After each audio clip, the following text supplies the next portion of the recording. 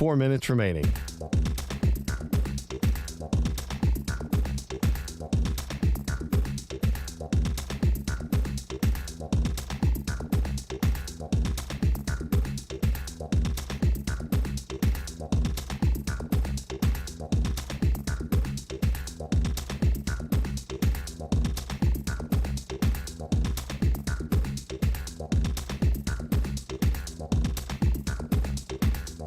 Three minutes, 30 seconds remaining.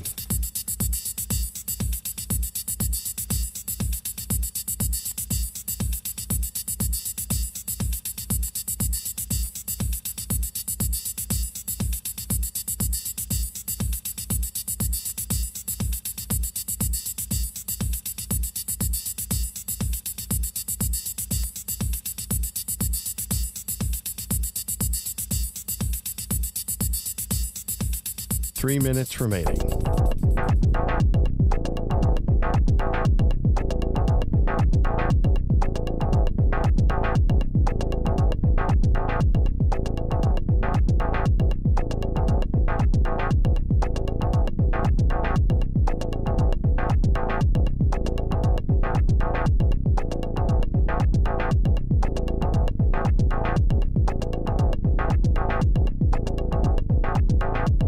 Two minutes, 30 seconds remaining.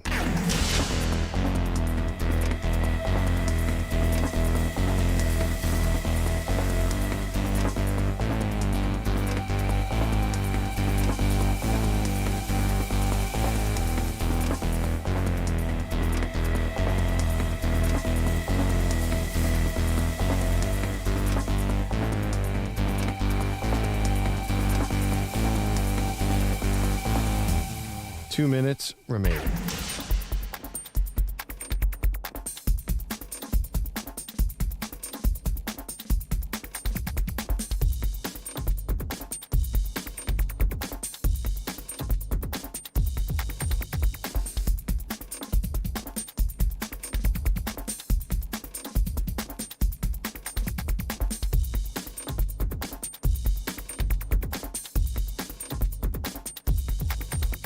One minute, 30 seconds remaining.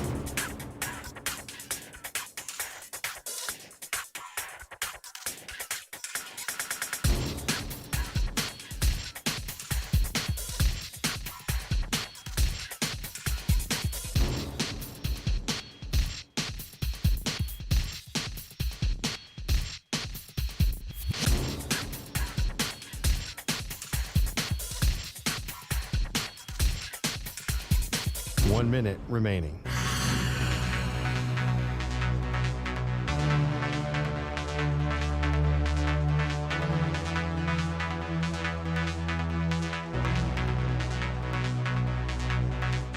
Forty-five seconds remaining.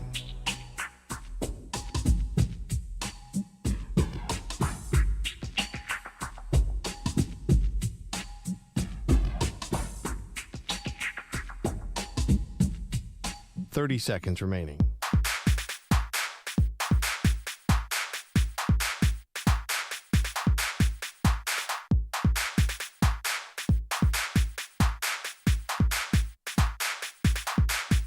Fifteen seconds.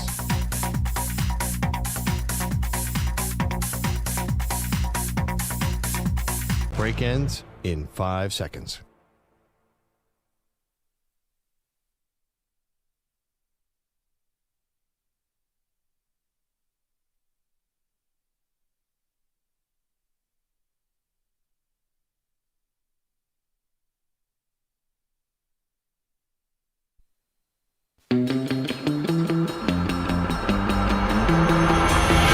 He thinks Frisbee golf is the sport of the future. She's sticking with football. They are Maggie and Perloff on CBS Sports Radio. Would you think less of Kyle Shanahan if he loses this game? Would you think less of Shanahan if he loses this game? Hey, welcome to the show. Maggie Gray, Andrew Perloff, Mandalay Bay Convention Center, Super Bowl week. We're creeping closer to the game, and you and I have been painting this town. Well, I don't want to say red, but with some type of color. Let's talk about the coaching aspect of this game, Perloff. Kyle Shanahan, we throw around words like genius, and we throw around words like, incredible leader. He's got all the intangibles of a great coach. He's got a great playoff record at 8-3. However, there are some glaring and notable collapses and failures on his resume. Of course, the 28-3 with the Atlanta Falcons when he was the offensive coordinator will add in a 10-point lead he had going into the fourth quarter. In the fourth quarter, the Super Bowl 54, they end up losing by 11 in that game. We can add in the NFC Championship game that he lost to Sean McVay, where they had a 17-7 lead going into the fourth quarter and lost. And of course, last year, a little different. Brock Purdy got hurt against your Eagles in the NFC Championship game, so maybe we'll just put that one to the side. But there have been these moments, in the biggest moments, where Kyle Shanahan had leads and lost them. That has to be something he will wear until he wins a Super Bowl. Yeah, but have you watched this team? They're the exact opposite. They've had 2 second-half comebacks. I know. So he's kind of, in a way, killed that version of Kyle Shanahan. Now he's the comeback kid, which is ironic. And I don't think there's as much pressure on Kyle Shanahan as you do, because when we look back at the Super Bowl for 5 years, he's going against Patrick Mahomes. So it's like losing to Tom Brady. If he has a lead and blows it, then we get right back to the Kyle Shanahan thing. But I know they're 2-point favorites, but I don't see any experts who think that A, they're going to win, or B, that they're going to jump out to a lead. It feels like their formula now is fall down by 17 points and then have Brock Purdy get hot. Yeah. So it just feels like a much different team than the team that blew it against the Chiefs was also not a great team. But no, I don't feel like the pressure is Shanahan. If he was a 7-point favorite and they jumped out to a lead and blew it, then he'd really get this postseason choker label. But I don't see the people viewing the Niners like that. I feel like they're almost the side story to Patrick Mahomes' legacy, almost as if a team losing to Tom Brady and the Patriots. So I understand he will get criticism and have this label, but I don't think they're going to kill Shanahan. Oh, I do. I mean, and this is why. Because he is a great coach, and this is what we do with great players. Look at what we do with other quarterbacks who can't beat Patrick Mahomes. The pressure only grows on you because we bestow so much credit to you for building the team, for how well they play.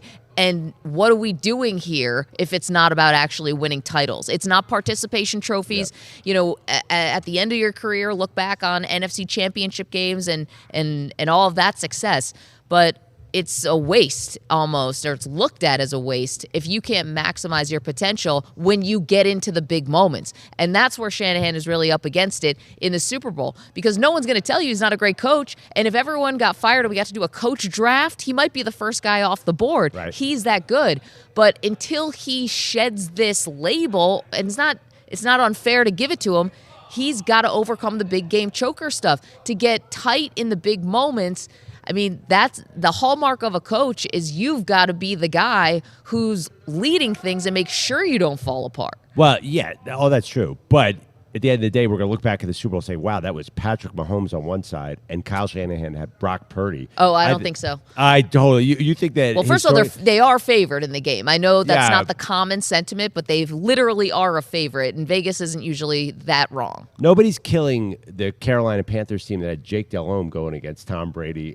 Well, that team was very different from this one. I know, but I do think that the Niners have managed to lower the bar on their expectations, because the big bad Niners that destroyed the Dallas Cowboys, that seems like a completely different team from a different era. Where have they been? So I just don't think there's a lot of favorite energy around the Niners, and therefore, because of that, there's not a lot of, Kyle Shanahan's going to blow it if he loses. I honestly think if Kyle Shanahan wins this with Brock Purdy, they're like, whoa, didn't see that coming. Wait a minute, hold on. This is crazy, though, because first of all, on paper, you have, in terms of Pro Bowlers, maybe future Hall of Famers, you are going to have more on the San Francisco 49ers than you are on the Chiefs right now. And not only that, you have 2 MVP candidates on this team.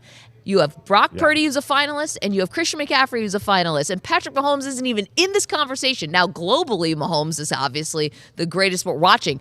But no. I will not allow the goalpost to be moved on this one, like that this is some vagabond team that got, bad news bears that are getting pulled together. This 49ers team has talent everywhere. They have more talent than the Chiefs do. It's a miracle that they're. Are you aware that the the football hit the defender in the mask and bounced to Brandon Ayuk, and then Dan Campbell completely blew it. Like, what do the Niners have to do to lower the bar for you? They are not coming in as a big bad bully. They're the number 1 seed in the NFC. Yeah, but I mean, the Ravens are number 3 seed. I just don't think that anyone views them as a favorite here. And that is wrong. I know Brock Purdy is probably going to end up second in MVP voting. There is absolutely nobody who thinks with 3 minutes left of the game, Patrick Mahomes is on one side and Brock Purdy is on the other, that Brock Purdy has the edge. And that's not even an insult to Brock Purdy. It's Patrick Mahomes. No, I get it. He's Tom Brady. But I've been told that I'm a hater because of Brock. I don't want to put Brock Purdy in the MVP conversation. Meanwhile, he's in it. McCaffrey's in it. They have talent. We cannot all of a sudden say because Patrick Mahomes is on one side that the 49ers are just some faceless, nameless bunch of woebegons. Yeah. Like this is an incredible team that was awesome all year outside of 3 games in the middle of the season where Deebo Samuel and Trent Williams got hurt. Well, they've definitely been headed down. I mean, there's no doubt they are not the same team they were in the first half of the season. Also, Brock Purdy's in his second year. Mahomes has been here multiple times. Purdy has not, so they have a very young quarterback. So I don't see it as that MVP stuff and how great he was. That's all true. But he's never been in this moment, and everybody knows that. Yeah, but, okay, so we're talking about Kyle Shanahan. Our friend Dave Damashek, who we love, is a hilarious comedy writer, always asks, is this a must-win game in the Super Bowl? And it's been a running gag, and it's always fun. But we're talking about Kyle Shanahan and kind of saying, is this a must-win for him? We know the game's the Super Bowl. But in terms of legacy, would you think less of him if he doesn't win this game? He's favored. He's got a great team. Have they needed comebacks? Sure, but you win in the playoffs a lot of different ways, and I think that the 49ers have gotten credit for these comebacks. The fortitude. Look at Purdy at the end of the game against the Packers. Look at Purdy in the second half using his legs and finding his guys to come back over the Lions. That's been seen as like a positive. Like, hey, they've been tested. Yeah, I think the Niners, people are more wondering what the heck happened to this defense. Like, where did it go? I think a lot of people think there's a coaching deficiency on the defensive side. I'm not seeing them as the big bad Niners in any sense. But going back to Kyle Shanahan is a must win. He's 44. Okay. He's 40. He just turned 44 in December. He's 20 more years to win Super Bowls. And look at the other side. Andy Reid was 46 when he got to his first Super Bowl in Philadelphia, and I think he was a lot older when he won. I think he was 60 when he won his first Super Bowl. Okay, so, but nothing is promised, like that. See, I'm talking about the stuff that Shanahan's already done and led us to this point. Yeah, he's not 72 like Bill Belichick, but we have enough body of work because he is a very good coach. We have enough body of work for him in these big moments. These guys been to 4 NFC Championship games in the last 5 years. And he's gone to, this will be the second Super Bowl. And the first one, he had a 10-point lead in the fourth quarter and blew it. Yeah, I think, I understand, but he's going to go to 5 more championship games in the next 7 years probably. This is just the beginning for Kyle Shanahan. I know he's a super intense dude, but yes, and listen, you're not alone. A lot of people are saying, is Shanahan going to blow it again? But I think he has all the opportunity in the world. And I know because I was an Andy Reid fan when he was in Philadelphia, and Andy Reid had the same conversation, that he was a poor game manager, that he couldn't win the big game, that he wasn't taking full advantage of how talented a team it was with Donovan McNabb. But Andy Reid turned it around. Why can't Kyle Shanahan turn it around? Well, he's got the opportunity in front of him, and if he blows this one, it's going to be harder to look at him and say, I have complete faith in that dude. We're talking about the 49ers. You're saying that this is, this is the team that's just trying to climb the mountain, against the Chiefs. Nick Bosa, Javon Hargrave, Kyle Juszczyk, George Kittle, Christian McCaffrey, Brock Purdy, Charvarius Ward, Fred Warner, Trent Williams, all Pro Bowlers. Yeah. They are stacked, and 2 of those guys, Purdy and McCaffrey, are in the MVP finalists. I mean, this is a good team. Yeah, but every Super Bowl team has multiple Pro Bowlers. Charvarius Ward is Darrell Revis. Let's get out of here. No, you're saying there would be it wouldn't matter if they lost to the Chiefs because Patrick Mahomes, and I just gave you a laundry list of guys who are leaders in this league and amazing. They're great players, and then I just don't think because of the way the Niners have played, that they're coming in here as the dominant team and blowing it. I think the Ravens are actually going to get a lot more grief for the way everyone thought the Ravens in Baltimore were going to manhandle the Chiefs. They blew it. Yeah. I don't sense that if the Niners lose this game the way they've been playing, I'm not going to get the same blow-it vibe where Kyle's. That's just me. I just don't think people are going to walk away and say, man, Shanahan had this golden opportunity. Because there's this dude, Patrick Mahomes, on the other side. It's like going, because you have Josh Allen and the Bills, and they've gone against Bill Belichick and Brady.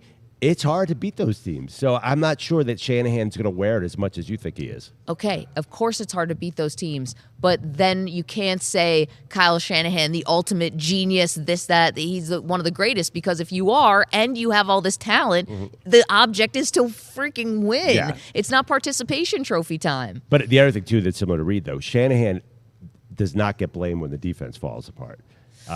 Which is odd, right? Well, not really, because it's same as Andy Reid. I mean, Right. I don't think Shanahan goes to those defensive meetings. I just think a lot of these offensive minds, you can't be a brilliant play caller and then also have your hands all over the defense. Is there enough time in the week for this? Then you can't. Then you shouldn't be named the head coach. You should be like the offensive head coach or something. I always think that's kind of lame, especially for someone like Shanahan, who's been, watched his dad forever, was on sidelines as a young kid, got his start as a 28-year-old coordinator, the youngest in the league at the time, and maybe still to this day. You understand how a football team works, and he's had some great defensive coordinators, but I don't think you go and just say, all right, you do your thing, and I'm not even going to come to your meetings. He's too much of a control freak for that. Yeah, you're probably right. Let me ask you this about what if the game is never close? The Chiefs get an early lead and say they win 28-17, and Shanahan and the Niners win. Is that a better scenario than if Shanahan's up, say, 24-21? To get blown out, you mean? Is it better, or maybe not blown out, but is it better to get blown out than to blow a lead, which he's now become quite well known for? Yeah. Is it a funny, to never be in the game? Just don't get close. If you're going to lose, get blown out. Then no one's going to talk about his propensity for blowing playoff leads. So if I was going to advise Kyle Shanahan, I'd be like, if it's not going well in the first quarter, just lay down. That's the best thing you could do for your legacy. I'll tell you what, if it is a blowout, my Taylor Swift over prop is going to cash because they are going to need a way to keep the audience. So, can I live bet that prop? I didn't even think about that. They're up 2 scores. He's not just going against Patrick Mahomes. He's going against the entire Swiftie nation here.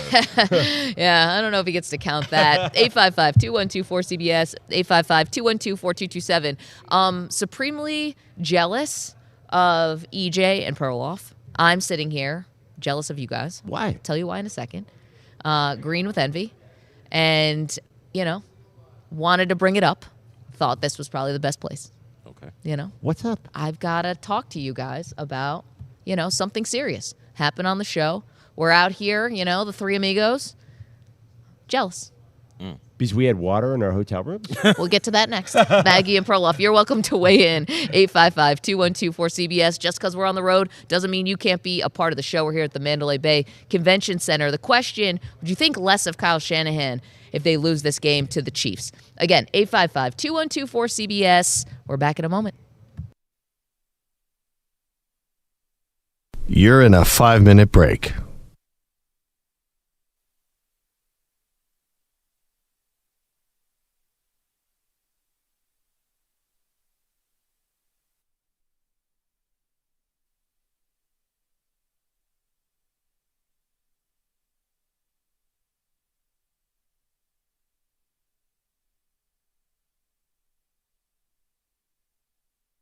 Four minutes, 30 seconds remaining.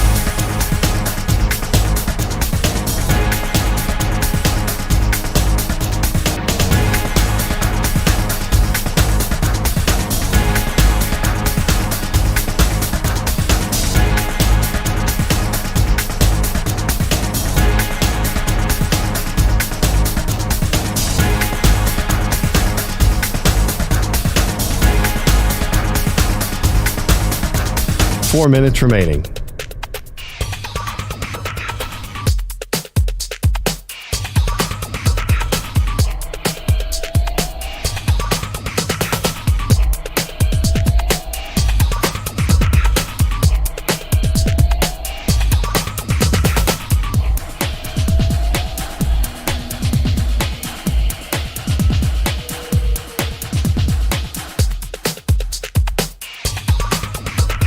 Three minutes, 30 seconds remaining.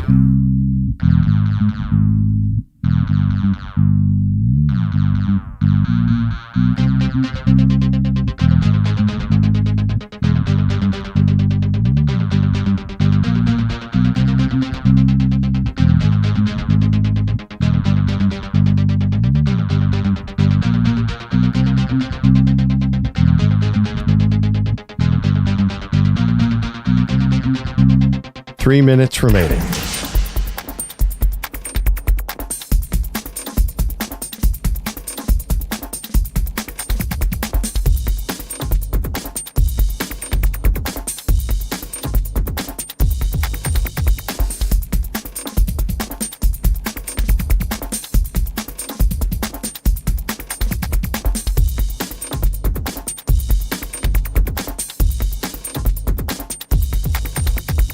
Two minutes, 30 seconds remaining.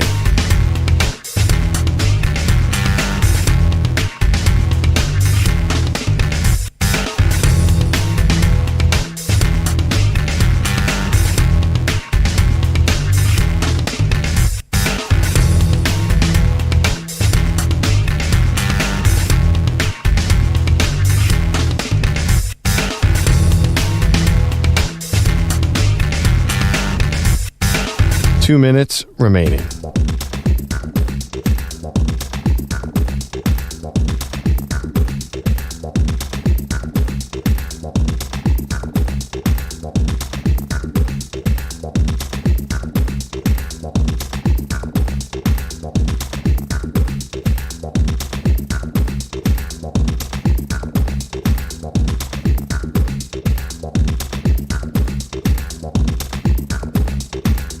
One minute, 30 seconds remaining.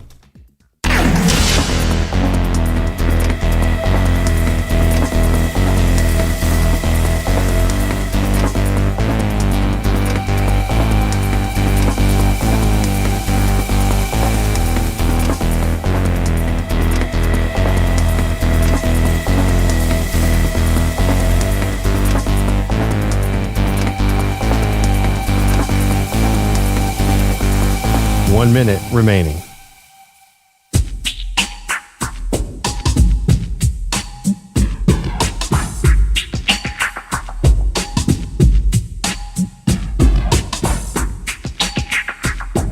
Forty-five seconds remaining.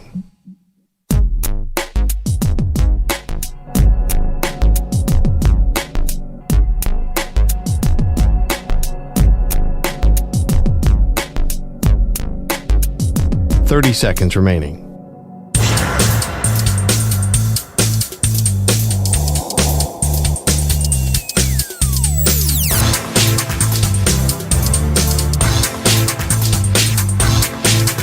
Fifteen seconds.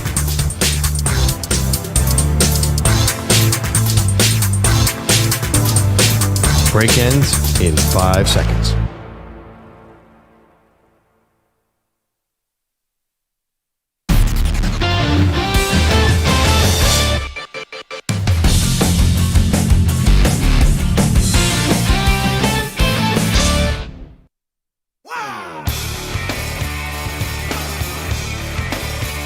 Welcome back to Las Vegas. We are live at Radio Row. Maggie, you said that you were jealous of EJ and I, who are painting this town of Las Vegas red. Yeah. We are just ensconced in the life here. Wow. I guess. Okay. Yeah, like We're just gonna leave you here. We're kind of like Siegfried and Roy at this point. Wow. We are known on the strip. It's funny. People have been saying that to me, that you guys seem like Siegfried and Roy. No, I'm jealous of you. Why? Because you're performers, you know? No, I'm jealous of you guys big time. Because yesterday we went and did this really fun thing. Are we going to talk about the fun thing we did? 2 days ago, we went to an Elvis-themed wedding. I think we talk about it.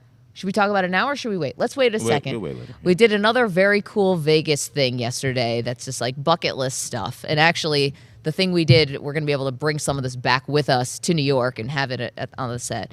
But after that, we had parted ways. I had to go meet up with a friend who I hadn't seen in a long time, and you guys both went to dinner. I didn't know you were going to the one place in Las Vegas that I love more than anything. So you went to the one restaurant that I really want to go to. That could be grounds for a friend divorce.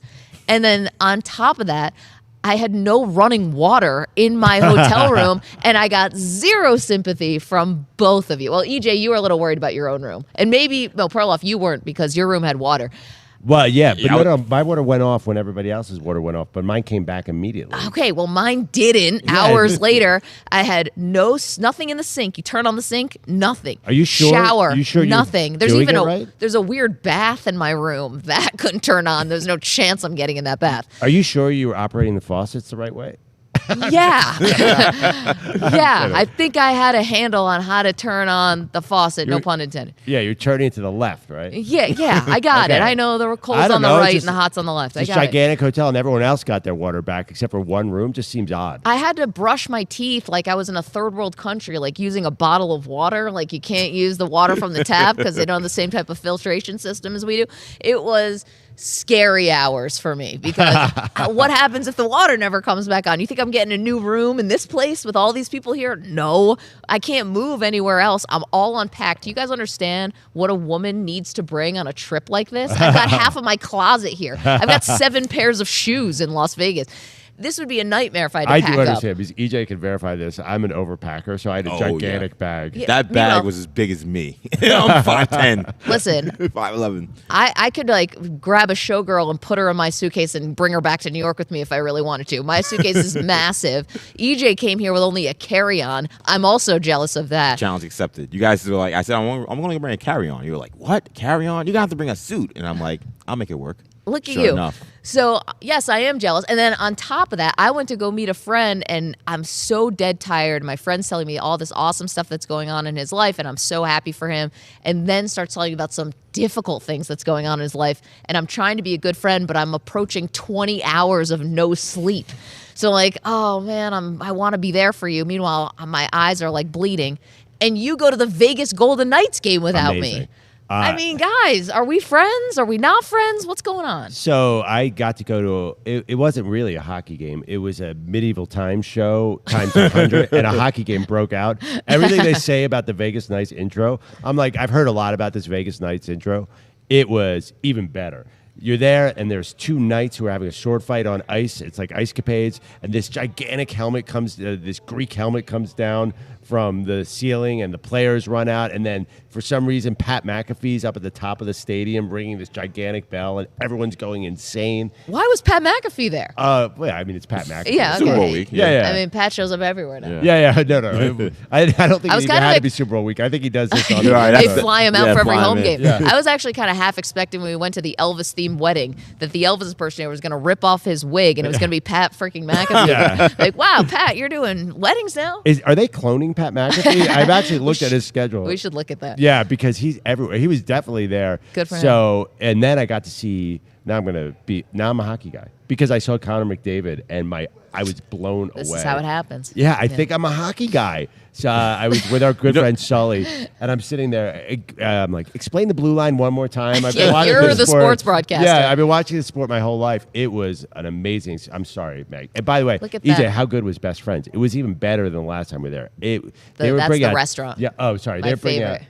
They're bringing out dish after dish. Of course they were. I told my girlfriend I got home, I said, that was probably the best meal I've had in definitely months, maybe years. Rubbing it in my face. I'm I sorry. told you guys Well, this look- is my favorite place, and you went without me. Well, look, we earned this, okay? Because we came to the city and we couldn't leave the airport for 2 hours. I mean, we literally came here. Boo-hoo. We came here and we were just like stuck. So, and then Perloff got to his room in a while. It took me like an hour to get to my room because something was wrong with my room. So it was bad for me as soon as I got here. So right now I'm on the come up. Like you can't. It's like I'm at the craps table. I'm hot. Like you can't be a Debbie Downer on me now. Like you gotta just ride momentum. Well, I'm coming up snake eyes here. I got no water in the room. This is not okay. Is Andrew Bogish there? Can I get a backup here?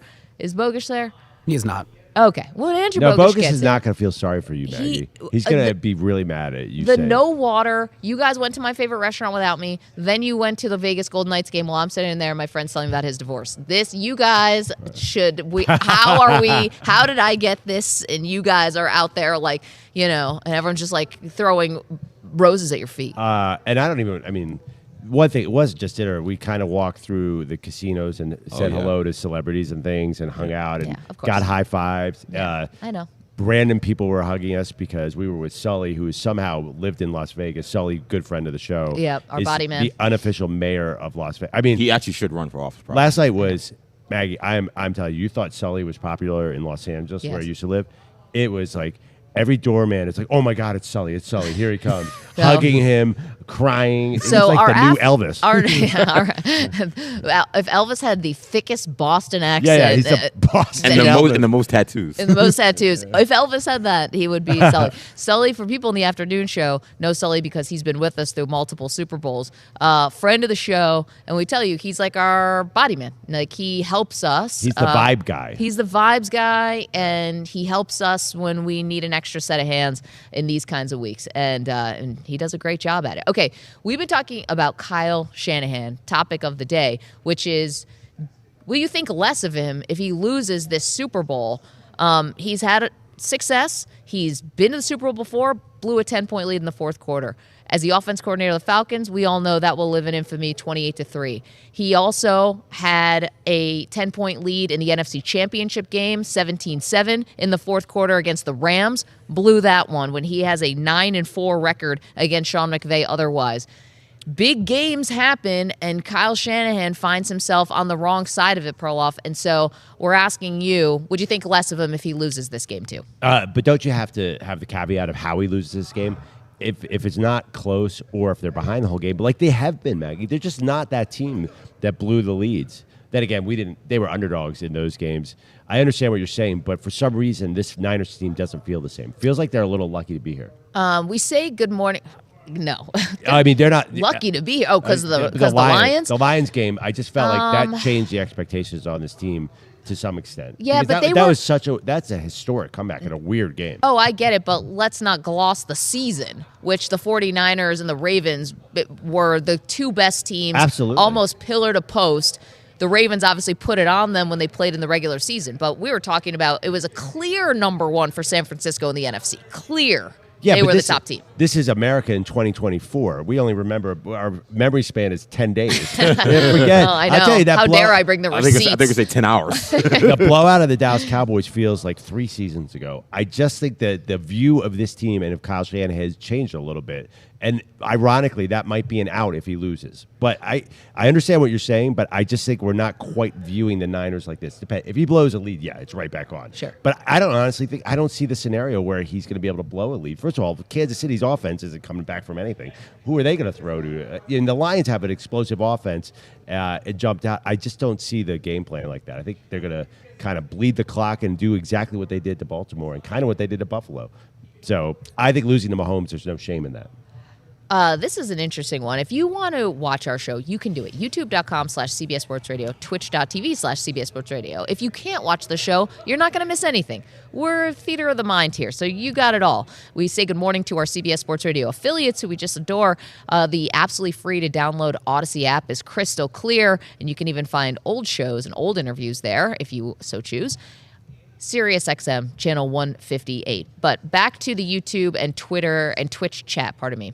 YouTube.com/CBS Sports Radio, Twitch.tv/CBS Sports Radio, where Maggie's karaoke pants, which I once famously ripped while singing a Janis Joplin song too exuberantly.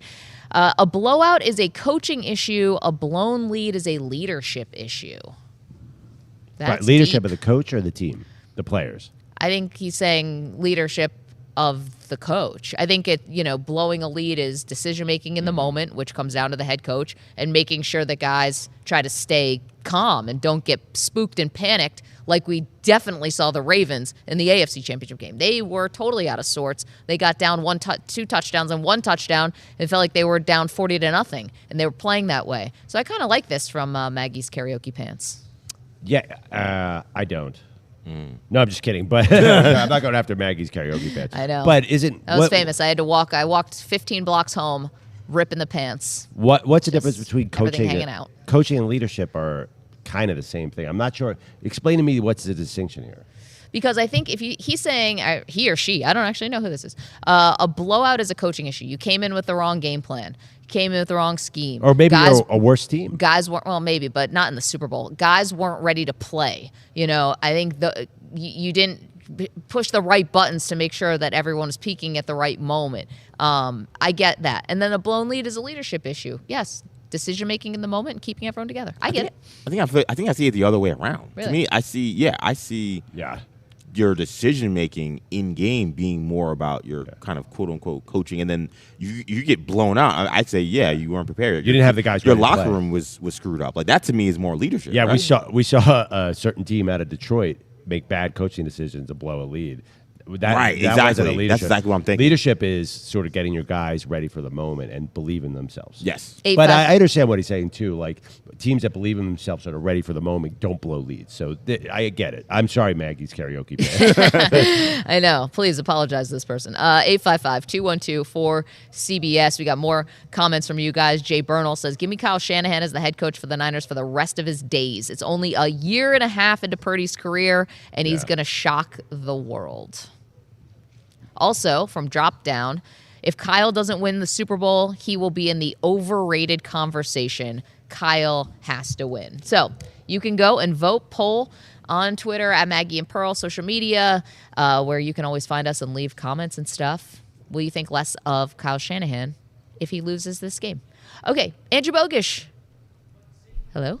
Good morning, guys. How are you? Okay, do I have a case here to divorce Perloff and EJ as friends because they went to my favorite restaurant without me? They were not sympathetic to my pain of I have no running water in my hotel room, and Perloff went to the Vegas Golden Knights game without me. Yeah, I mean, that's a lot. All It's in a one trifecta. night. I mean, I don't know all of your conversations about scheduling and whatnot, but it sounds like they could have gone to your favorite restaurant on a different evening when you were available to go. I mean, if they knew it was your favorite beforehand. Oh, they know. Okay, then shame on them. Thank you, Bogish. Shame on them. Good morning. How you doing? I'm okay. I got headlines. They're sponsored by Progressive Insurance. Looking for a career path with flexibility and great pay and benefits? Go to progressive.com/careers and apply online today. So first, I wished I was on Radio Row in Vegas, but now I wish I was in Orlando last week for the Pro Bowl games because maybe I could have kind of met Ray Lewis. Tyreek Hill, what's up, brother? The smallest man on Orlando. Jamal Chase, you're a bad boy. God bless you, brother.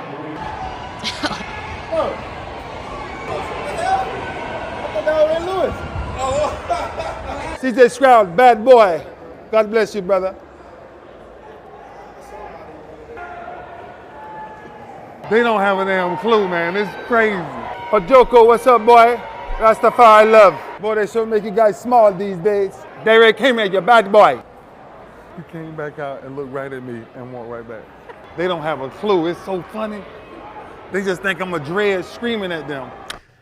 What did we just hear? That was Ray Lewis pretending to be a custodian at the stadium as the NFL All-Stars showed up for Sunday's flag football game. Tyreek Hill, Jamar Chase, C.J. Stroud, Peyton Manning among those that Ray yelled at. Chase and Stroud did go back for closer looks before deciding the dude in dreads with a mop and an orange safety vest wasn't Ray Lewis. Peyton Manning didn't know? Peyton Manning was at the end of the clip where Ray's saying he came back and looked at me and didn't know. That was Peyton. Oh, my God. He was fearing for his life. That, by the way, is maybe the worst Jamaican accent I've ever heard. Thank you. It is awful. This is like Perloff trying to do Cam Smith. We can't tell if Cam Smith is from England, Australia. Hello, mate. Sam Smith. Oh, my God. Oh, boy. You want to hear my Jamaican accent? No, sir. Let's not do that. I can't believe how bad it is. He's from, It's like- Miami has Jamaicans. Wait, No, can I- know. So I was Yes. going to say maybe it's a cultural thing, but he's from the South, yeah. Can I just say that based on EJ's London accent, I don't think you should be grading anybody's Yes. attempt at sounding different. Well, first of all, it was a Boston accent. Whatever it was. It wasn't Okay, London. that's exactly my point. London, Boston, Chicago, it was completely indiscernible. I'm fine with owning that I have a terrible Boston accent. In fact, I think that gives me actually credibility to say, hey, I know a bad accent when I see one. I never said I had a good one. I told you guys I had a Like bad being one. a bad dancer. It's like, Exactly. I know that. Exactly. That's funny. If you can't tell if someone's doing a British accent or a Boston accent, that means you really just hit one into the third round. That is true. Wow. As expected, new Chargers head coach Jim Harbaugh is hiring Jesse Minter as defensive coordinator. He had that same job in Ann Arbor. LA is now expected to hire Greg Roman to run the offense. Booze early, 36 points late. Kyrie Irving victorious in his return to Brooklyn last night. His Mavs 119, the Nets 107. Between injuries, COVID fights, and suspensions, Irving has a checkered history with the team and New York City, to say the least. I don't think about it too often now. Pretty much at peace with what happened and spending time here. I wish a lot of the guys well, a lot of the people that I've gotten a chance to get to know.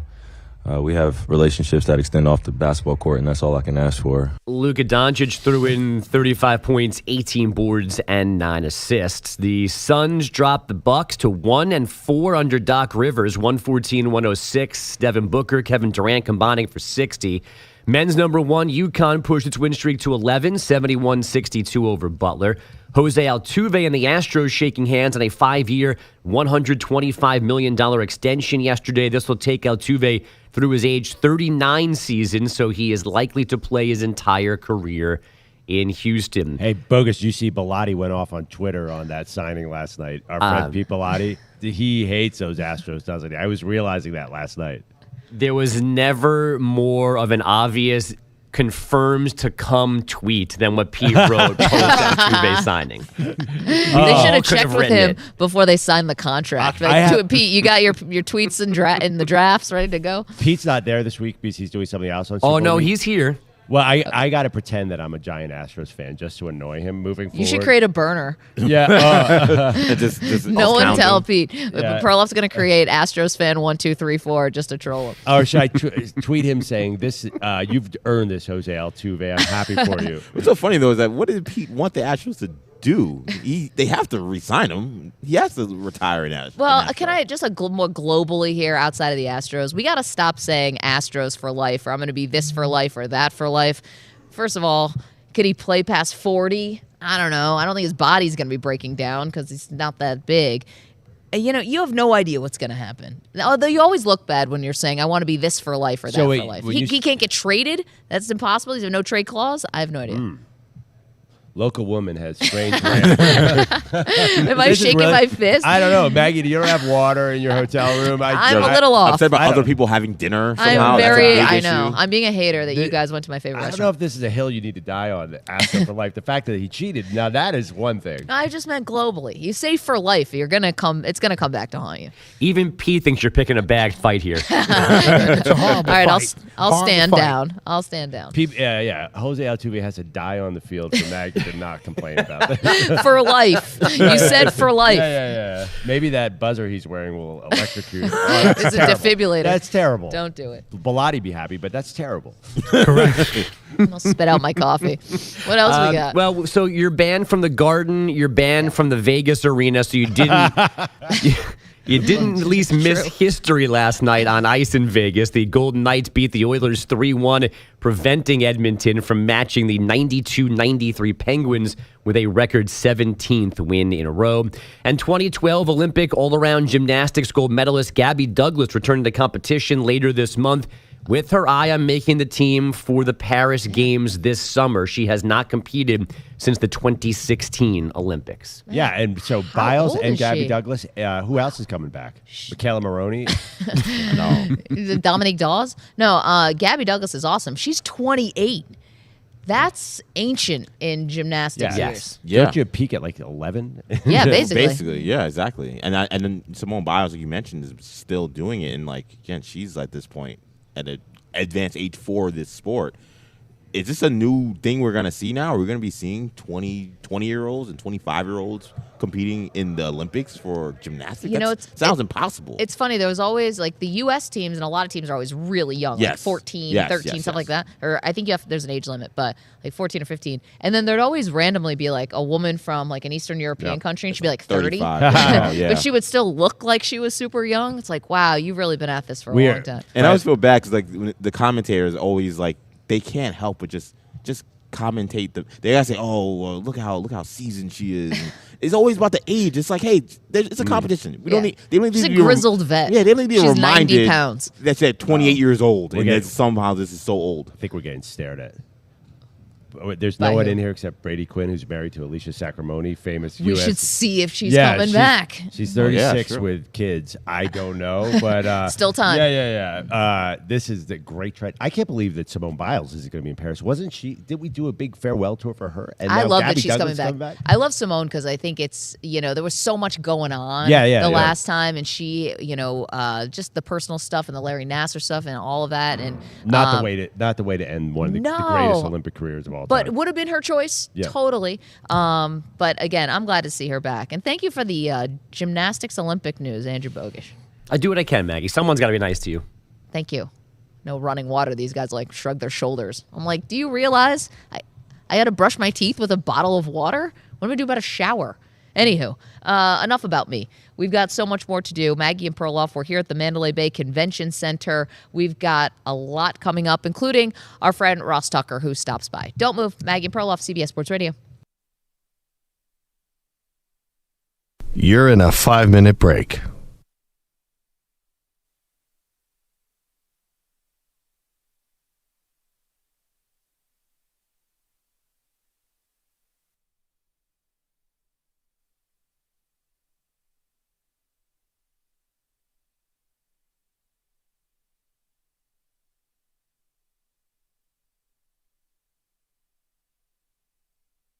Four minutes, 30 seconds remaining.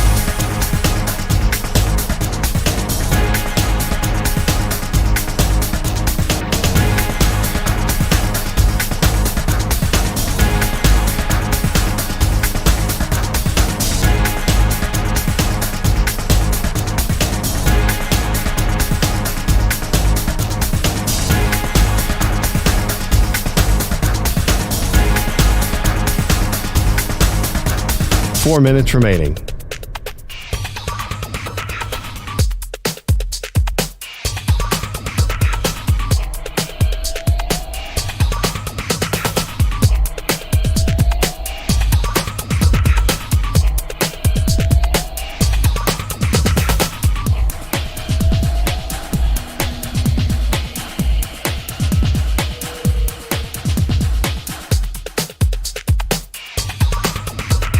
Three minutes, 30 seconds remaining.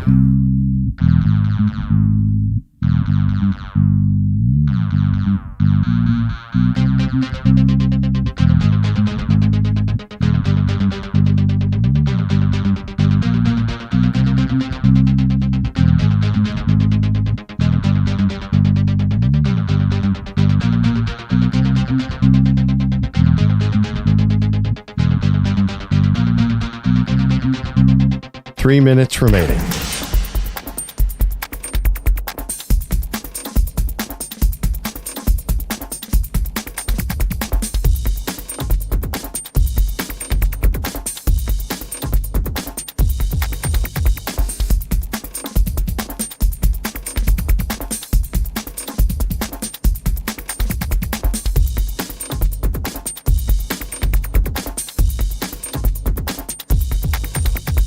Two minutes, 30 seconds remaining.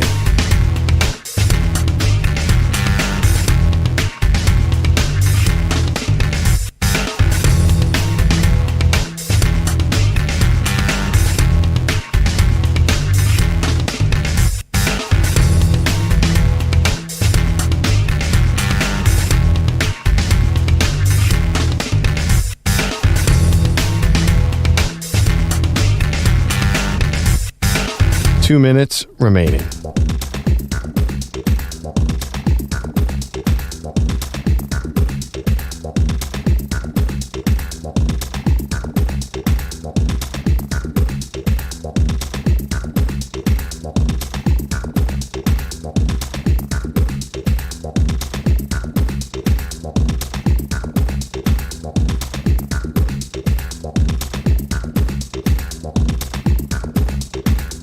One minute, 30 seconds remaining.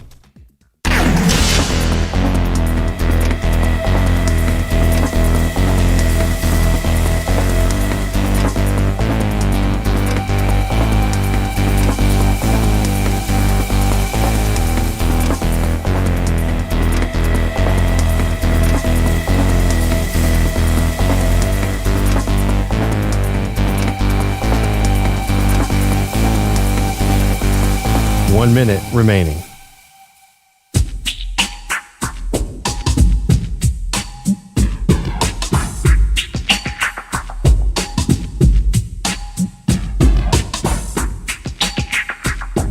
"45 seconds remaining.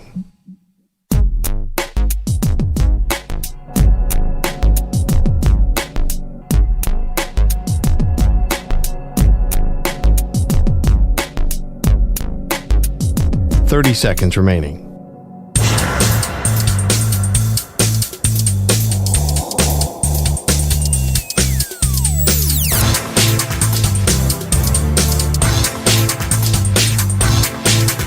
"15 seconds.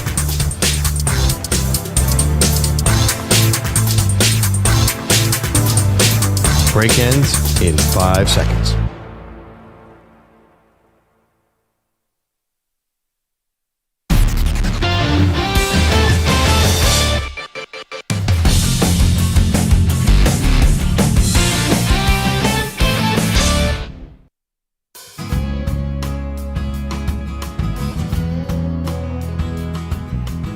Welcome back to Maggie and Perloff. One of the great things about being live here at the Mandalay Bay Convention Center, we get to run into our friends. Ross Tucker, host of the Ross Tucker podcast, got his myfrontpagestory.com, as we know. Dive into your football acumen for us. Mahomes versus Purdy would seem like the obvious advantage to the Chiefs. Yeah. But where do you see the biggest advantage or mismatch in this game? So what's so weird about that is earlier in the week I got, I guess I was on a cable news outlet, like on their front page, and I got a lot of text messages about it because I just said I thought it was so strange that the Niners were favored. Yeah. Oh, yeah. I'm just not getting We it. couldn't figure it out. No, so I have on the DraftKings Network, I have a betting podcast. So I asked the guy, I'm like, how? And the idea is they try not to overreact to any one game, right? Right. So the numbers for the lines are based on what's happened the entire season. And for most of the season, the Niners were considered by a lot of people to be the best team. Certainly better than the Chiefs, who were considered to be average. So they do these power ratings. How much better than an average team? And the Niners have been like 9 points better than an average team most of the year. The Chiefs have been like 6.5 points better. So then when the line comes out, the Niners are favored by 2.5. But man, I just don't. I understand not overreacting to a small sample size. I guess I don't consider like the entire postseason to be a small sample size. Like I almost think of like our Eagles, right? Like I work for them, and we both grew up Eagles fans. You kept thinking at the end of the year, well, maybe they'll turn around. Maybe this will be the way. No, that's just who they were then.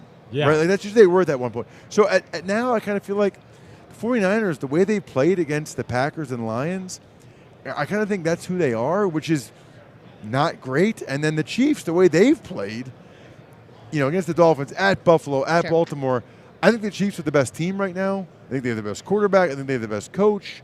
I think the Chiefs should be favored.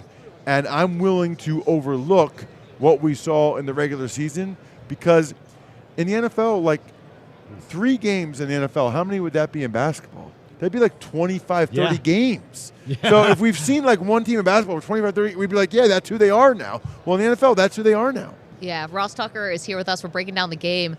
So it's interesting because I think a lot of people listening were on in the Bay Area, and there's a lot of very staunch Purdy supporters would say, you guys are acting like he played terribly in both games when he put together a game-winning drive against the Packers. And as bleak as it looked in the first half against the Lions, they did come back, and Purdy's legs were actually a big part of that comeback.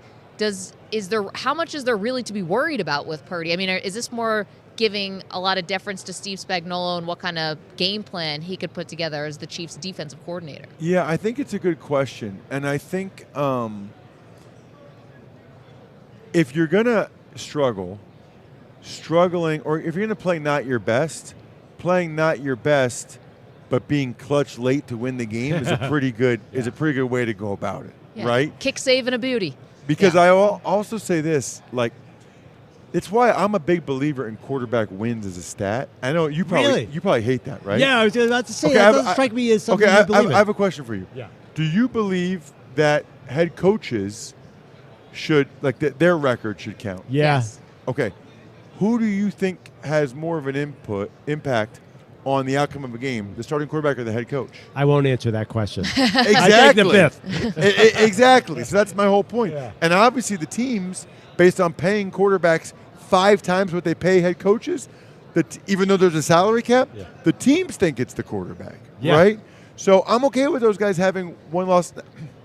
It's not a perfect stat, but what stats are really perfect? Like interceptions can bounce off the guy's hand. Like a lot of stats aren't perfect. Yards per carry. Well, how's the O-line doing? What plays are they calling? No, especially in football, because it's not one-to-one like baseball. There is no perfect stat. Nope. It's all dependent on others.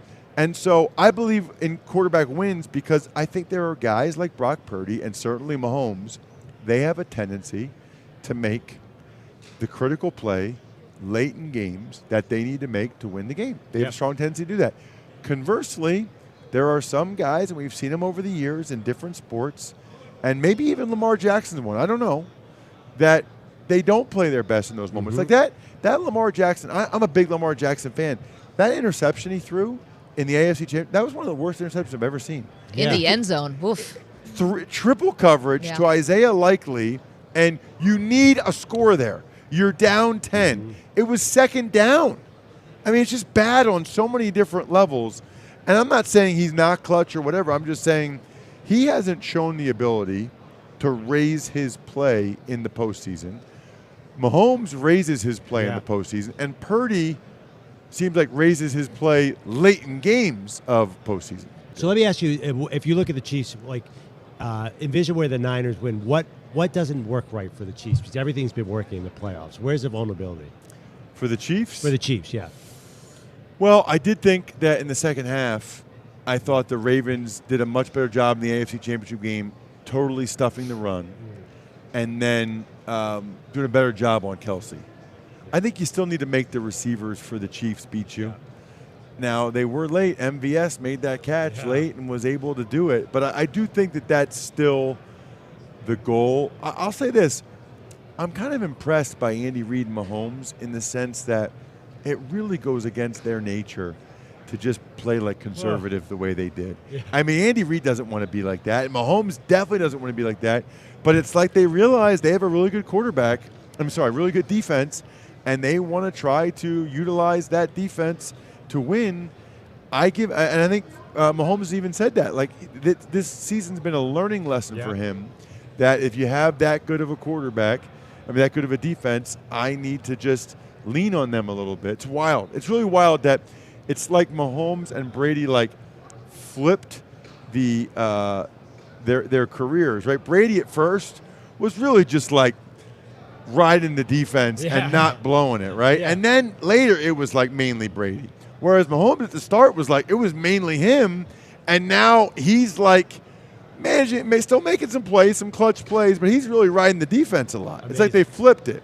Amazing. So that's like my other thing I just realized is that Kyle Shanahan is at the Andy Reid in Philadelphia stage of his coaching career. He's been to 4 conference championship games. Yep. This is now his 2nd Super Bowl, but he hasn't won the big one yet. Ooh, that's a good omen for Niners fans because eventually Andy Reid figured it out. Ross, thank you so much. You're the best for doing this. We appreciate it, and we will see you soon. Always great talking with you guys. Thanks for having me.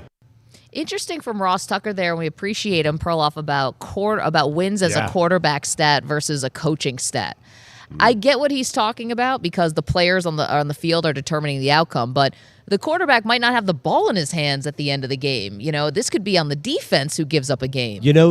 The evidence that works in favor of that, Patrick Mahomes deserved a win even though his stats were terrible against the Ravens. He did what they needed to win. So that was on Mahomes. We've got so much to do here live from the Mandalay Bay Convention Center in Las Vegas coming up. Which contending team be looking for a new quarterback? They haven't shut the door on going out and finding somebody new under center. We'll get to that in just a moment. Who is this mystery team? We'll reveal it next. Maggie and Perloff, CBS Sports Radio.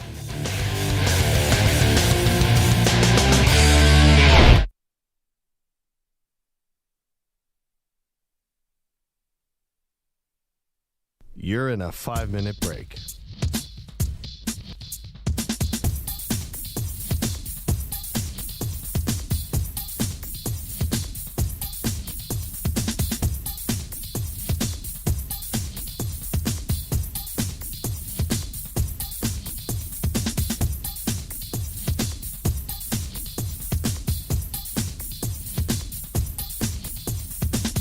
4 minutes, 30 seconds remaining.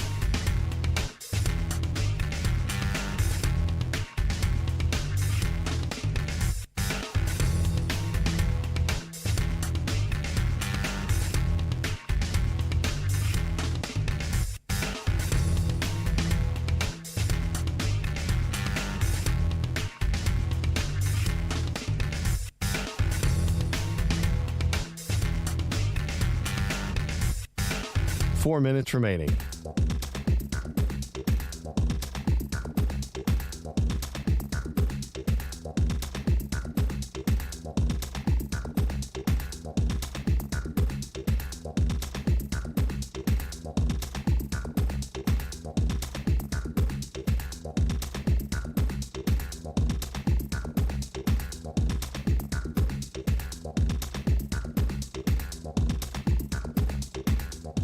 Three minutes, 30 seconds remaining.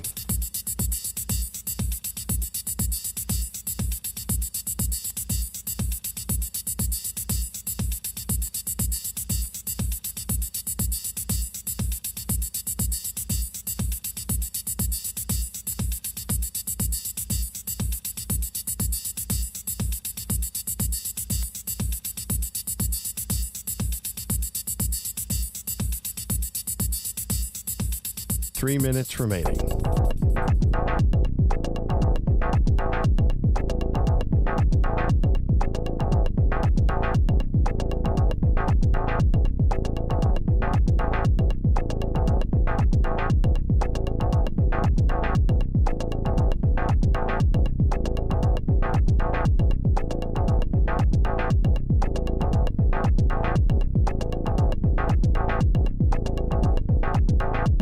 Two minutes, 30 seconds remaining.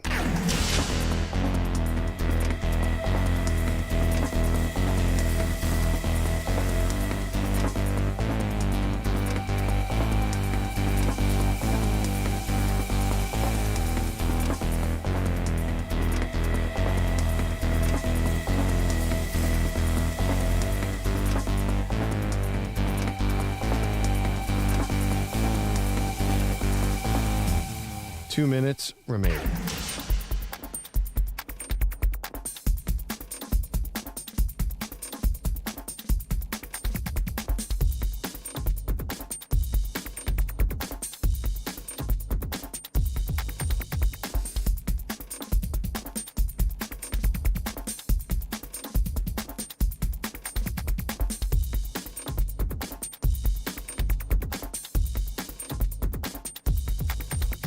One minute, 30 seconds remaining.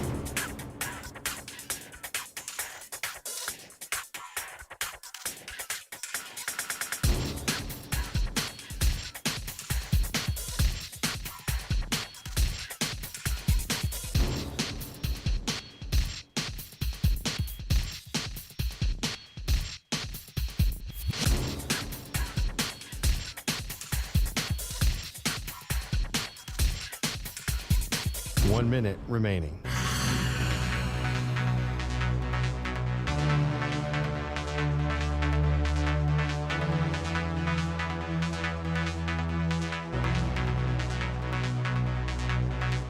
Forty-five seconds remaining.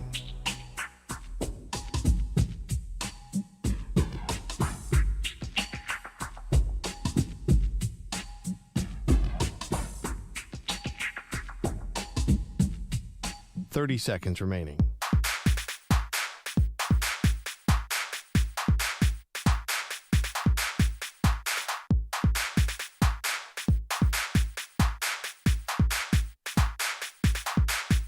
Fifteen seconds.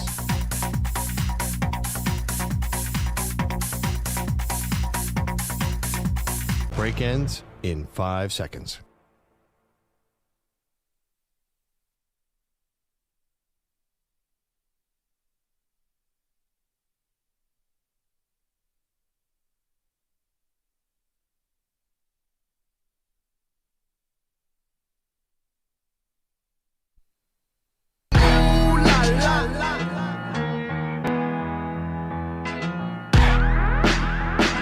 He's the reigning Fortnite champion.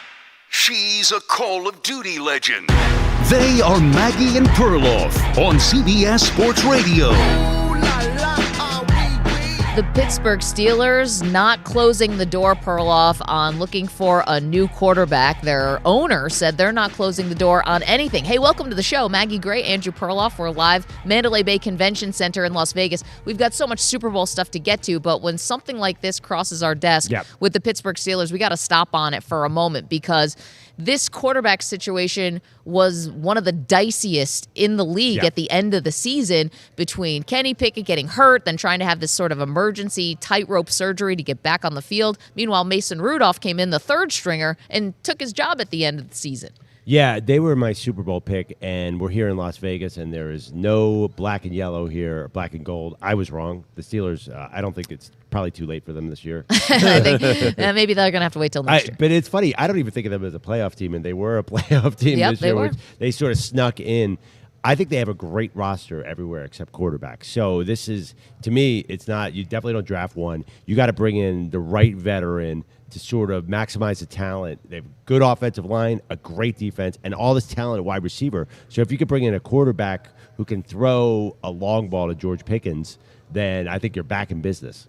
Okay, so if they're open to trading for a quarterback and you think it's somebody who needs to be able to air this out a little bit more, maybe keep those wide receivers a little happier than they had been before, under Kenny Pickett, and they got happier under Mason Rudolph because everyone was getting a lot more touches down the field.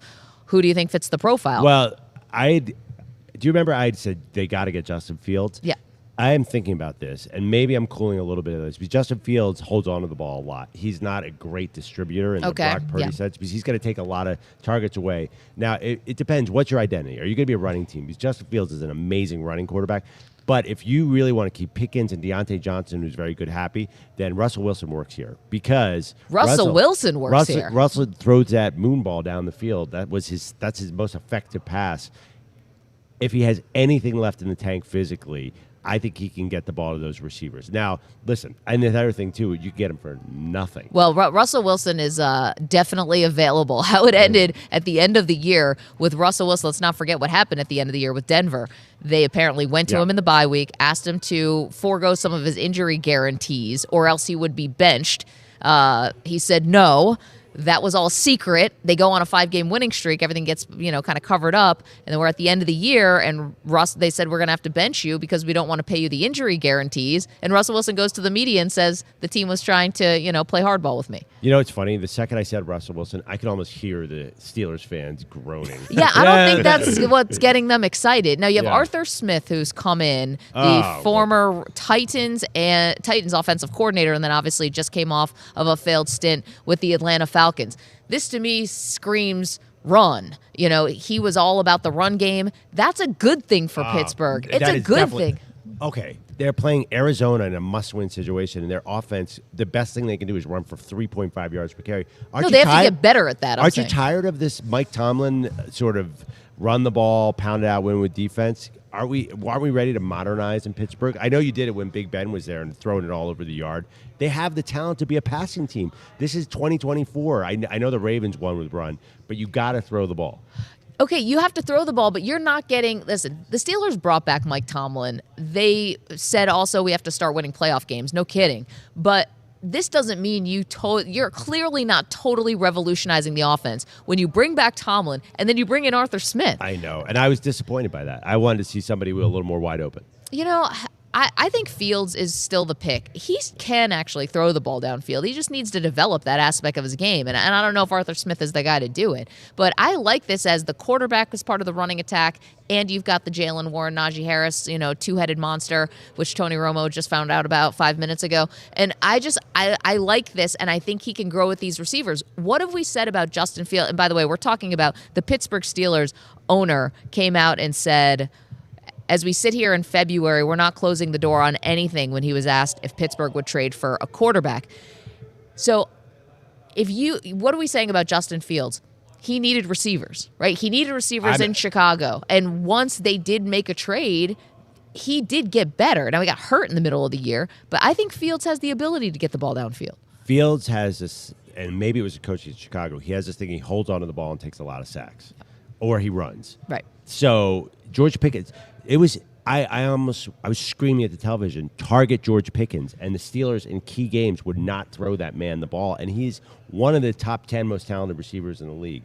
So if you have a quarterback, and can this be fixed with Justin Fields?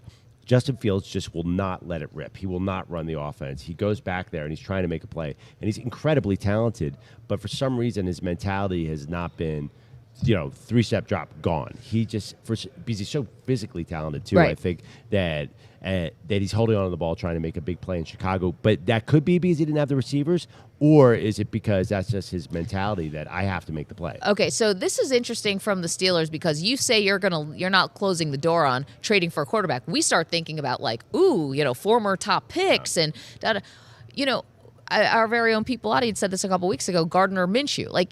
If they would bring him in to compete just with Kenny Pickett and with Mason Rudolph, I don't think that would be a trade because he's a backup quarterback. But who they bring in will tell you how serious they are about actually having competition for Kenny Pickett. Let's not forget, that was a first-round draft pick only a couple of years ago. They might not have completely given up on him. So we start fantasizing about, Justin Fields and Kirk Cousins and Russell Wilson, and could they make this big splashy move? They might say, hey, we're going to bring in like a Gardner Minshew, and this is what we're going to do to try to just have a little competition for Pickett, and read between the lines, like it's still Pickett's job to lose. Yeah, that's funny because when you think about it, Gardner Minshew was probably better than Russell Wilson last year. Well, I'm just saying, I don't know what caliber they're going for here, how much sizzle they're going for. I actually think you nailed it. I think they bring in a Tannehill or a Minshew. Tannehill, how are you going to do that? I mean, the guy's in his late 30s. I know he was with Arthur Smith in Tennessee, but that was a while ago. Well, Joe Flacco is 39, and we saw him have for 5 games a hot stretch until he threw back-to-back pick sixes in a playoff game. I mean, let's face it. Let's be honest here. We're talking about a similar level of quarterback with all these guys.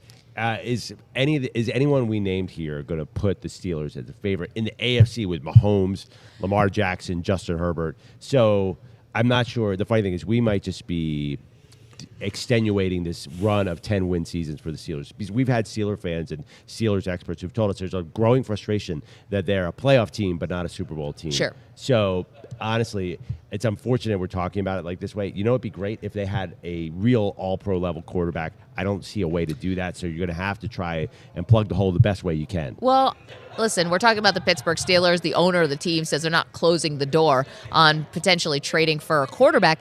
I guess my thing about that is they keep being right there. I mean, they were a playoff team, and with Mason Rudolph at the helm, to bring the season home. So, well, they weren't really right there with Rudolph, though. They never felt dangerous. They felt like they were kind of hanging on. And Mike Tomlin, there were major questions about his future, and then he got to say, they're bringing me back and not making a change. And they never win any game when T.J. Watt's not on the field, and Watt was hurt at the end of the season. And for the wild card game against the Bills. Yeah, they can't. They just can't win without T.J. Watt.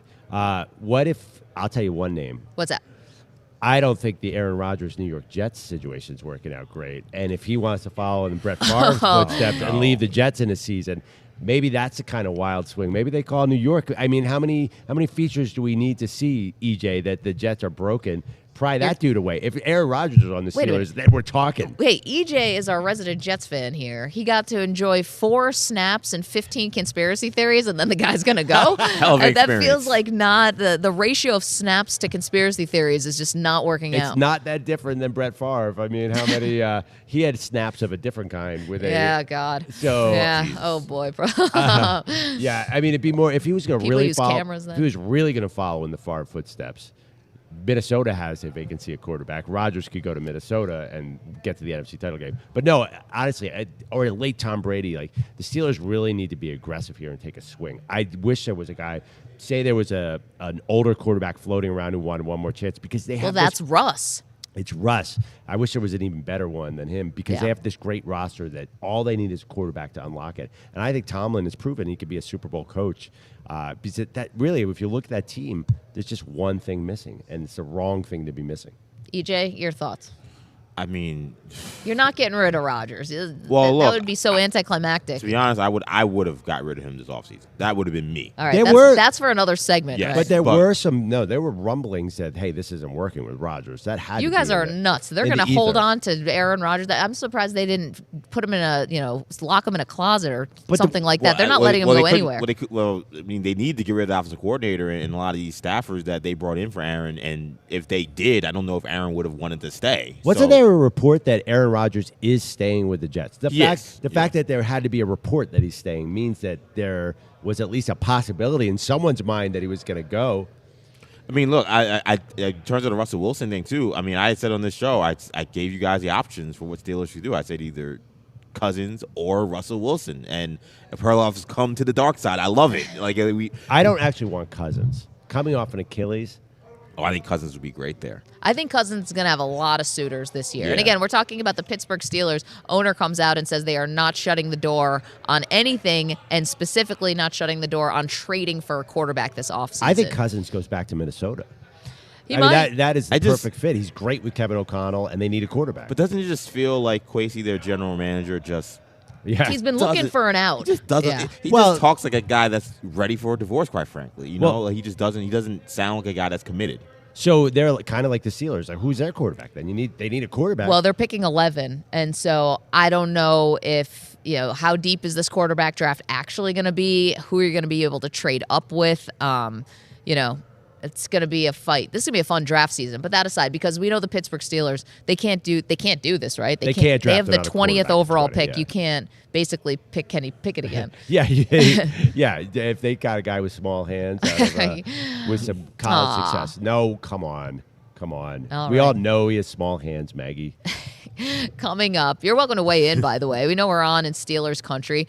If the Steelers are going to trade for a quarterback, who do you want it to be? I think it's Justin Fields. I mean, go with the guy who's young, who's got the upside, who's got, a running ability. You can develop him as a passer. I mean, Arthur Smith, if you're going to be the offense coordinator, you have to be able to maximize the talent.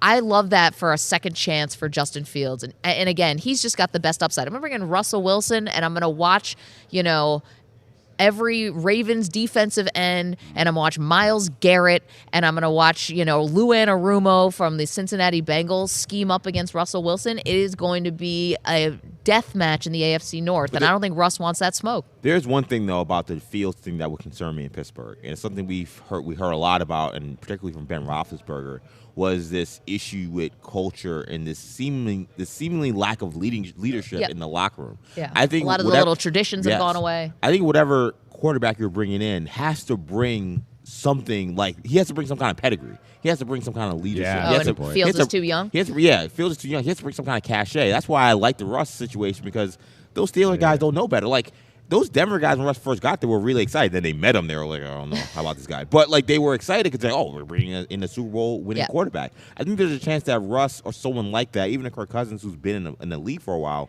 they come a little cashy. I think those guys maybe listen. Those guys may be more willing to be but hold on a little more one second. mature. I get it, and Russ definitely has the cachet. Right. However, I ask you, is Russ a great culture builder? I think he's a great person, great role model for society or whatever, but he rubs people the wrong way. The multiple offices and the wanting his own staff in there the whole time. Granted, I think a lot of guys do this in the league. It's not just him, but he kind of he has a reputation of coming off as like a little look at me, a little phony, all that stuff. But doesn't it feel like Russ, to take a wrestling term, has had a little bit of a babyface turn this season because of what happened with the Sean Payton and the GM? Yeah, right.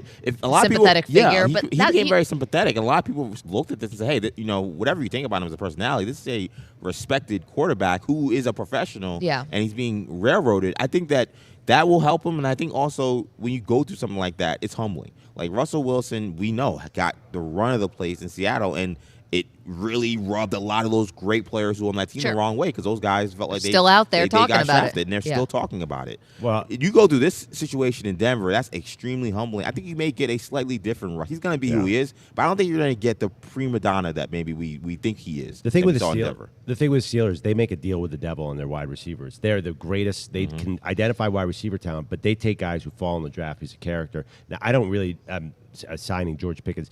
how could George Pickens be around in the second round if there wasn't questions about his football personality? Buy-in, right. Yeah, his buy-in. So Body language, I mean, it stuff goes like to me that. back. I mean, they had this great defensive team. Then Antonio Brown, the most talented receiver in the league, comes in, and they can't win a Super Bowl. And they do it again and again. They have Martavis Bryant, Antonio Brown, Santonio Holmes. These wildly talented wide receivers. It's hard.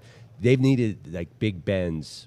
I know Big Ben wasn't a Ben great isn't, leader, but at exactly least- the person we're putting on a pedestal and saying model citizen. But at least he kept that together, and I think actually it's a great point by EJ. Can Kenny Pickett demand respect? Because I think Pickens Or and Fields. or Fields. Because Pickens and Deontay Johnson griping seemed to that's when things seemed to unravel. I don't know if that's available. Aaron Rodgers would do it. But then again, he would cut those guys and bring in. Alan Lazard He's with like, him in a suitcase. George Pickens, you're awesome, but you're no Alan Lazard. Yeah, I'm sorry. We're going to need a little Mercedes Lewis on this team. What's Donald Driver doing right now? James Jones, get out of the booth. Line up in the slot. 855-212-4CBS. All right, Steelers options at quarterback. You're welcome to weigh in. We can also put the poll question up. Is Russell Wilson a good fit for the Pittsburgh Steelers? You can go vote at Maggie and Pearl. And come on back. We've got our Super Bowl bulletin, the news you need about the big game. We do that next. You're in a 5-minute break.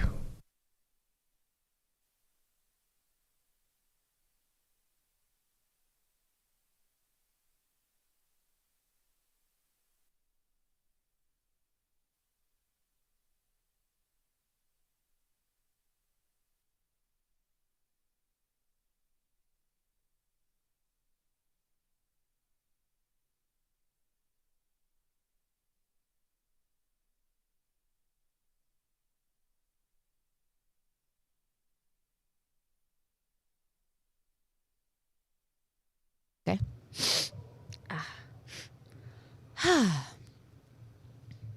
This is Maggie Gray with an Odyssey Sports Minute.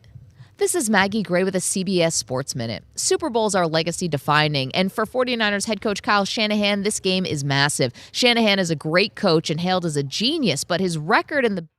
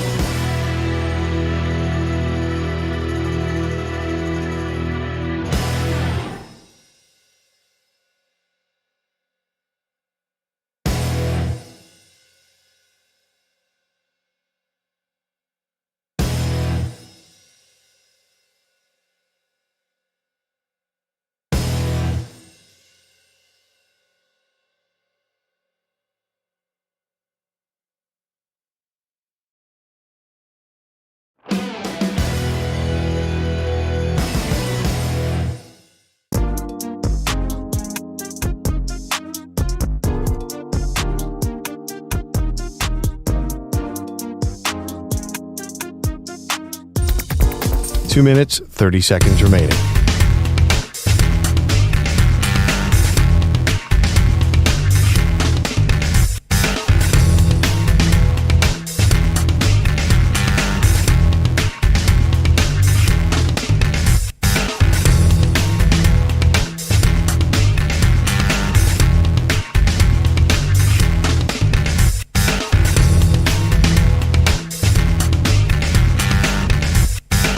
Two minutes remaining.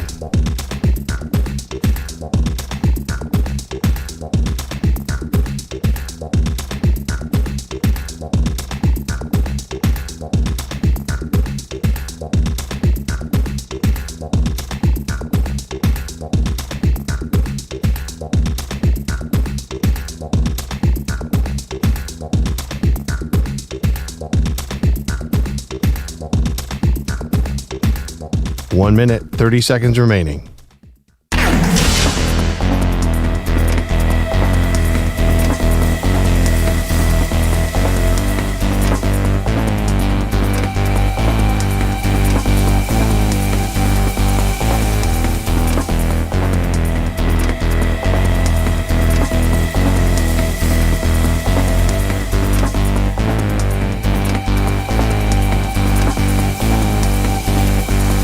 1 minute remaining.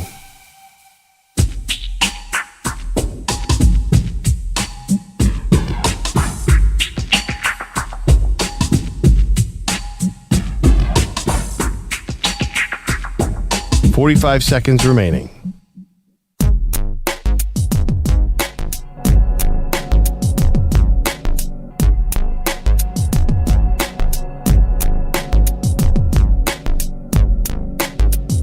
$30 seconds remaining.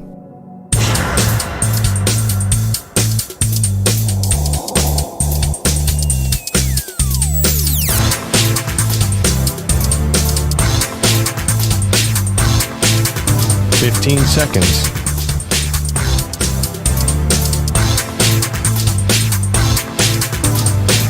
Break ends in 5 seconds.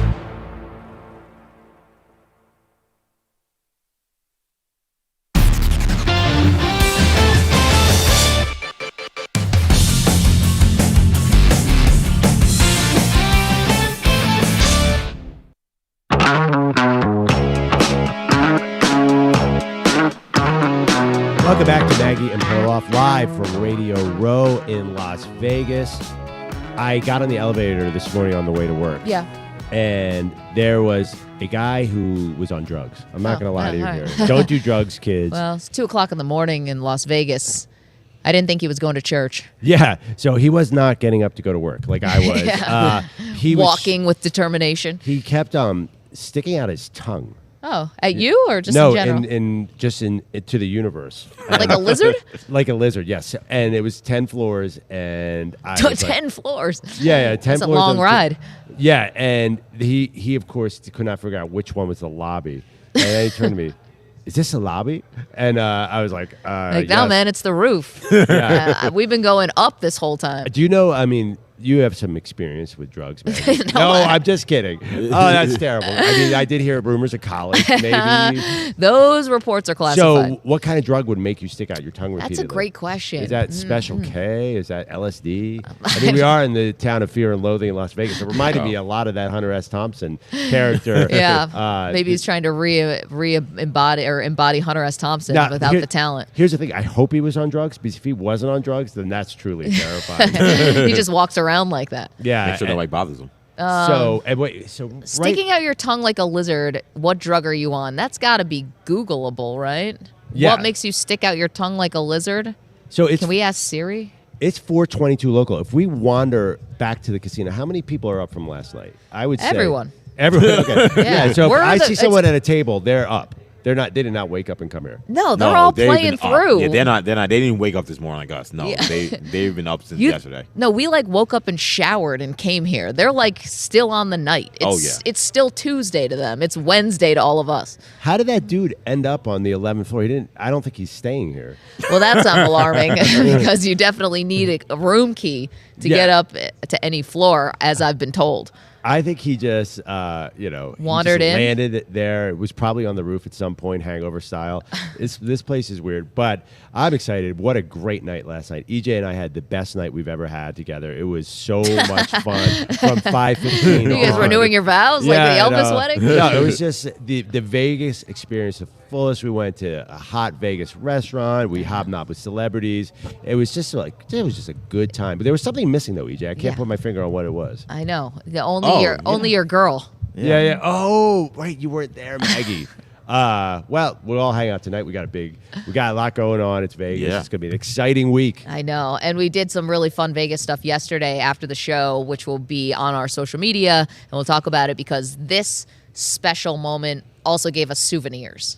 Oh, I know. So we're psyched about that. Where are those, EJ? They're in the room.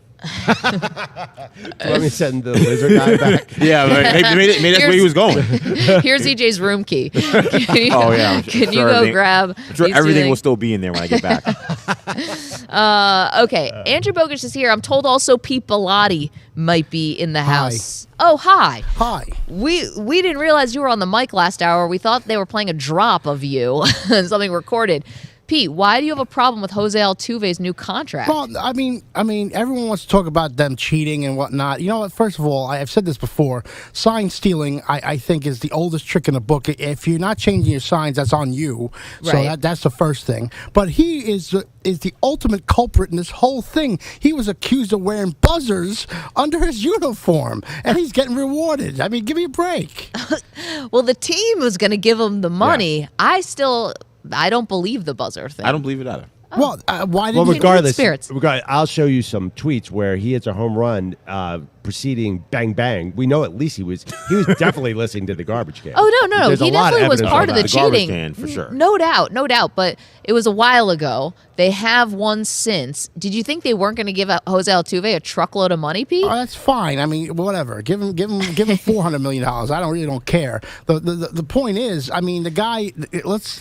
Carlos Beltran can't sniff a job. Meanwhile, this guy could have been wearing buzzers on his under his uniform, and when he hit that home run, he didn't want to take off his shirt. Come on. But Pete, that was my thing though. Was this is the Astros? Like Hi, they should embrace him. I'm not saying like maybe other teams shouldn't, but I was like, why would the Astros not say, like, okay, we're all cheaters, well, this is our guy? Did you go as far as, does Jose Altuve get a statue in Houston? 100%. Yes. He should. I mean, I think you save on building materials because it's a short statue. You don't need as much bronze? Yeah, you don't need as much bronze. But Pete, would that bother you if he Well, got yeah, a Hall I mean, of Fame statue and all that? Yeah, yeah. I mean, I don't think you need to put a statue. Well, the fact that we're putting up all these statues for everybody is another thing.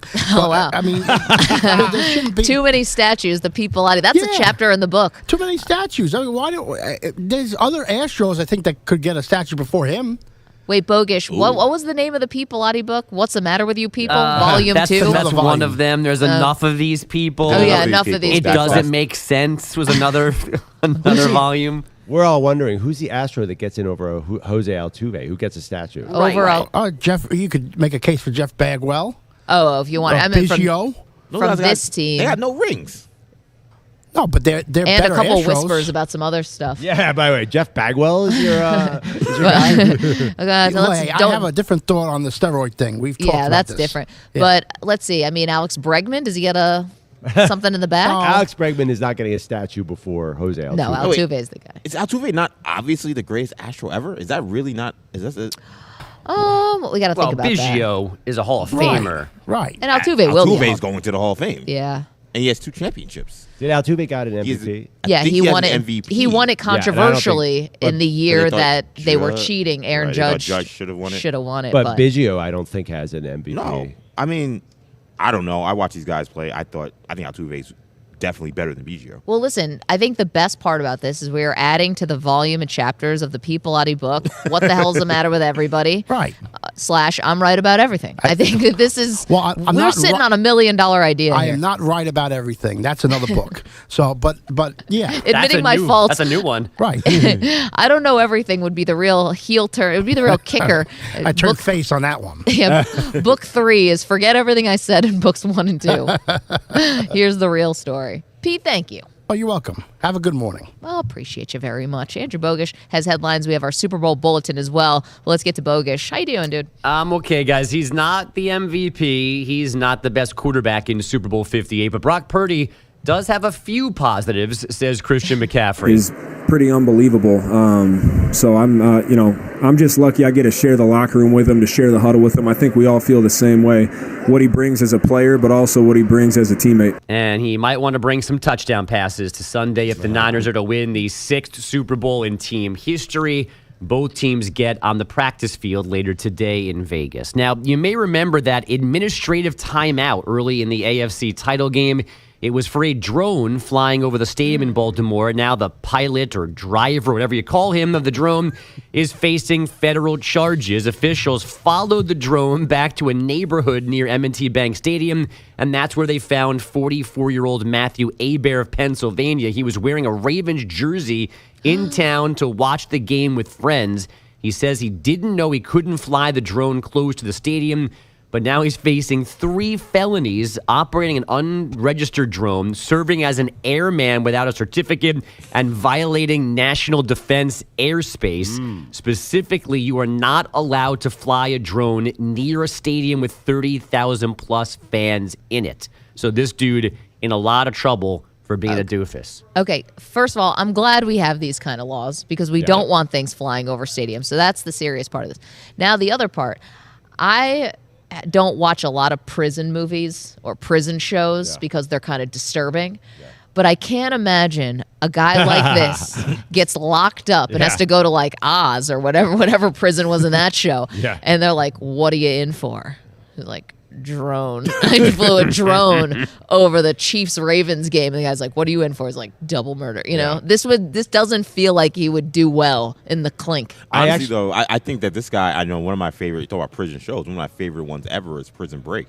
This guy would be the #1 draft pick for my Prison Break team. Oh. This guy's flying drones from miles and miles away into stadiums. Like, he got caught. But my thing is, like, if you're trying to get out of prison, you want this guy in. You want this guy in the building. He's your guy. Why? You're going to have the drone carry you out of prison? What's the angle here? He's clearly smart, and he's clearly, why, because he's a gadget guy? But, yeah, he's clearly resourceful. No, the guy got caught on his build the drone. He just bought it and flew it. He got caught sitting on his. It's easy flying a drone. Wait, he got caught how many miles away from the stadium, sitting on his couch? This dude is a sitting duck. He's gonna get us all caught. I don't need this dude as part of my Prison Break. By the way, he has the worst effect. I read the backstory. He said normally there's a geofence where you cannot get the drone over the stadium, and because he's tried before, except there was a flaw in the programming, and usually you can't fly a drone over the stadium, but the geofence was down, and it got over the stadium. So he's claiming it's like an accident. Well, he's obviously been trying to do this before. Yeah, right. He's got a problem with drones over stadiums. Look, he's persistent. He's not going to give up easily. I'm telling you. Yeah, he's your Prison Break. This guy, he's a #1 draft pick. Yeah, the mainframe. Honestly, if he starts sticking out his tongue like a lizard, this could be the guy that Perloff saw in the elevator this morning. Well, yeah, he might be in Vegas trying to cause some trouble. It's an indoor stadium. I'm not sure what a drone could do. Do you guys know there's a... Have you guys ever heard... I shouldn't talk about this. If he's resourceful, he'll get the drone in. Yeah, have you ever heard about the movie Black Sunday? Do you guys know this movie? No. It's a 1972, and somebody check this movie where they fly a hot air balloon over the Super Bowl and they drop darts, thousands of darts. Oh, on that's the fans. so dark. It's a big. It was like a main theater movie. It wasn't like some small movie. Why were they doing that? Just for havoc and mayhem? It was some sort of terrorist attack. Oh my gosh! Yeah, it's crazy. So that's one of the reasons they are very careful about drones. 1977. Honestly, that's like the juxtaposition of, hey, hot air balloon is like kind of happy. And it's like, and you're throwing darts from it. Like, whoa, that turned. Yeah, quickly. I know. Wow. What happened to our picnic and champagne toast? It almost sounds like a Game of Thrones attack. Like, when they have those big battles. Like, that's not something they would do. Like, we're going to fly like a balloon and we're going to drop darts on the balloon. Yeah, like when they put all the green stuff in the ocean. Right, exactly. Yeah, right. Or it's like, this is a Bond villain type of thing. Yes. It's like, and we'll get away in a hot air balloon. It's like, what's the fastest way out of here? We'll escape in a hot air balloon. It's like, what about a plane? Like, no, not a plane. They'll never find us in the hot air balloon. That's why you have to build an indoor stadium. Like your Buffalo Bills are building an outdoor stadium. What about dart attacks? Have they thought about this at all? And they're rampant in upstate New York, so you really got to think about it. Call the governor's office. Bogish, that was interesting. What else you got? The coaching change has not yet worked in Milwaukee. The Bucks can't figure out how to win just yet under Doc Rivers. Suns leading by 12, 104-92. Booker on the drive, back out to Beal. He's open for three, didn't take it. Instead, Durant will, right side. He got it.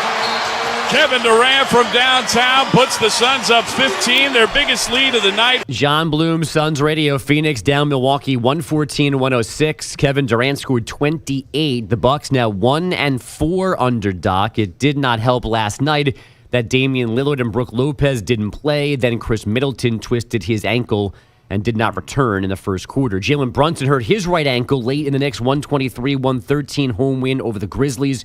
No post-game update from the team. The Knicks have won 10 of 11 and 16 of 19. The Thunder losing in Utah 124-117. Lauri Markkanen posting 33 points and 11 boards for the Jazz.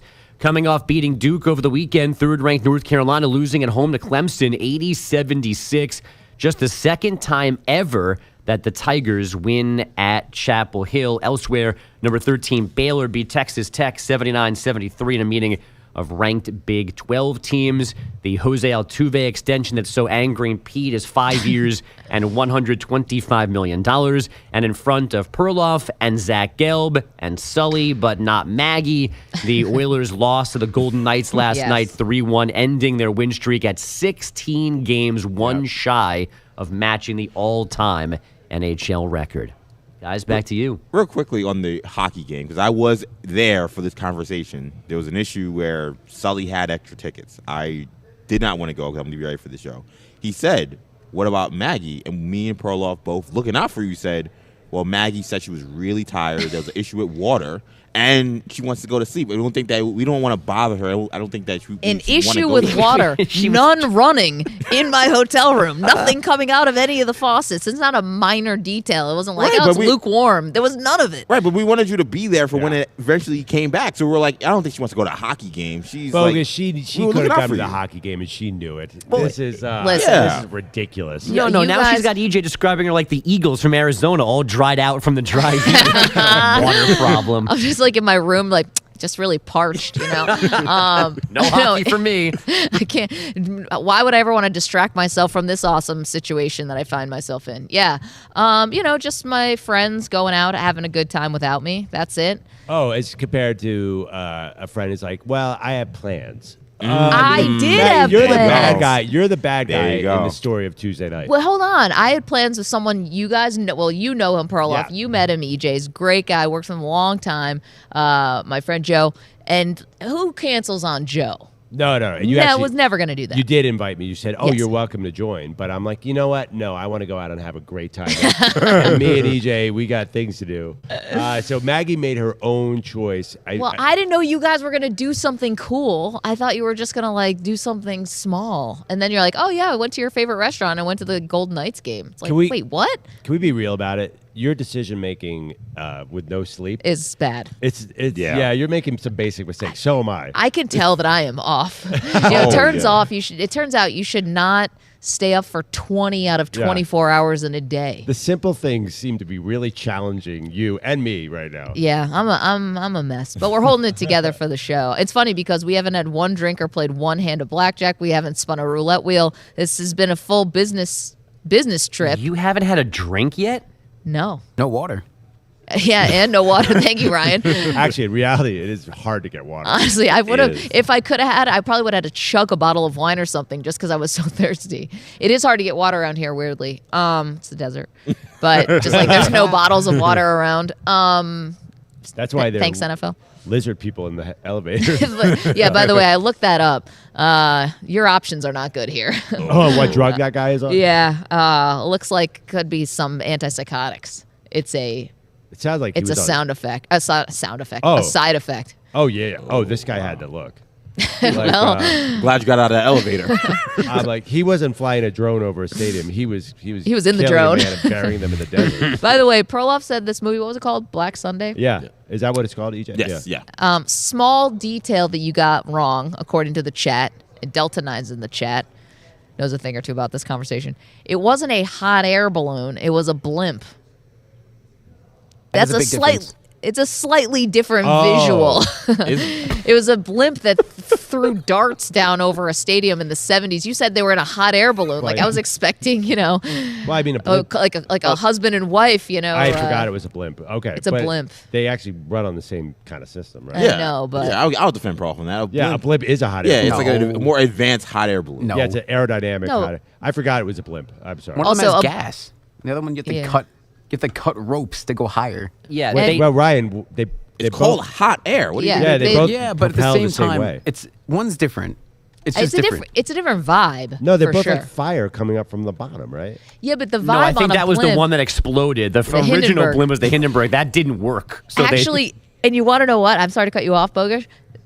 The place we went to yesterday, which we'll tell you about next, there actually was a little piece of the Hindenburg. Oh, yeah. That's why the Hindenburg. Yeah, that actually came up yesterday. Yeah, they're not the same thing. A blimp is filled with light gas that makes it float. Yeah, helium, right? Yeah. Guess what it's not on fire like a hot air balloon.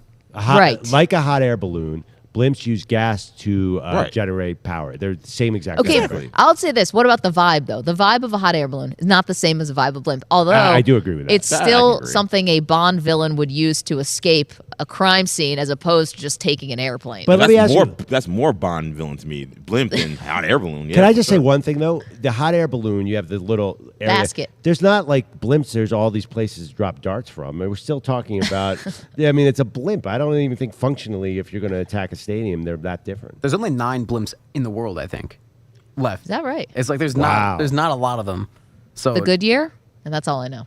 Probably multiple good years, right? I mean, that's at every game. It has to be more than one. They're still there, right? Yeah, I think Goodyear so. blimp. All right. They're not going to sponsor us now. No, we love blimps. We love hot air balloons too. Bogish, how are we doing? We're good. I'm gonna go research blimps and hot air balloons further. The hot topic on Super Bowl week. Bogish is going to be knee deep. We'll expect a 50-slide deck when we come back. Maggie and Perloff. Okay, we'll tell you where were we yesterday in Vegas, what was going on with the Maggie and Perloff show, and why did it net us a couple amazing souvenirs. We'll get to that next. Maggie and Perloff, CBS Sports Radio. You're in a 5-minute break.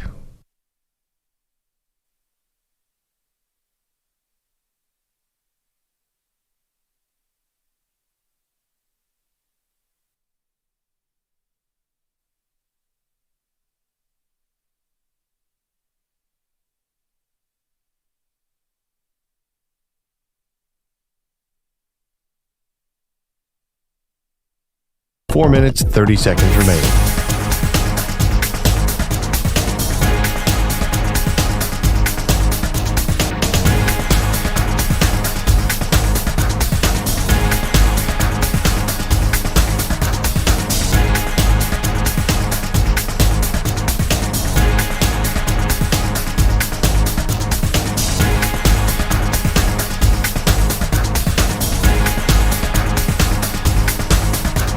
Four minutes remaining.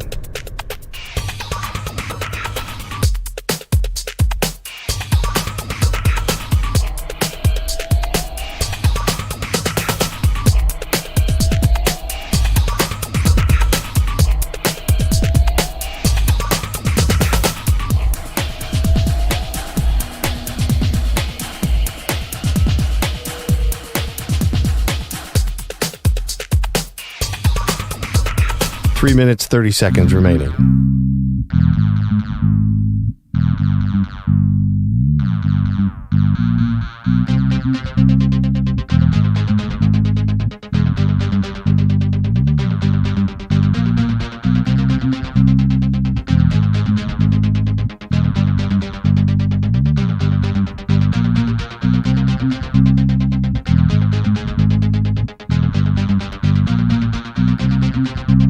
Three minutes remaining.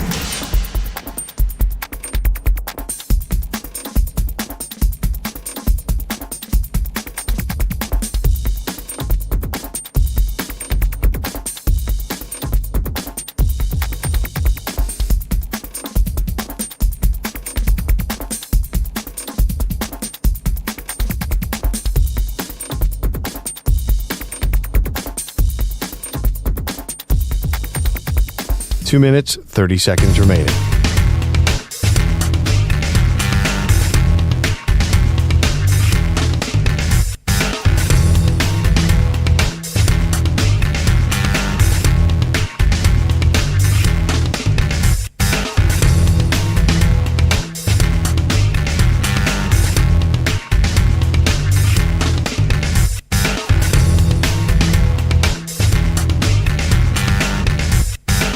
Two minutes remaining.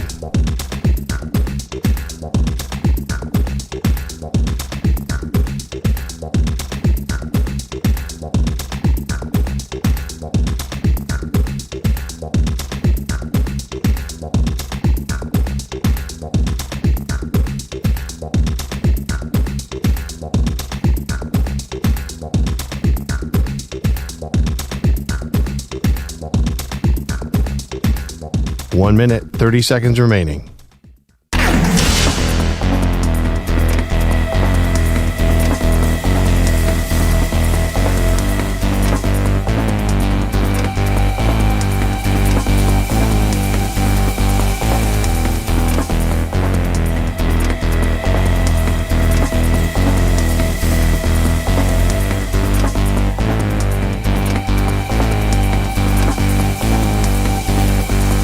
1 minute remaining.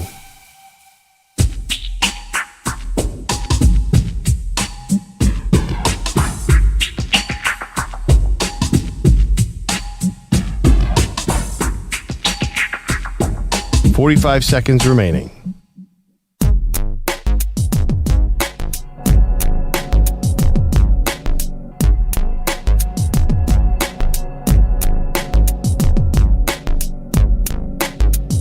$30 seconds remaining.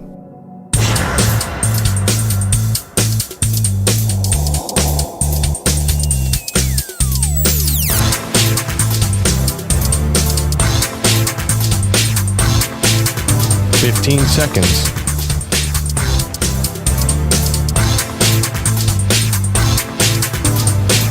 Break ends in 5 seconds.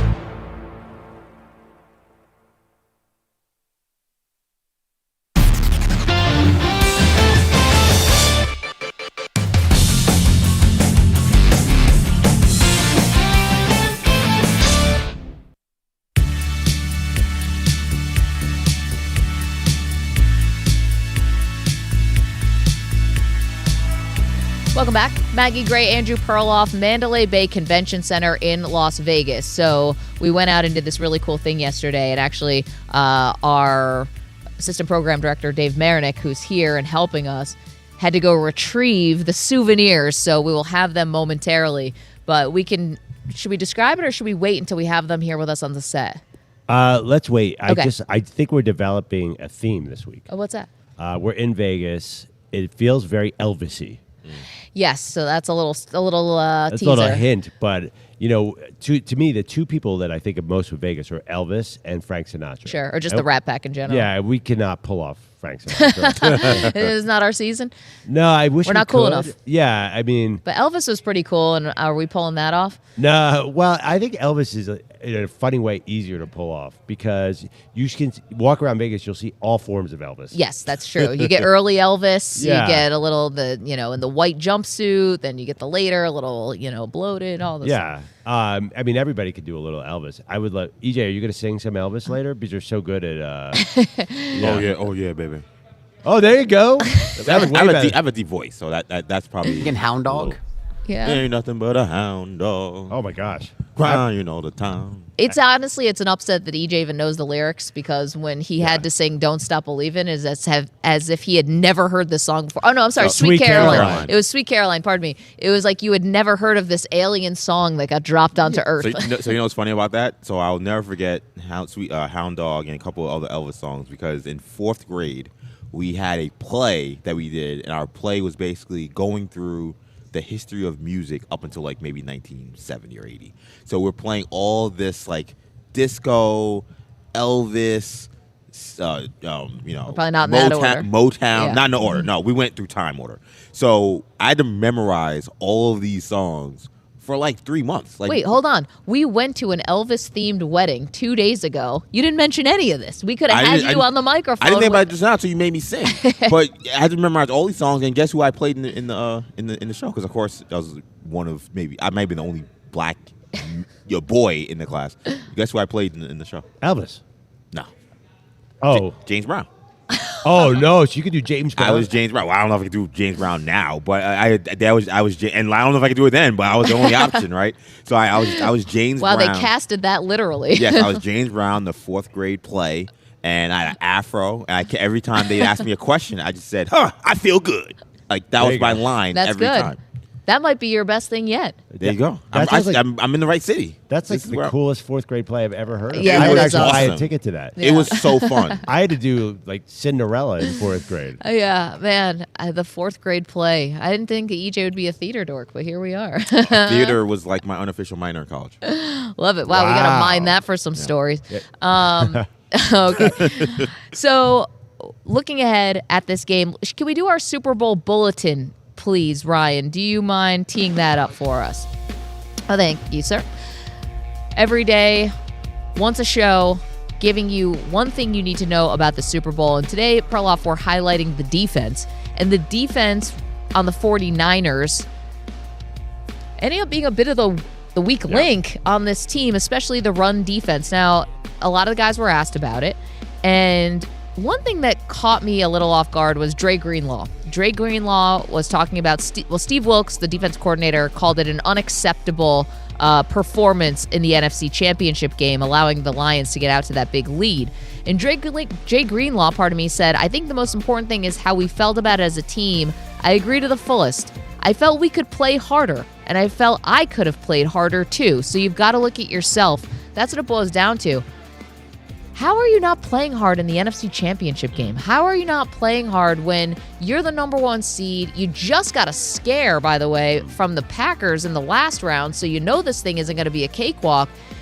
I found that revealing, and I also felt maybe a little alarming.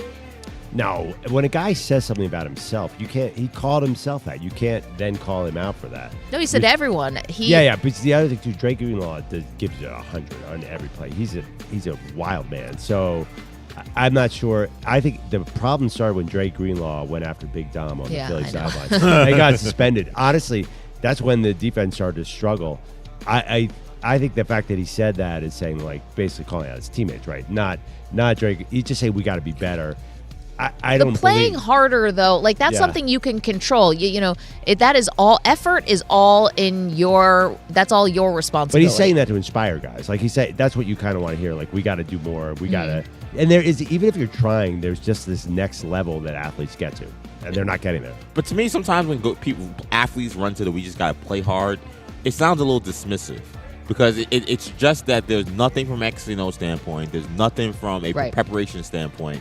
Nothing they did. Nothing they did. Right. Nothing they did that exploited what you were doing. It's just if we just show up and do what we're supposed to do, we're going to win. Well, and the 49ers defense does not look like that. Like they look like they have issues far beyond just playing hard. Well, it's twofold because we watched an Olay effort when Jahmyr Gibbs ran in that touchdown from 15 yards out or 10 yards out. Yep. It was, Chase Young was the one who really wore it because he seemed to kind of give up on the play, but he wasn't the only one out there trying to make a tackle. Yeah, it's bizarre what's happened to this defense because coming into this season, did anybody think, oh my gosh, their offense is going to be fire and the defense is going to fall apart? They have so many stars, it doesn't make any sense. Drake Greenlaw is in many ways the heart of that team too. I know he's not the biggest star on that team. Well, Fred Warner. I know. I think Drake Greenlaw is more of an emotional heart than even Fred Warner is just incredible. But Drake Greenlaw is the guy that makes him like nasty. So I think in a way he's the most important player on that defense, even though he's not the best. So that's your Super Bowl bulletin. I just thought of something. So we just asked Dave Marinick to go retrieve the souvenirs that are in your hotel room, EJ. Do you think he's going to be mad about that? He didn't seem pleased. I'm going to be honest with you.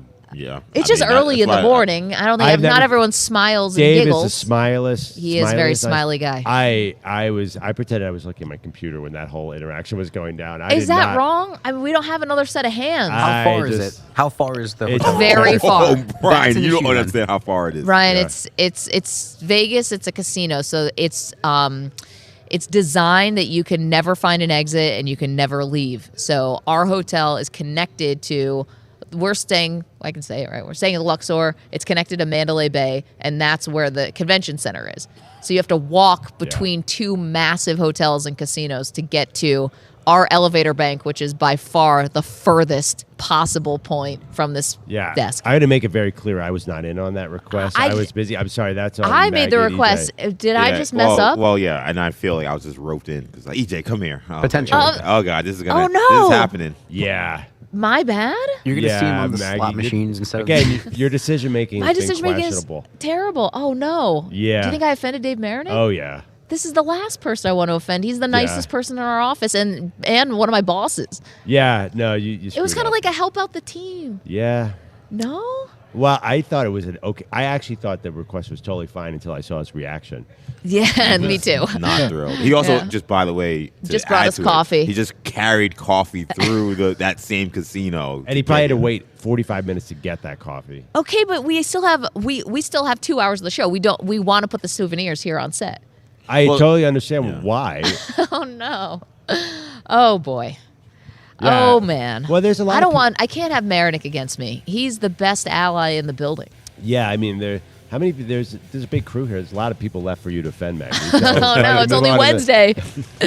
I'm joking. You're fine. This is why they say you shouldn't spend more than 48 hours in Vegas. Once you hit that mark, all bets are no pun intended. Everything goes out the window. Can you walk 2.4 miles to get one little plastic bag I left in my room? A great debate series. Oh, what's next?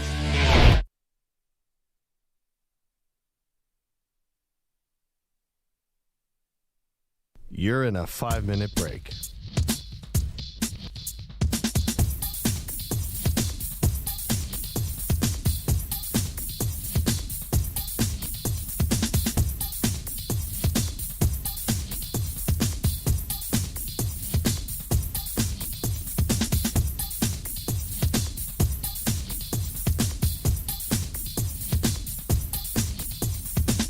Four minutes, 30 seconds remaining.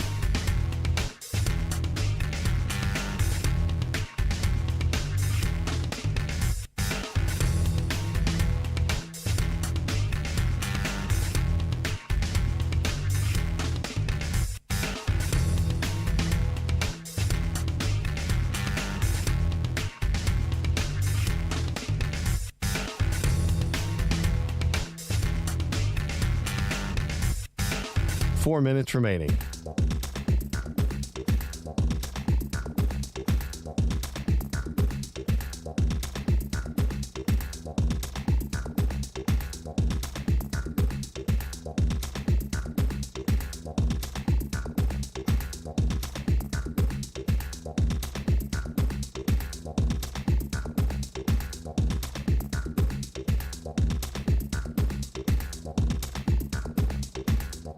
Three minutes, 30 seconds remaining.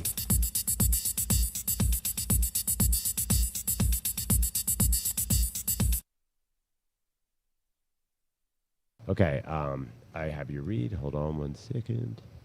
We were joking there, by the way. It's not a big deal. I know. 3, 2, 1.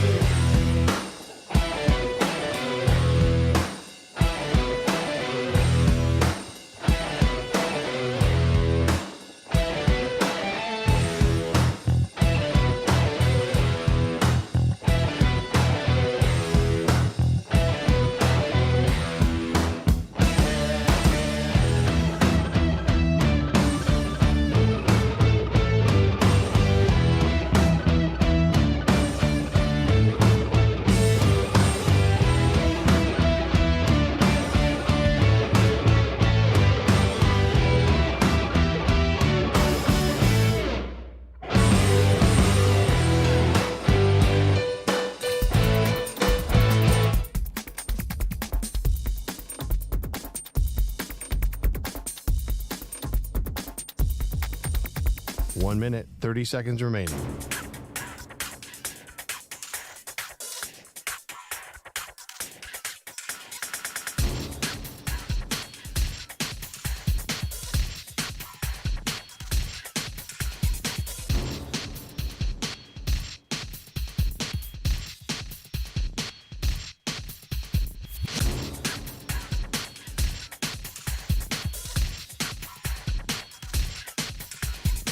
One minute remaining.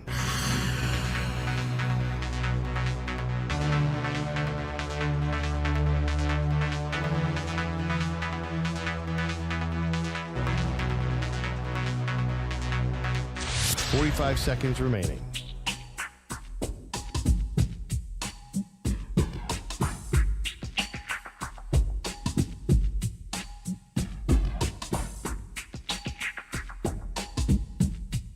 Thirty seconds remaining.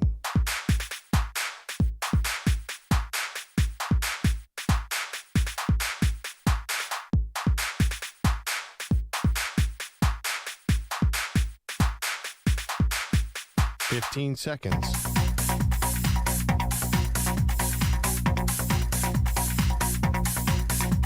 Break ends in 5 seconds.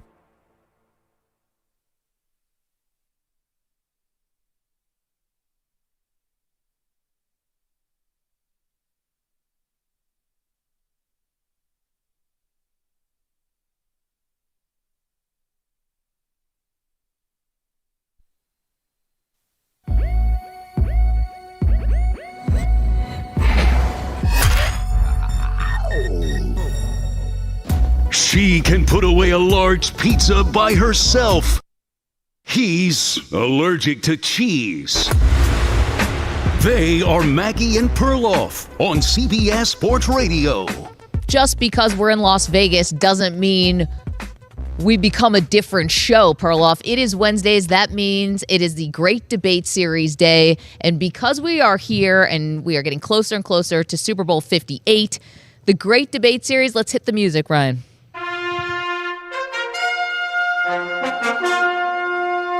The Great Debate Series.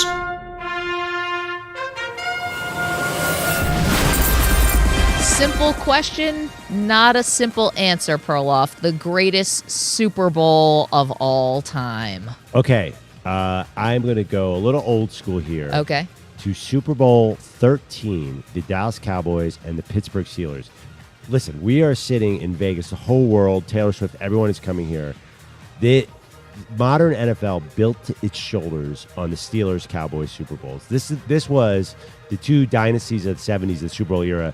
This is why the Super Bowl is so special, because you had teams like the Steelers and the Cowboys, and this was the greatest game they ever played. 35-31 Steelers, 17 Hall of Famers. It was the Jackie Smith drop game. Sure. But Roger Staubach was leading a comeback at the end. Staubach was at his peak. Terry Bradshaw was still at his peak. I mean, there's so many famous players that whether you ever saw any of them play, you know Franco Harris, you know Mel Blount, you know Jack Lambert, you know Randy White, and the game had more drama than really any Super Bowl. So there have been more dramatic endings, but there really hasn't been history like these two teams, the two iconic franchises. So I got the Steelers-Cowboys. Okay, well, I can challenge that. We're doing the Great Debate Series, which we do on Wednesdays, every Wednesday at this time. Today's topic, the greatest Super Bowl of all time. You want history, I can give you that plus one of the greatest upsets in maybe the history of sports. Give me the Giants-Patriots first Super Bowl. The massive upset. Giants were a 12-point underdog in this game because the Patriots were hoping to complete the first undefeated season since the 1972 Dolphins. The Patriots made a big change. Randy Moss on the team. He and Tom Brady, the best receiver Tom Brady's ever had. 50 touchdowns. I mean, they were a runaway train. That offense was so awesome that year. And the Giants were nothing. I mean, yeah, you had Michael Strahan in his final year, but nobody thought they were going to be a Super Bowl team. Eli Manning, the jury was still out on him and who he was as a quarterback. Tom Coughlin was respected, but not nearly, no acclaim, at that time. They were a wild card team, had to do it on the road to take on the Patriots and to be defined by one of the amazing moments, which is the David Tyree helmet catch, later the touchdown to Plaxico Burress. I mean, this game was kind of a slog. It was 7-3. 7-3 going into the fourth quarter, and the Giants scored 2 touchdowns in that fourth quarter. I mean, if you're talking about legacy defining and just how shocking that result was, it's got to be Giants-Patriots first meeting in the 2007 Super Bowl. I was in the building. You were. And I turned to the guy next to me when Eli avoided that sack. I said, was he just sacked there? There was all this mist in the air, and we were in the top auxiliary press row.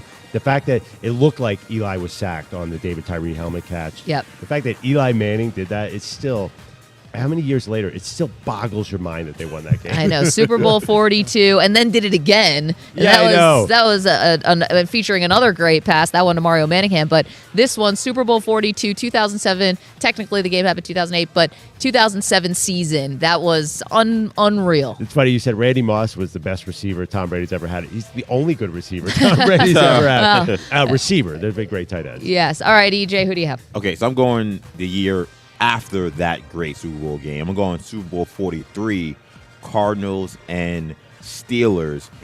how many games do you have in terms of Super Bowls where you have multiple plays in the game that may go down as the greatest play in Super Bowl history? So, end of the first half, James Harrison, pick six, 100 yards other way, running through all these people, jumping over off the lineman and Kurt Warner. I mean, a complete momentum shifter in a game that was really nip and tuck at that point in the game. And in the final 3 minutes of this game, the Cardinals drive, Larry Fitzgerald runs that 64-yard touchdown. He's looking up at the scoreboard as he's running into the end zone, thinking this is going to be Larry Fitzgerald's moment, this great player who plays to me losing teams is going to win a championship, and then guess what happens? Ben Roethlisberger goes on this great drive, and one of the things I say, and I'm not a Ben Roethlisberger fan, but the throw he made to Santonio Holmes in the corner, he does not get enough credit. He threw an absolute rope about 35 yards to the corner of the end zone over multiple Cardinals defenders, and then Holmes, of course, getting the feet down, hands, landing, touchdown, game. I mean, I want to see the greatest game. I think that all those other games had great moments, but this one had not only some of the best moments in Super Bowl history, but from the first half to the end of the game, the momentum shifts were just left and right. An absolute phenomenal game, Super Bowl 43 in Tampa. Steelers over Cardinals. That's my pick for best game. All right, so we'll put this up on social media. You are welcome to go and vote the greatest game in Super Bowl history. Listen, we're here. We're talking about the Super Bowl. Maybe this Super Bowl 58 will make the cut. Can I just make a slight case back to mine for a second? Yes. I have the Cowboys and the Steelers. You got the Arizona Cardinals, like particular Cardinals team that wasn't even supposed to be there, that came out of nowhere. Yeah, not the same cachet. Yeah, I mean, you do have some historic teams, but I like my choice. Yeah, I got some Hall of Famers though. Kurt Warner, Larry Fitzgerald, Ben Roethlisberger. That was such a weird Cardinals team. It's a weird game. No one expected to be that great of a game, and it really was. It was game flow wise. So amazing. Can we do a little? And Ryan, thank you for the music. There's a couple other things we could have put here, but I think both sides have to acknowledge what a great game it is, right? Even Patriots fans understand how it's devastating for them to lose to the Giants in 2007, but they get why historically this would matter. So I was thinking about the greatest collapse or comeback of all time, the 28-3, which we've talked about quite a bit because Kyle Shanahan was the offensive coordinator for that Falcons team. Can you call that one of the greatest? Because only for one side, that's a great game. For the other side, for the Falcons side, that's the worst nightmare of a game possible. Well, I think the problem with that, the Seahawks-Patriots game was better than that because that went back and forth both ways. Yeah, that's true. So I think that's pinned behind that. And you have the Tom Brady Giants games. I don't know. It's just a lot of history with the Patriots. To me, 28-3 does not stand out above those others. And I don't know. First overtime, though, game ever in a Super Bowl. I mean, there were things about it. And the comeback was unreal. I don't know what it is. Maybe it's just the Patriots, and I hope this is not my Jets fandom coming in. But the Patriots finding a way to win those games for some reason. I didn't leave those games thinking, "Wow, that was amazing." I just had rage because it just felt like those other teams screwed up in such a phenomenal way where it's like this shouldn't even happen. To hand them. It should have been a normal, like the Falcons game should have been a normal blowout. The Seahawks game was actually a really good game, but no, not a classic. So okay, that was a good game, and we moved. Like it became this because of these infamous flops by the other team. Listen, this is what we're looking at right now in the NFC Championship game with Dan Campbell. I mean, and that's why Lions fans, this is so hard to move past these things because you had it and you let it slip through your fingers. Now, you can listen to us across the country on CBS Sports Radio, our amazing affiliates. We're obsessed with you. The free Odyssey app, you can download it. It's crystal clear and it's absolutely free.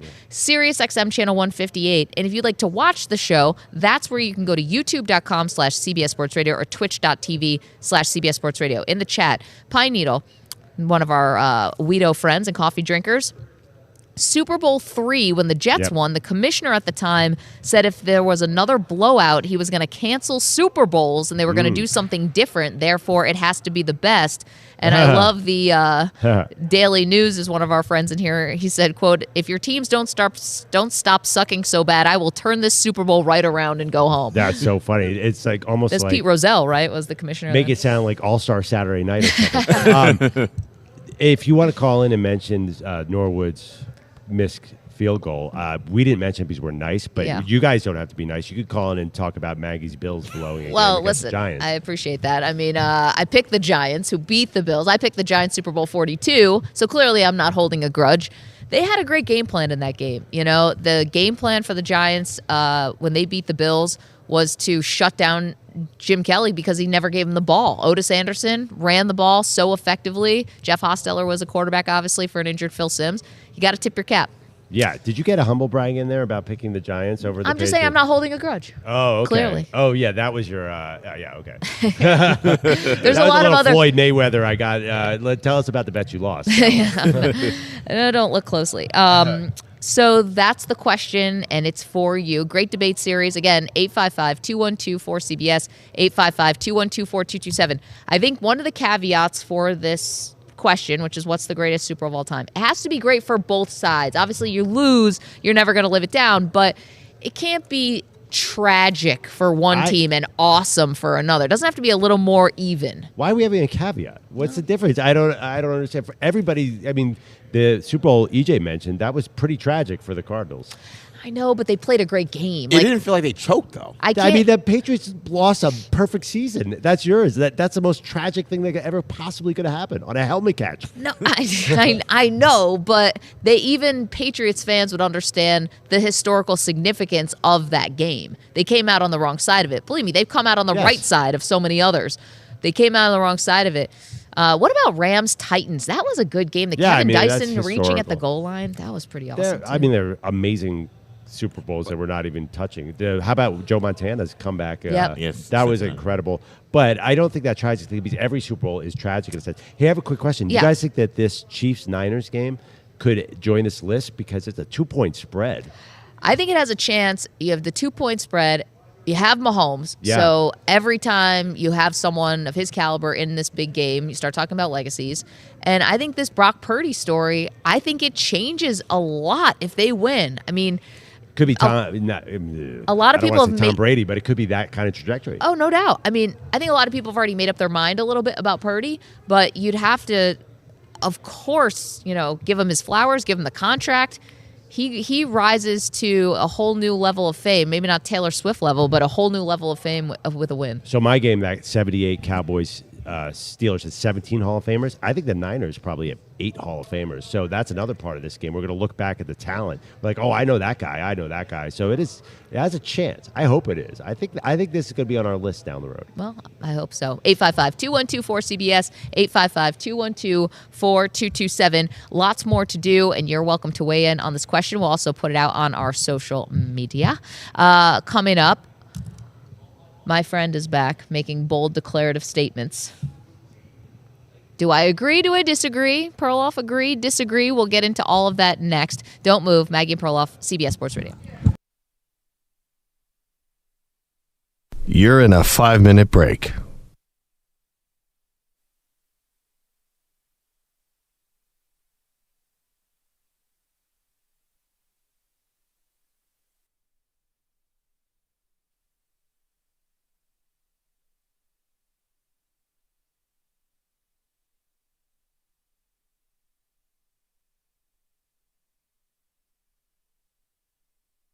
Four minutes, 30 seconds remaining.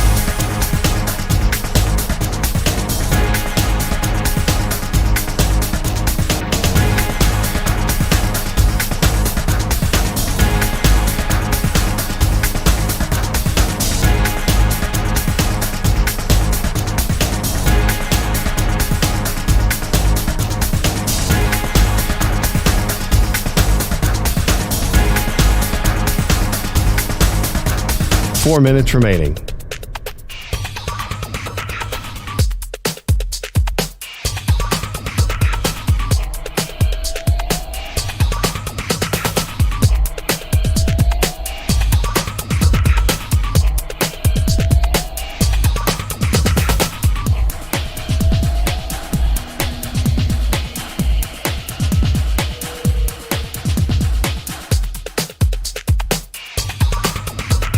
Three minutes, 30 seconds remaining.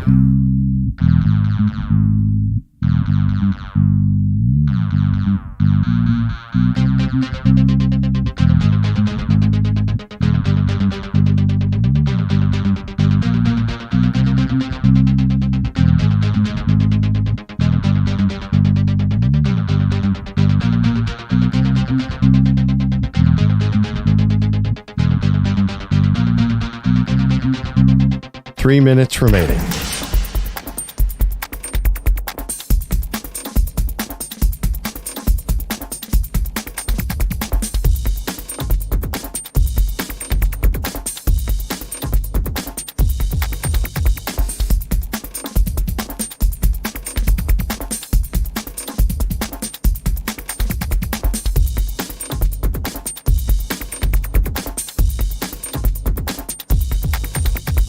2 minutes, 30 seconds remaining.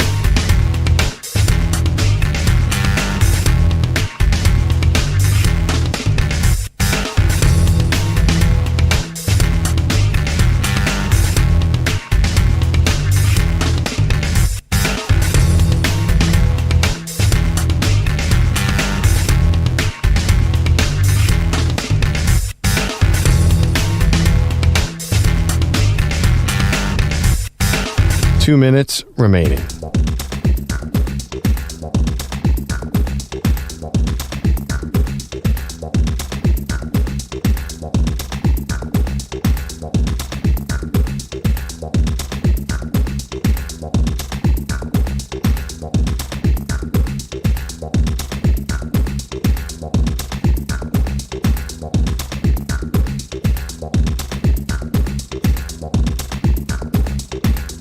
One minute, 30 seconds remaining.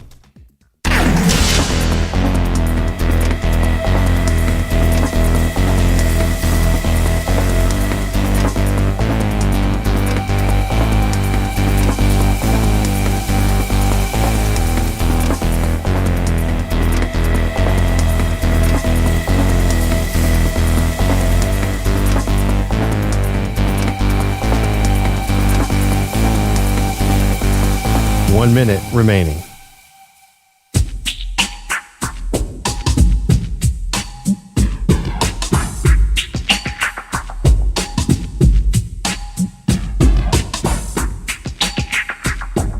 .45 seconds remaining.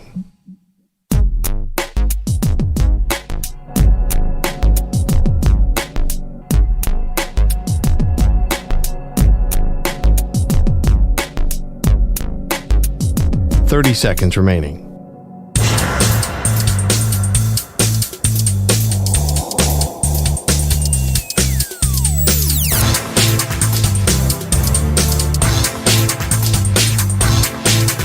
.15 seconds.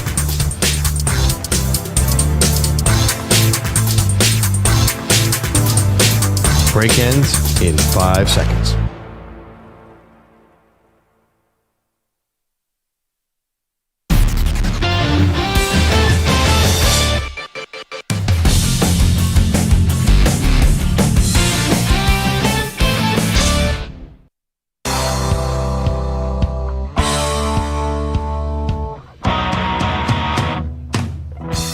Think O'Reilly Auto Parts for all your car care needs. Get guaranteed low prices and excellent customer service from the professional parts people at O'Reilly Auto Parts. We are live from the Mandalay Bay Convention Center in Las Vegas, site of Super Bowl 58. And boy, have we been living Vegas up to the fullest. Yeah. Not with like partying and gambling, but we've been doing everything else that Vegas has to offer, including our field trip yesterday. Yeah, that was unbelievable. I do not know much. Can we say what it is? Let's reveal it because Dave Marinick, our assistant PD, was good enough to walk the 2.5 miles to EJ's hotel room to get the souvenirs that we purchased yesterday, and he's brought them here to our set. Was it worth creating an enemy for life to get them on set here? I don't think so, because if I don't have Marinick on my side, there's no hope for me in this industry. You guys might think that Maggie, because of her sports takes, is Machiavellian and a mean person and cynical, but she's actually incredibly nice. You feel so bad right now. I do feel bad. You hate putting people out. I thought you were going to say I'm worse in real life. Actually, yeah. Debatable. But do not feel bad, okay? You're fine. No, I mean, I don't want to tick off Dave. No, he's the nicest guy in the office. It's way too late. It's too late. Oh, no. And it's only Wednesday. Gosh, we have so much longer to go. Anyway, so yesterday... 2 days ago, we went to an Elvis-themed wedding, a vow renewal, actually, at the Little Vegas Chapel. It was touching. Perloff cried. I mean, it was really sweet. We got to listen to an Elvis impersonator sing Elvis songs. And yesterday, we went to the world-famous gold and silver pawn shop where they shoot the show Pawn Stars on History Channel. And boy, did it live up to the billing. That place was incredible. So the mission was, the assignment, if you will, was for us to go to this world-famous pawn shop armed with $20 each. Perloff $20, me $20, and who could come away with the coolest thing for just $20? Now, I'm not going to lie. There was a hearty laugh when we told Andy from the Gold and Silver pawn shop that we only had $20 to spend. It was like, well, they have a Messi jersey that's framed for $30,000, so we were a little like out of our depth. I thought pawn shops were cheap stuff. No, like not there. Old TVs and stuff. That I thought they'd have really everything, right? It's a variety. This is not Fred Sanford's junkyard. Let's say No, that. this wasn't a garage sale here. This was a real pawn shop. Can we talk about? Let's talk about what we got, but also some of the weapons they had there. It's were a lot. incredible. Yeah. Can I just ask? They had this gigantic sword that he said was an anime sword. Yes. And he said that the guy lifts it up and it lights on fire. So I was asking him, how does it light on fire? He's like, no, that's not how it works. Did you guys understand that? So is that post-production? I think so. Because Perloff goes, so do you put gasoline in the sword? That was a valid question. He goes, no, that would be really dangerous. Like, Listen, what is an anime sword? It was the coolest thing I ever saw. If anyone, no one's ever going to rob this place. No. All the guys have to do is they have vintage guns and swords everywhere. Yeah, and don't this rob that place. gigantic crossbow that I tried to buy. The crossbow was my jam. I was like, that is Oh. gnarly. I feel like I'm watching an episode of Arrow. What they do is with some of these big weapons, and we're recounting yesterday, we went to the Gold and Silver pawn shop, the famous one from the show Pawn Stars, to see who could get the coolest item with just $20, Perloff and myself.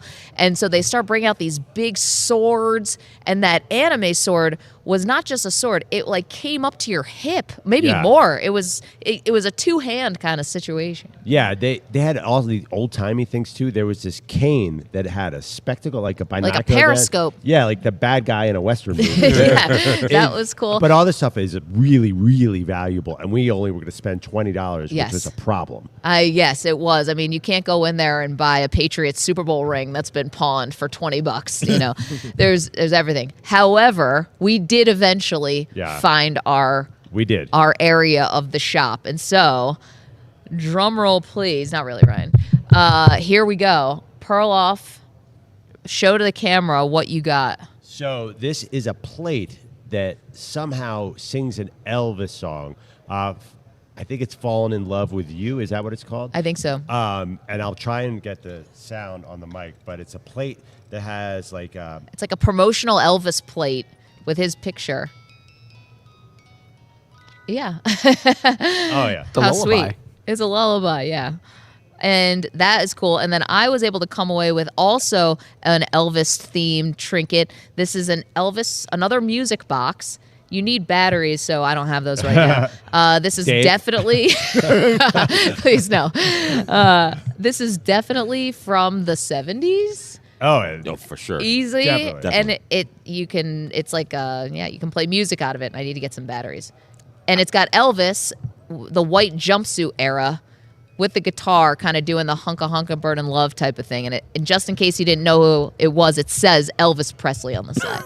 So now we've got these things. Let me move my coffee. Now we've got these things for our set forever. And this is just going to play music. EJ, can you do a little Can't Help Falling in Love with You? Oh, no. I mean, the only one I remember is Hound Dog. Yeah, ain't nothing but a hound dog. No, it's the Why you know the time. Men Say. Everyone knows that song. No. Only Fools. Wait, I have... No. Oh, you're kind of now I get it. Yeah. But I don't know the lyrics. So this is a problem because I think this is now just going to play music forever. Yeah, I wound it too long. Oh, boy. So this is a company of us for the rest of the show. And lucky everyone back in New York, we're bringing all this stuff back with us. Great. So that means that we do not have to wear the costumes that we brought.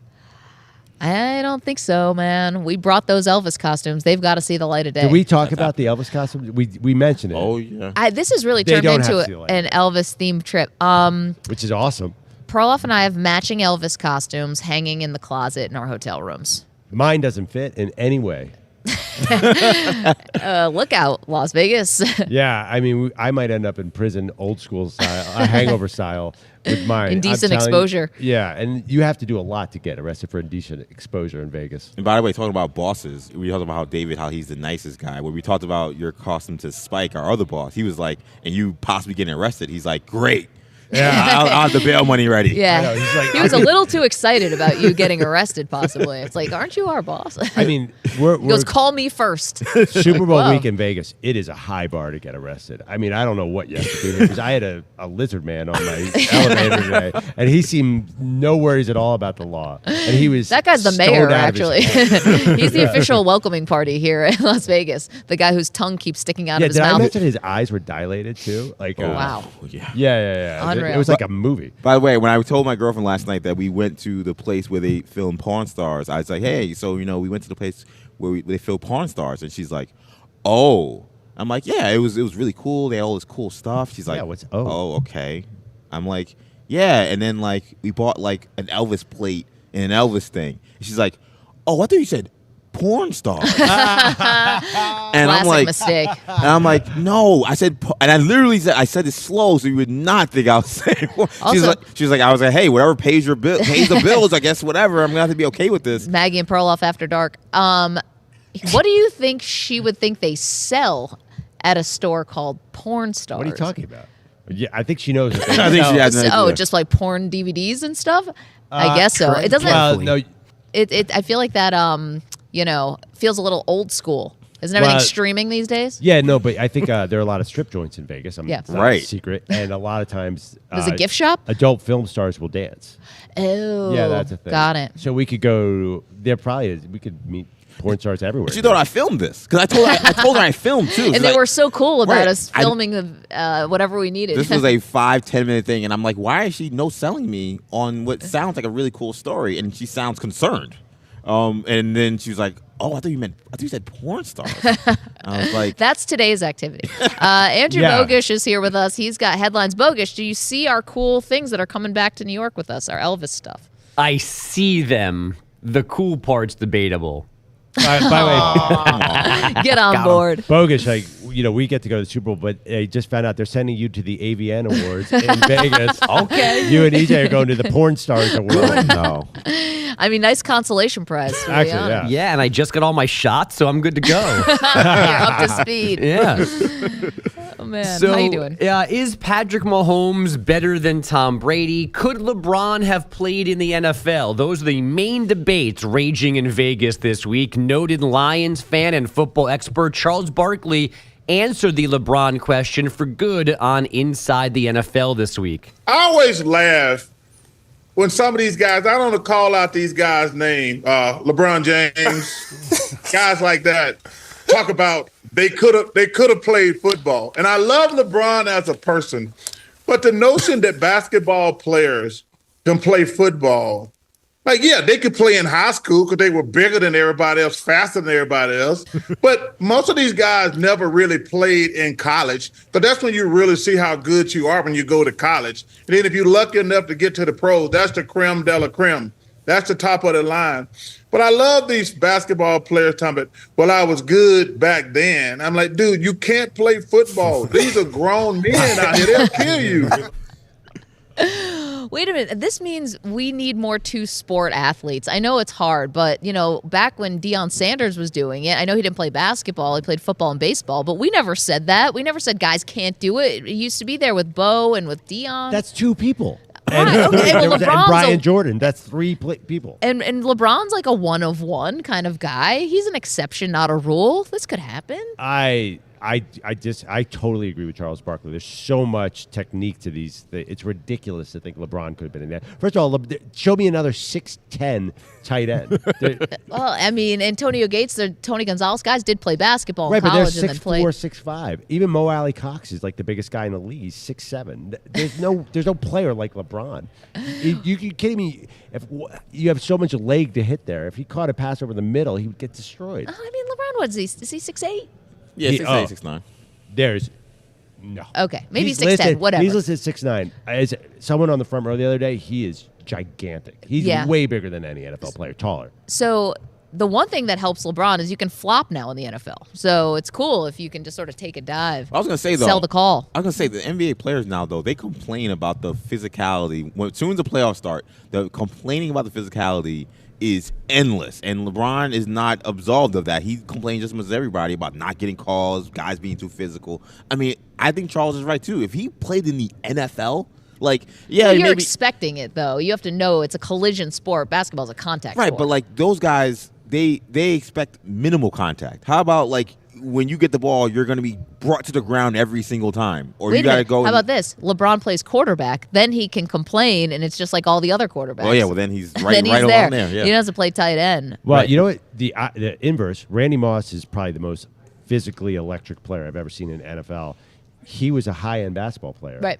Do you know how far he was from making the NBA? A 6'4" shooting guard. Maybe if he had stuck with it, he could have been a G League player. I mean, I just think This that particular crossover seems challenging, but we have seen it before. Bogish, what else you got, sir? We've got Jim Harbaugh rounding out his Chargers coaching staff. As expected, Jesse Minter's following him from Michigan to run the LA defense, and Greg Roman should soon be the Chargers OC. He worked with Jim at Stanford and San Francisco, then worked under John in Baltimore. Here's an interesting twist. Vegas Mayor Carolyn Goodman says the A's plan to move to her city doesn't make sense, especially where the team wants to build its stadium.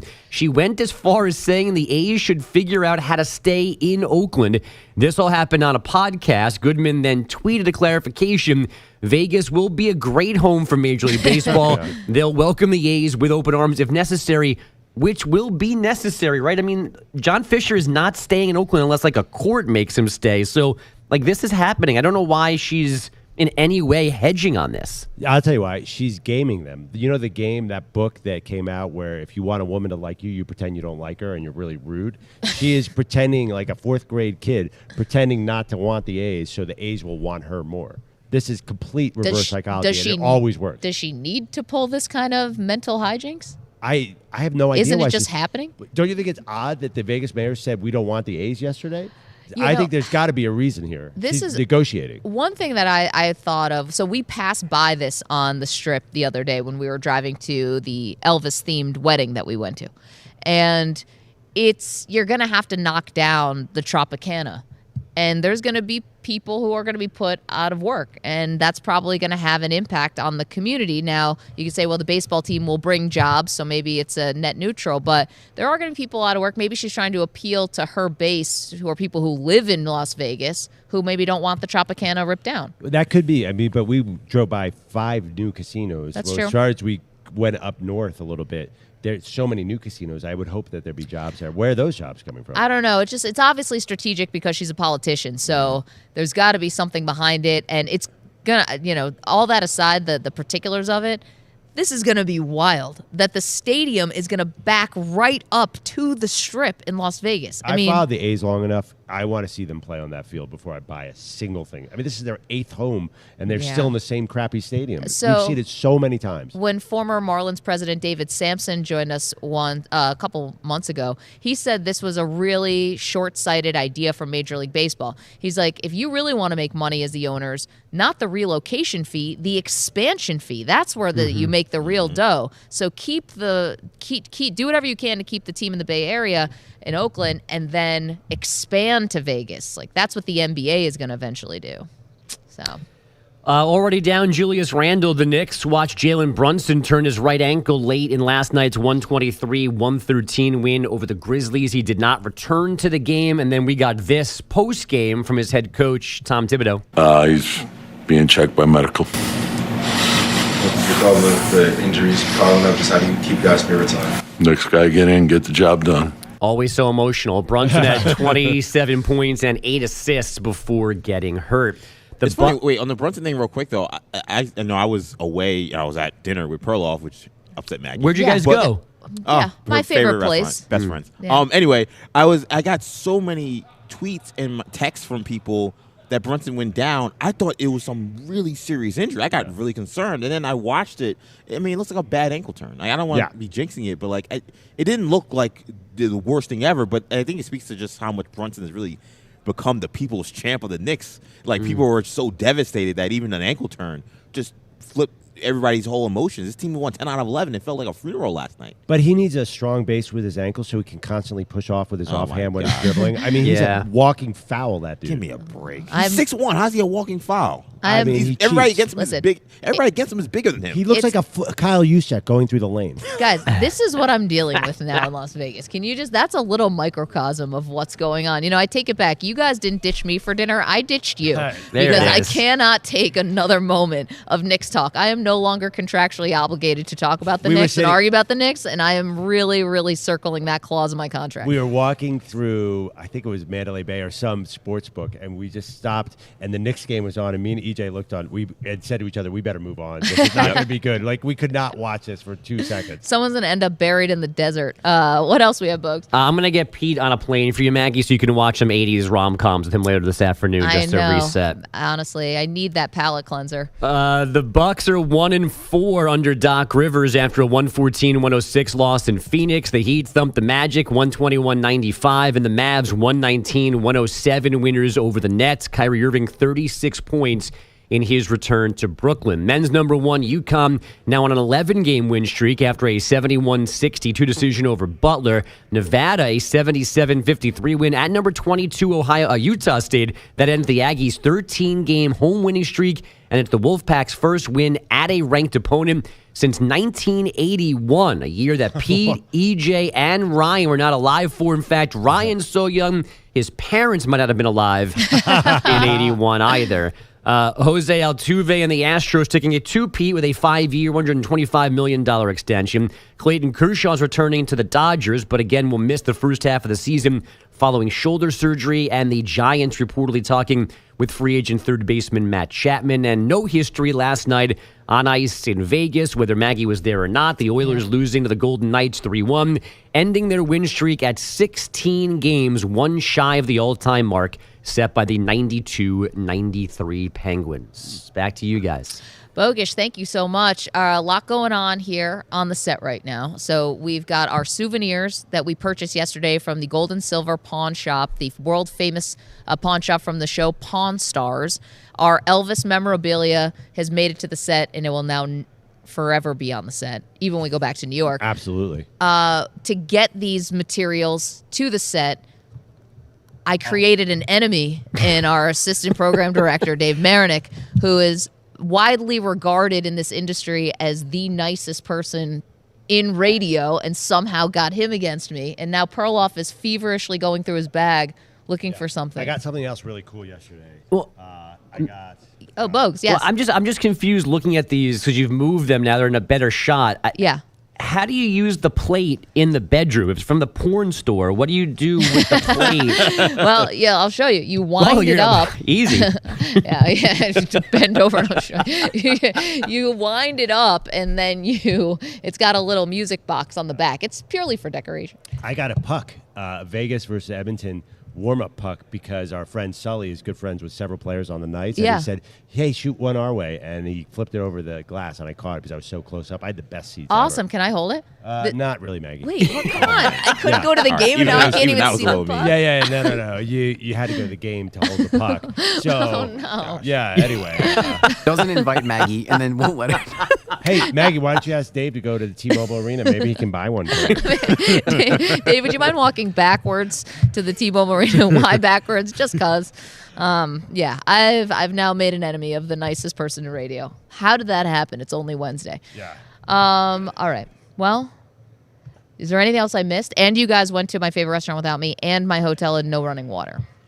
Well, it's my hotel too. So I know, but your room was fine. I'm sorry, I should say my room had no running water. You want to know the irony of this? So my room had no running water, faucet, shower, and the weird bath that's in my bathroom that I'm not using or touching. But it sounded like it was dripping. So I tried to lay down and close my eyes for 30 seconds, and it was this loud drip, drip, drip. So I get up and I look, I'm like, there's no water coming out. There's nothing.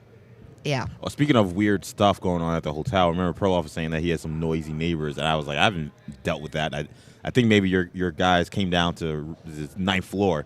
Is Jimmy Butler dribbling a basketball above you? It was a couple that was very upset about something. A fight. Yeah, all I heard was that. This was supposed to be a nice night, a nice trip, And that's what the woman was telling Well, if you wouldn't her. go to the porn star store, maybe we could have had a nice, lovely evening. Well, I'd rather hear the fight than the makeup scene. Because That's a great poll question. Would you rather, with the person in the hotel next to you, would you rather hear them fight or make up? Oh. Yeah. I've had that situation. And I it's think- not as interesting as you might think. No, that's one of those things where you're like, it's an awful. Is that happened to you? Yes, and living in an apartment in New York City, the people next to me used to go at it like jackrabbits. Are you kidding me? Yeah. Oh, and my God. My first apartment in New York, it was, like the Lower East Side. And I really debated for weeks whether I should say something. And finally I did. And I was like, yes. And I saw them in the hallway and I was like, hey, I live next to you and I think our rooms are adjacent. And he goes, oh, no. They moved the bed to the other side of the room. I could still hear everything. Guys. no. Was that the same awkward energy when you asked Dave to go get the thing? Oh, man. All right. I live next to a prostitute. That's a long story. Oh, my I God. heard her negotiating prices. Oh, my goodness. Yeah. You can't do that. We have to go to break.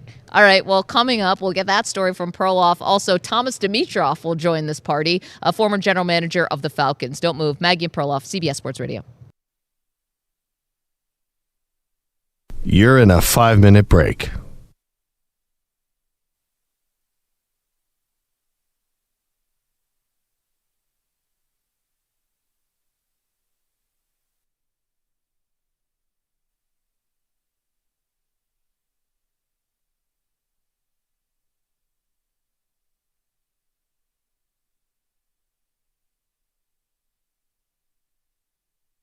Four minutes, 30 seconds remaining.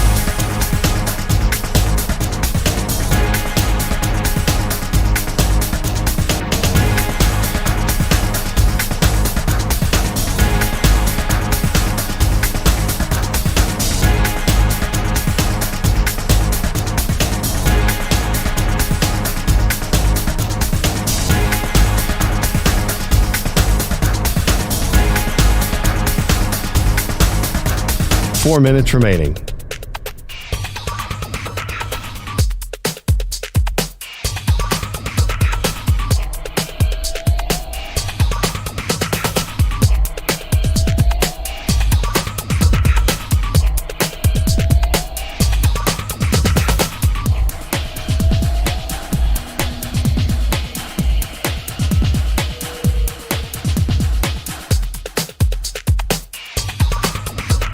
Three minutes, 30 seconds remaining.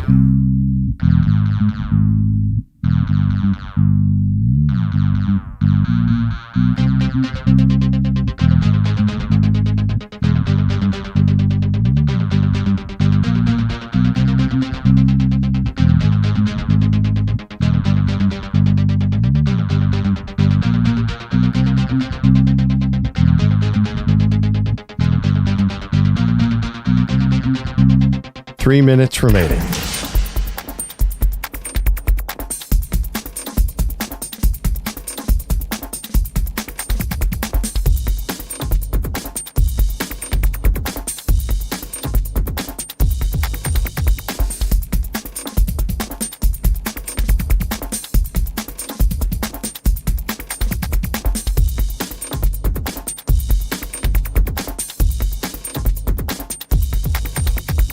Two minutes, 30 seconds remaining.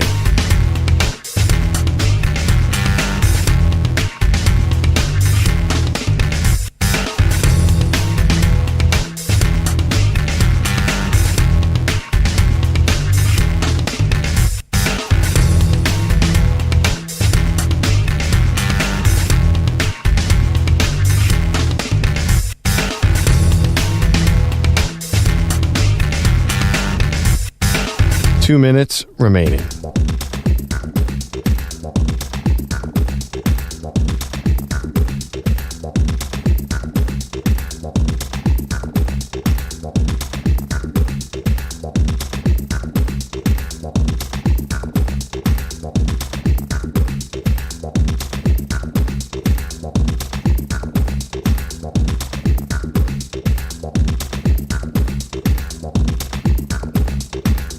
One minute, 30 seconds remaining.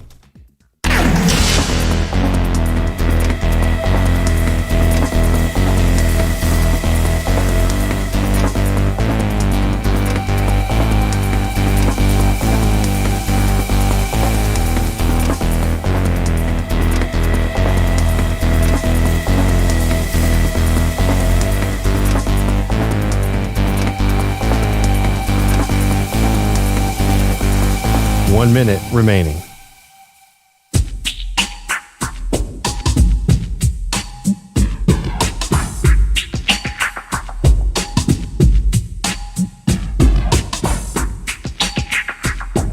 .45 seconds remaining.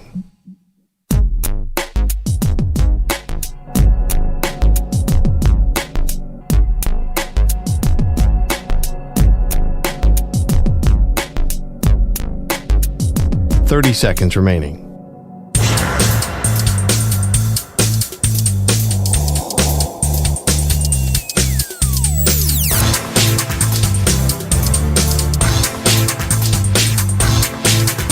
.15 seconds.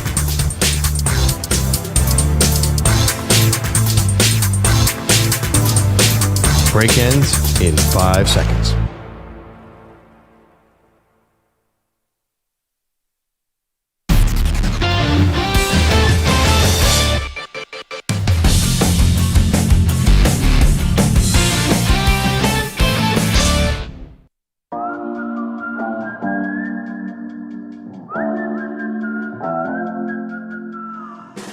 Welcome back to Maggie and Perloff. You know, we are breaking down this game from every multiple angle. We're not just a Taylor Swift show. We get deep into the research about what's going on when we watch this game. So to help us, we're so pleased to have Thomas Dimitroff, who's the CEO of Sumer Sports. Of course, is a former GM of the Atlanta Falcons, worked for the Patriots before that.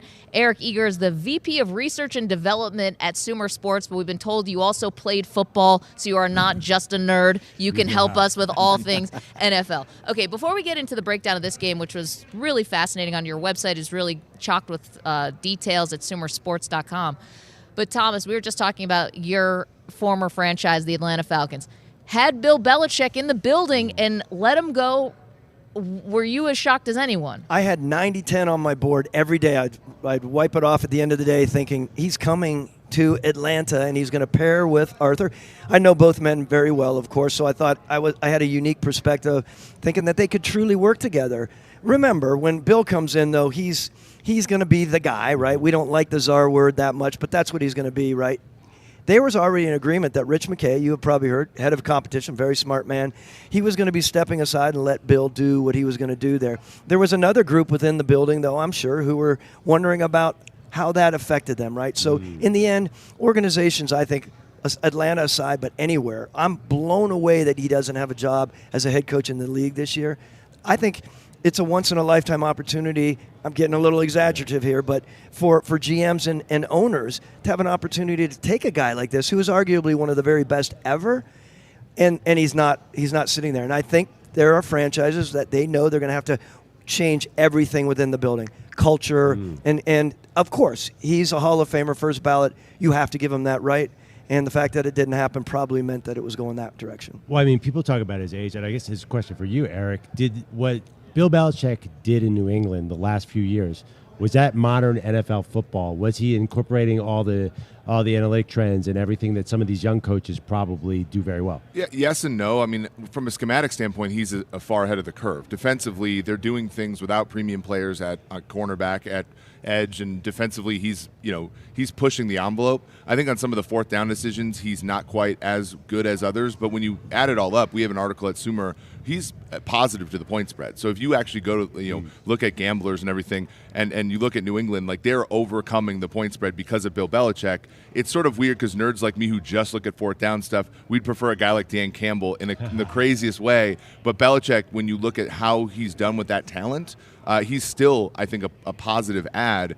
It's going to be weird for New England when you go in and look and see how much he was building, especially that defense, the whole bigger than the sum of the parts for the last few years, because I think we've all focused on that offense and how kind of mediocre to bad it's been, but that defense has still been cooking with gas for years.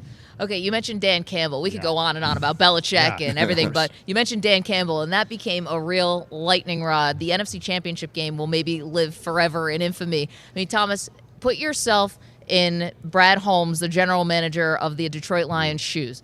You're watching your coach have a lead going forward on fourth down. the decision to run the ball at 3rd and goal, these really controversial coaching decisions, what would you be thinking? Well, how would you be reacting? It's a great point, and believe me, I know infamy in big games. As I was saying it, I was like, "Oh boy, I remember a very Yeah. big Super Bowl with 28-3." But still, you've been in this situation. I've been in that situation Where you're helpless. Yeah, where you're helpless. You're sitting there, and you're usually beside the owner, and the owner is kind of going, "What in the heck's going on here?" But as a general manager working closely with a head coach in today's world, you have it set up that way. You guys have agreed to utilize data in the proper way. You've invested in. We would get binders about this big every week that Dan and his staff.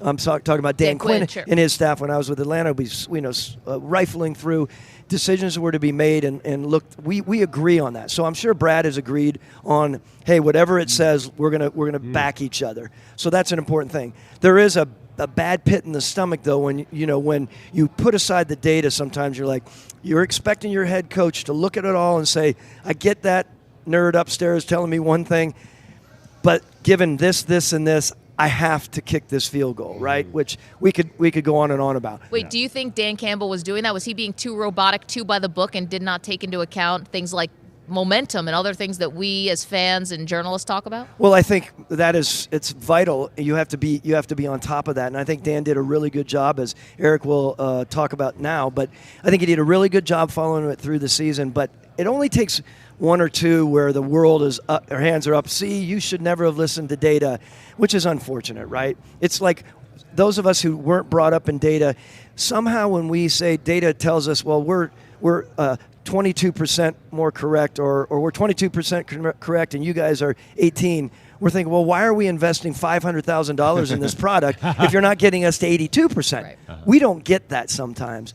That's a perfect segue into Eric. That's just like algorithm aversion, right? And this is in all areas of life when you're looking at the other. So if you're a scout person or you're a by the tradition person, if somebody else is coming into your world, that you need them to be 100%, whereas you've been dealing with imperfection in your world forever. And so that's like kind of how people view analytics, and frankly sometimes how kind of snooty analytic people view scouts and traditional football people. So we have you look at it both ways. Campbell this year, through decision making, and a lot of it's timeouts. He's not just great at 4th downs. He's gotten a lot better. You remember the Buffalo game of Thanksgiving, how he kind of messed up the end of the game. What I like so much about him is he does really well with timeouts, delay of games, special team stuff with the new kickoff rule. He added 1.04 wins to the Detroit Lions ledger. That was a 12-win team with just a 66-point differential this year. So he was pushing that team, and when you've gone 32 straight years without winning a playoff game, you need a coach that's willing to kind of push the probabilities in your favor. And sometimes, the role comes up snake eyes. But if I'm Brad Holmes and I built the best offensive line in football, and I get 4th and 2, and then my coach is like, yeah, let's actually rely on this soccer player that you signed in December. That's my thing from a football guy standpoint, where I'm kind of like, I'm going to trust the process a little bit. So Brad Holmes, by the way, is on an all-time heater right now with his late-round picks. Is analytics driving the whole Lions building? Because we're looking at his 3rd and 4th and 5th-round picks. He's on fire. He's doing such a great job, and I think he goes in with that staff, and they look at it, and they're smart about how they approach it, and they know, having been with Les and F them picks, the idea like let's mess around in the later part and be very intent about how we're gonna utilize. Now look. Brad Holmes has done a great job. I love Brad. I'm so happy for him. Executive of the year, et cetera, et cetera. He deserves that. And he has a head coach that's working very well with him.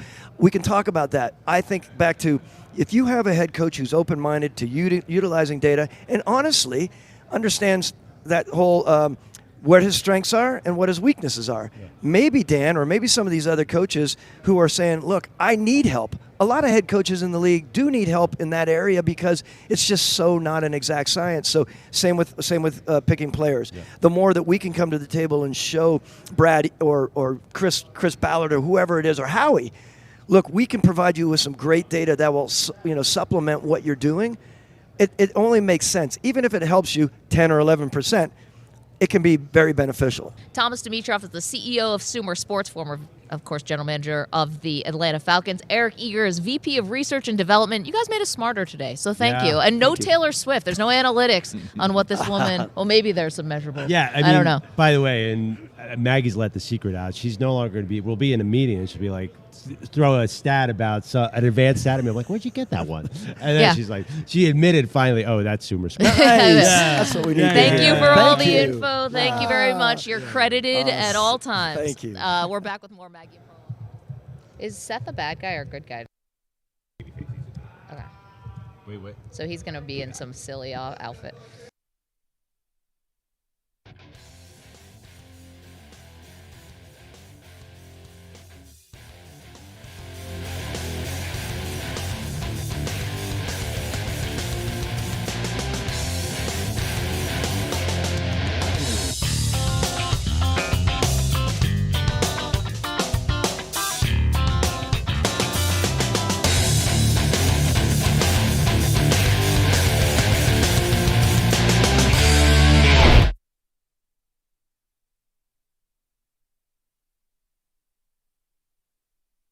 You're in a 5-minute break.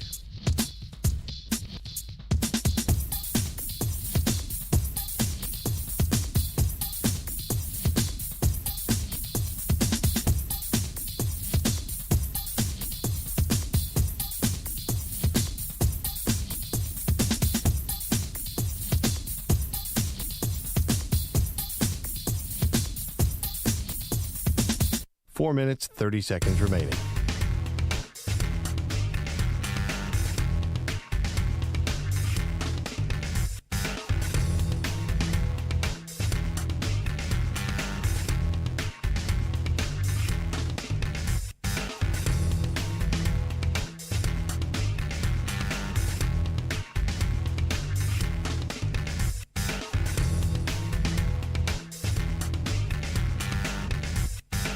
Four minutes remaining.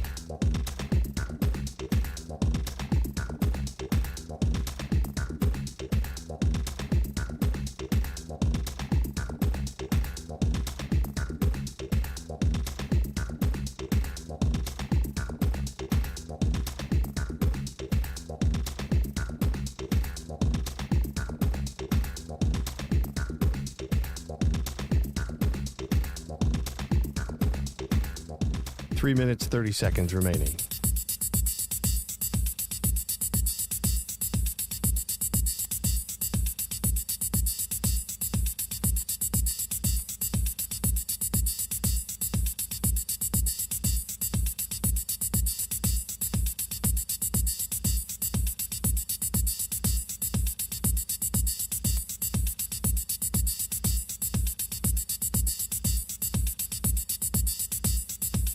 Three minutes remaining.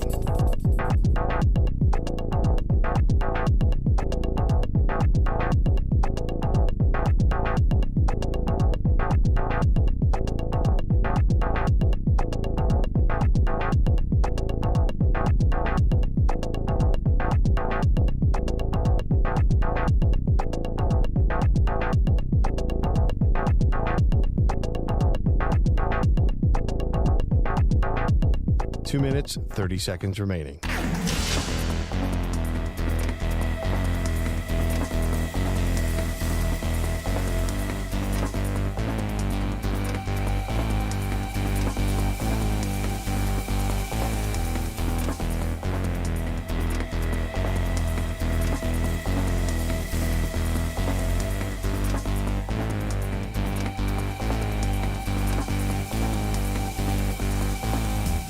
Two minutes remaining.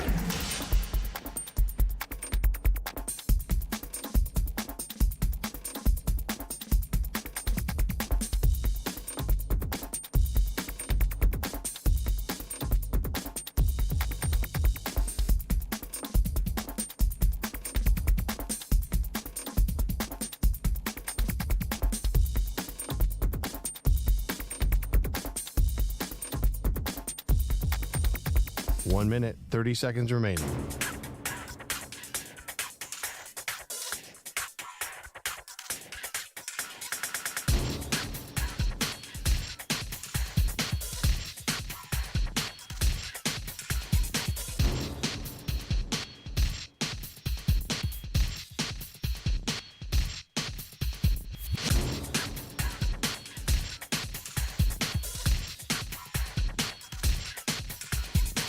1 minute remaining.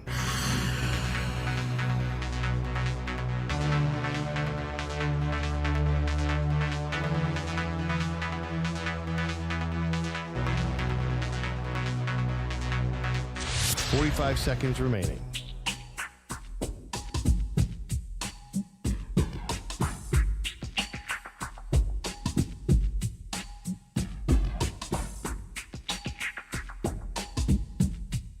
$30 seconds remaining.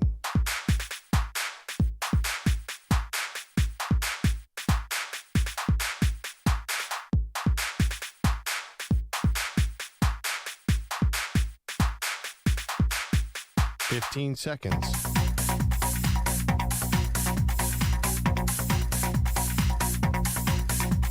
Break ends in 5 seconds.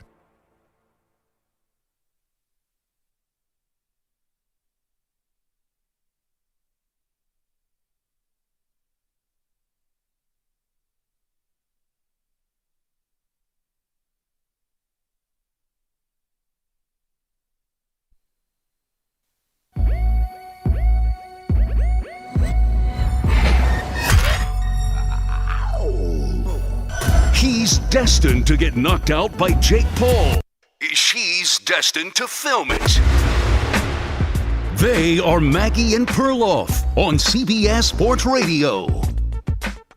Welcome back to Maggie and Perloff. We always love to pick the brain of the true football insiders, and nobody personifies that more than Michael Lombardi, who joins us from VSiN, former general manager. Now you're writing about football done right. You got your podcast, The GM Shuffle, that we're big fans of. So what do you do with all this? Brock Purdy is good because the players around him are good. Yeah. And, you know, I think we've heard the same about, you could go to Joe Montana was great because you had Bill Walsh. So how do you, when people say things like that, how do you reconcile what's actually happening? Well, was John Stockton only good because of Karl Malone? I mean, when you play quarterback, you're the point guard. Yeah. You got to dish the ball. And when you're the San Francisco 49ers and you make so many yards after the catch, the ball has to be in the right spot. What people don't realize, when the receiver's back is turned to you, the quarterback throws the ball to the area where the tackler is coming away from. So if a tackler is coming from over here, he's going to throw the ball to the left to force you to turn that way. And so we talk about accuracy with quarterbacks. Accuracy to the fan is different than accuracy to the pro. You got to put the ball in the right spot to let the receiver, what Al Davis would say, catch it with his feet and then keep running. That takes a skill. And we look at the completion. We don't look at where he puts the ball. You know, this is the same rhetoric. You know, fortunately enough, I started my career at the 49ers, and in '84, we were in this old building in 711 Nevada Street, and it was just really a dump, right? But in the back room behind the kitchen was my office was literally in the kitchen. But back in the back room were all these notebooks, and I could go back in there and read all these reports from scouts about who wrote this, and talk about the players. This conversation we're having was the same one we had with Montana, that he's just a product of the system. He would just be no good, and yada yada yada, and that he would never have done it. And then when I wrote my last book, Football Done Right, I mentioned that Bill Tobin's wife, Duke Tobin's dad, who was with the Bengals, he was with the Bears at the time. His wife said to him on the way out the door the morning of the draft, she said to him, "Promise me you'll draft Joe Montana in the 3rd round." Whoa. Okay? And Bill said to his wife, "I promise you we will draft Joe Montana if he gets there in the 3rd round." And they take Willie McClendon, the running back from Georgia, and they don't. And she was furious of that. And people say, well, if he would have gone to the Bears, he wouldn't have been any good. No, Joe Montana was good. Like, Joe Montana was good in high school. Joe Montana was good at Notre Dame. Joe Montana is good at everywhere he goes. Like, great players in the right system are still great.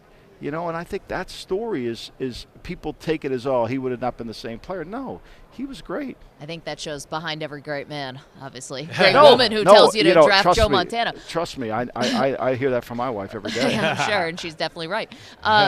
You mentioned that it's something that we talk about a lot about Patrick Mahomes. Would he be good anywhere? Perloff and I always disagree about that. If you put Patrick Mahomes on the Bears, would he still be Mahomes? Would he still? We disagree about this until the cows come home. I do argue because Andy Reid has had such success with quarterbacks and offense that he'd be good, but he might not be 2-time. He might be Josh Allen. He might be just Josh Allen. He may be really good, and we're like, wonder what's going to happen. Andy Reid takes him from being Josh Allen, a really good talent, and puts him in the right system to make it. Like, if you said to me today, what do the Buffalo Bills do on offense? I don't really have an answer for you. I don't know who they are on offense. They're Josh Allen. He makes a play, and he's incredible, and he's tilts the field in their favor. But I don't know what their offense is. I really don't. And so I think that conversation you two are having is when the system matches the player or the coach puts the system in the right place, magic happens. Andy Reid with Alex Smith or Jim Harbaugh with Alex Smith, right? They understand the strengths and weaknesses of the player, and they adhere to that. And I think that's what separates most coaches. And I think that's the issue in Buffalo. Who do they really want to be? They just roll the ball out and say, Josh, win the game. Yeah. You're going to make me cry. Oh, yeah. I'm a long-time Buffalo Bills fan. No, it's okay. I know this is where we rejoice when they run the ball 3 times in a row or twice in a row because it's like seeing Bigfoot. Well, listen, when they played the Chiefs in that game, they had the ball 37 minutes. They averaged 4.8 yards per completion, per pass play. They averaged 4.7 rushing in that game. And nobody talks about that game. Every time it's the greatness of the Chiefs defense, which is great. Sure. But the Bills had ample opportunity in that game. They were playing a great game, actually, up until the last drive. Midway through the last drive, they were playing the game they needed to play. The fourth quarter, they turned it over on downs, and then they missed the field goal. I mean, they had it. They had 3 drives in that game of 6 first downs. Think about that. They had 18 of their 27 first downs in the game. 18 of them came on 3 drives. They had 5 drives of over 10 plays or more. And they lost. I can't do this. This is why I want the Bills to go out and get Jim Harbaugh. I said this before the playoffs even started. I didn't care what happened. They go all the way to the Super Bowl. It doesn't matter. I wanted them to get Jim Harbaugh, but there was no way that was going to happen. Michael Lombardi is here with us, of course, on behalf of VSiN. We love the GM Shuffle. A former general manager, of course, has worked in the NFL for decades and has a new book, Football Done Right. We have tons of Cowboys fans in our listening audience, coast to coast. Jerry Jones says the team's going all in. You've sat in the GM's chair. What does all in mean for the Cowboys? I listened to that clip, and what I think he was saying is he's not going to lose Parsons, and he's not going to lose Lamb. He's going all in on those players. The way I took his conversation was, I'm re-signing our own guys. I'm going to sign these guys. I'm not losing them. Don't tell me about the cap. Don't tell me about anything else. I'm signing these guys. That's how I took it. Interesting. And I think, to me, he's right. I think the misconception about the Cowboys is people think they underachieved. I think they overachieved. I don't think they're as good as people think they are defensively. I know Parsons is a tremendous player, but they lost Diggs. Right, they lost Vanderbosch, the linebacker, Vander Esch. Their offensive line when they went on the road was not good. Tyron Smith really struggles. He's not stayed healthy. So I think there's a really misconception out there about their team. But I think what he was saying very clearly is, look, the great players of this Cowboy team are going to stay here, including Dak. Is that enough, though, to get them over that 12-5? Well, I think there lies the problem, Andrew. I think, to me, is like you're going to pay Parsons, make him the highest-paid defensive player. You're going to continue to pay Dak a lot of money, and you're going to pay CeeDee Lamb, one of the highest-paid receivers in football. So you really have to rely on Will McClay and the coach that can develop young players. One of the things about McCarthy, if you remember his career in Green Bay, was Ted Thompson never used free agency. He never traded. He didn't trade. Everything that they did in Green Bay was college draft and college free agents. And McCarthy was very good at developing young players. That's what they're going to have to do. Michael, you're also an expert in leadership. You write about it. You talk about it a lot.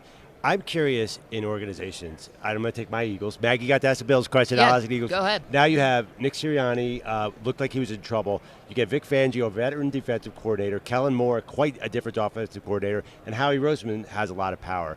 In an organization like that, is it clear who the leader is to everybody? I think that's the hard part, right? We wrote about this for the Daily Coach. It's a great scene in The Sopranos where they're all sitting around a table eating lobster, and Larry Boyce says we should run this like a committee, and Jimmy Altieri says we're not the Dave Clark Five. It needs to be a paramilitary organization. I think you need to have somebody in command. It's going to be interesting how Nick goes to this role. Nick was always involved with the offense, even when Shane was there. But Nick's too emotional on Sunday. He flies off the handle, which doesn't always lend itself to be a great play caller. So bringing Kellen Moore in, I think he's still going to have a role there. And with Vic there, he'll have some stability over on the defensive front. I think the challenge is they're going to have to change their team. They got old, and the way they practiced, they weren't in shape. Like Jordan Davis was not in shape. Carter had a good first half of the season, a bad second half. I think they have to revisit this load management idea, And on the analytics towards practice, are they going to be ready to go? Hargrave's commentary I thought was real, where Hargrave said, hey, in San Francisco, it's a lot like the Miami Heat. In Philadelphia, it's a little bit like the Warriors. I think you got to be a little bit more like the Heat to get better during the season, because you lose stuff if you don't. Michael Lombardi joining us, former general manager, has worked in the NFL for decades. VSiN and the GM shuffle, which we love. Can we talk a little gossip? Yes, sure. Gossip a little bit? The Commanders' hiring of Dan Quinn, we know he's on board. But there's some new reporting that's coming out about what happened with Detroit Lions offensive coordinator Ben Johnson. And here's the gossipy part that I would love to get your take on. The idea that Ben Johnson was supposed to have a second interview with the Commanders. They lose that heartbreaking game in the NFC Championship to the 49ers. And then he texts the front office, the Commanders, says, I want to withdraw my name, while they're in mid-flight on the way, presumably from Washington to Detroit. Have you ever had anything happen like that in your decades? No, but they were also going to see Aaron Glenn, too. So it was two birds in one stone. I think that he got to the point where Ben Johnson felt like it just wasn't the right fit for him. Because look, here's what Washington is going to do. They're building their organization around Adam Peters. He is going to run their team. Josh Harris, haven't been unfortunately, I'm a 76er fan. Well aware. I know how Josh Harris operates his team. He's given his general manager the authority, and the coach kind of implements the authority. That's what's going to happen in D.C. Now, I don't think that works. That formula doesn't work. I think it's been proven over time that it's very challenging to work. But Peters is going to run the team, and I think that Ben Johnson felt like maybe it was too much of a basketball model, not an NFL model. Well, that's what he said. There's basketball guys, because then it became a race to who could leak information about the other one and who could make each other look bad. I mean, it got a little Real Housewives for a minute. Yeah, it did, and I think to me, look, Ben Johnson, he's not a dynamic personality. I think the more time he spends growing as a coach, it's going to benefit him. Sometimes these guys get jobs way too young. They're not ready for it. And I think Ben will be ready, but it has to be the right situation. And I think going there, it could be very difficult. I think Dan Quinn gives them positivity, and he gives them a little bit of experience. Because remember, Peters has never been a GM before. Oh, that's a good point. So that's a team that did not hire Bill Belichick. Are these teams that didn't pursue him harder going to regret it? I would think. I mean, look, how do you justify not hiring him? I mean, if you're the Atlanta Falcons, you act like you've been to 15 Super Bowls, right? I mean, they put out a press release last year. They weren't interested in Lamar Jackson, and then they turned down the winningest coach of all time. And yet they stick with this front office who are making these decisions. Like, at some point, when does a fan say, wait a minute, I'm trusting you to make these decisions? And really what it says is Arthur Smith was responsible for the 21 wins over 3 years, not nobody else. Everybody else was fine. Michael, though, thank you so much for your time, and can't wait to talk to you before the draft. You Got bet. a lot of fun storylines for that. Michael Lombardi. So we're back here, Radio Row, Mandalay Bay Convention Center, of course, Perloff, and now Dave Marinick, who I think is really upset with me, our assistant program director, because I asked him to walk maybe 2 miles to get our souvenirs from our pawn shop that we went to yesterday, the Silver and Gold Pawn Shop, famous from Pawn Stars. He's just vacated the premises. I know, he's always here. He's always here. He's always smiling. I asked him to go do this thing, which I was way out of bounds. I should have never done it. And now not only is he not speaking to me, he's gone. And even more, we asked him, hey, do you want to just come on so Maggie can apologize on air? And he said, no thanks. I know. Yeah. And then you guys went over and stared talking about the Vegas Golden Knights game, and he's getting all bubbly and animated like the old Dave. I was trying to change the topic. I know. Yeah. How did I do this? How did I alienate the nicest person in radio? Is this ruined Super Bowl week for you, Maggie? Because well, I didn't think it was going to be as bad when I had no water in my hotel room coming out of the faucets, the shower, and the weird tub that's in my room. I thought that was rock bottom, and here we are. I mean, I will never forget the look on his face when you said, can he do this? And for what? An Elvis plate? Listen, for what? This is an awesome 2 Elvis figurines that happen to be in EJ's hotel room, which is located around Colorado from here. EJ's the one who left him in his hotel room. Why didn't he have to tell Dave? And why did you have to take that bullet? Well, because, we can't have EJ going back to his room. He needs to be here. No, but he should have gone to Dave. Well, that was probably the first thing that would have got me fired from this show. Listen. You're saying we'll find new producers. So there's producers here everywhere. They could have replaced me in a second. Listen, I don't want to put EJ in that position. Yeah. This is EJ's first Super Bowl. By the way, this is my 13th. I was just going to say, your co-host, he pretended to be typing on a I know, computer looking Perloff. to the left. That was my question. Foxhole Perloff was pretending to be on the phone with a credit card company while I'm asking Dave to go grab a souvenir. But that's my question though for me, because like you went to ask, but then you brought me over. Yeah. So I got all the shrapnel. It was like I was also asking, and I'm like, No. I'm only here because I was brought over. Yeah. Okay, someone is on my side. I'm sorry for pulling you Yeah. into that, but that's executive producer stuff. Yeah, it is. Andrew Kaplan, who's the best, already had photoshops already of Jose Altuve's statue being the same size as a garbage can. The man's a genius. Maggie gave him something to do. No apology needed. No. Here's the thing. Great, Cap. Yeah. Make the situation worse. I think Dave's got stuff to do. It's a long walk. Now, listen, I do the walk. Sometimes I have to do it in high heels. I'm not trying to make this like a gender thing, but Dave's in flats. He's in comfortable footwear. You get a couple steps in. What's the big deal? He just walked 2 miles carrying coffee for us. I know. I've timed and this your walk, by the way. breakfast. I've timed this walk, Yeah. by the way, because I wanted to know how long it takes to get back. So on a brisk stroll, just like a regular nice walk, 22, 23 minutes. Oh. I did a power walk because one of the yesterday I forgot my pass. I had to run back. Yeah. And I did a power walk here.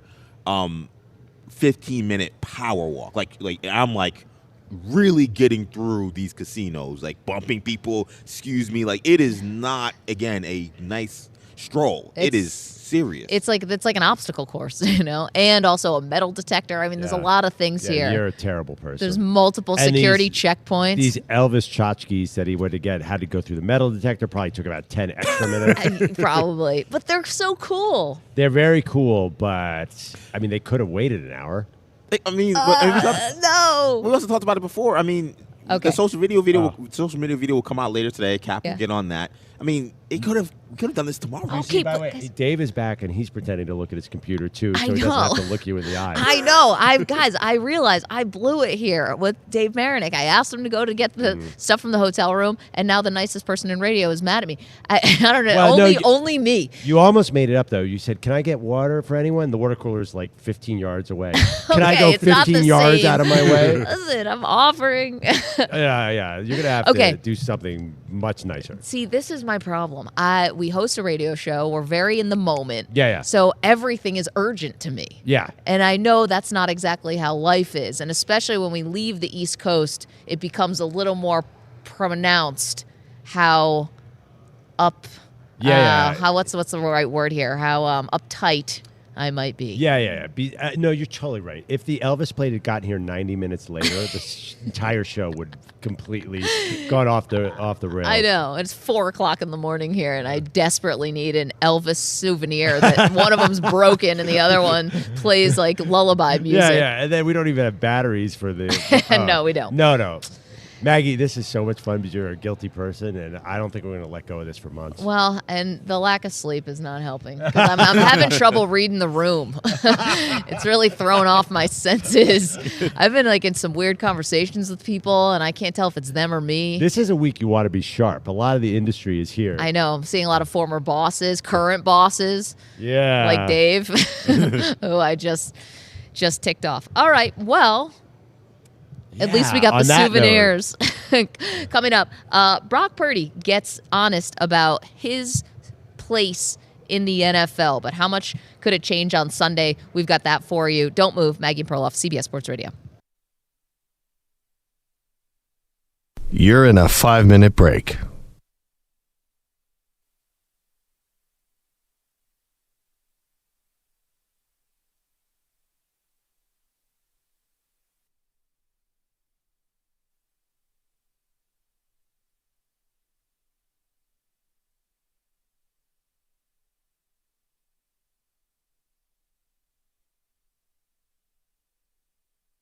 Four minutes, 30 seconds remaining.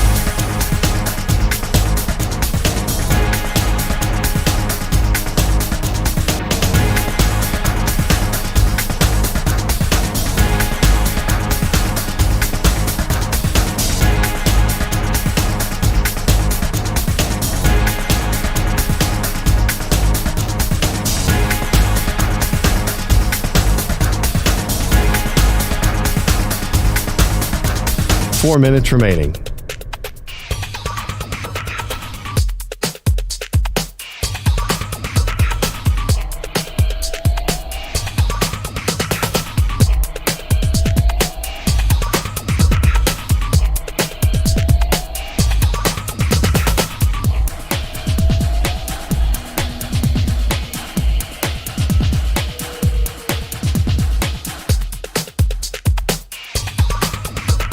Three minutes, 30 seconds remaining.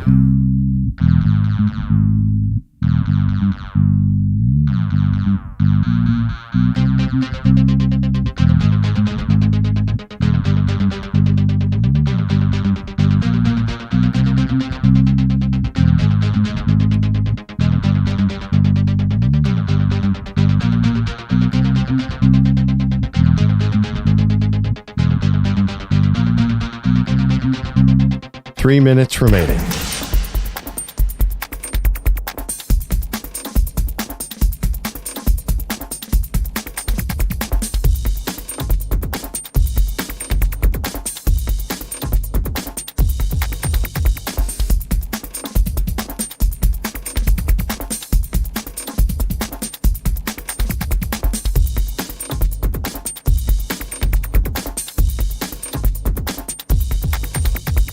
Two minutes, 30 seconds remaining.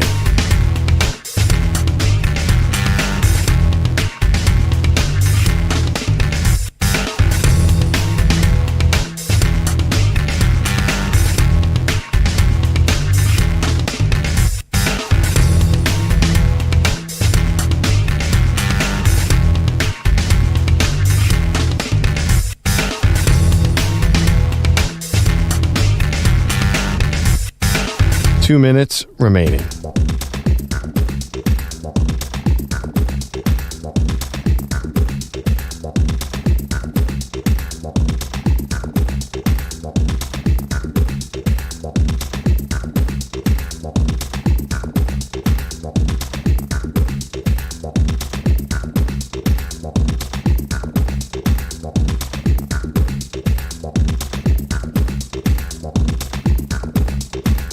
One minute, 30 seconds remaining.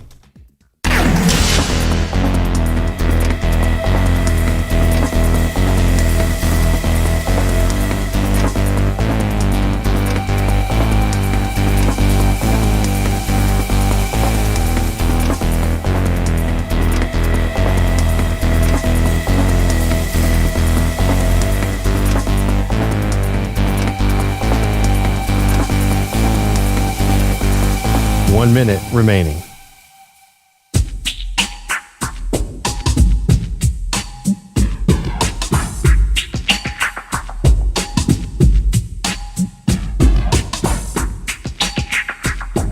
.45 seconds remaining.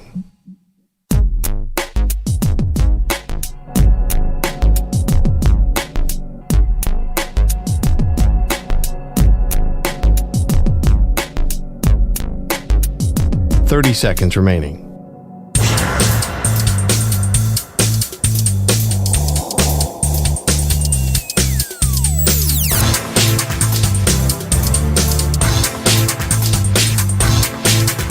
.15 seconds.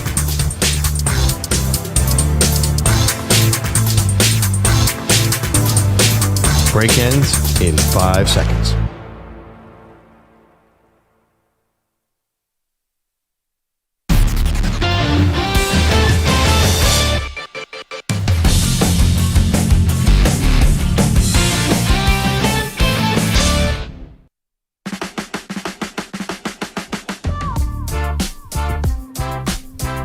Back on Maggie and Perloff live from Radio Row.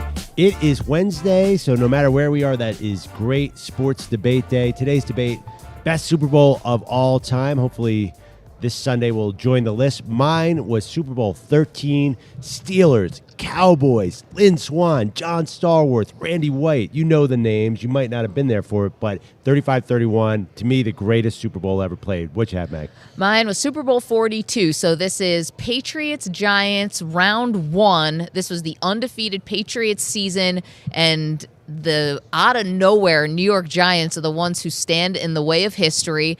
Brady had Randy Moss. He had the best offense of his entire tenure. And it was Eli Manning, of all people, with a David Tyree helmet catch, 14 points in the fourth quarter.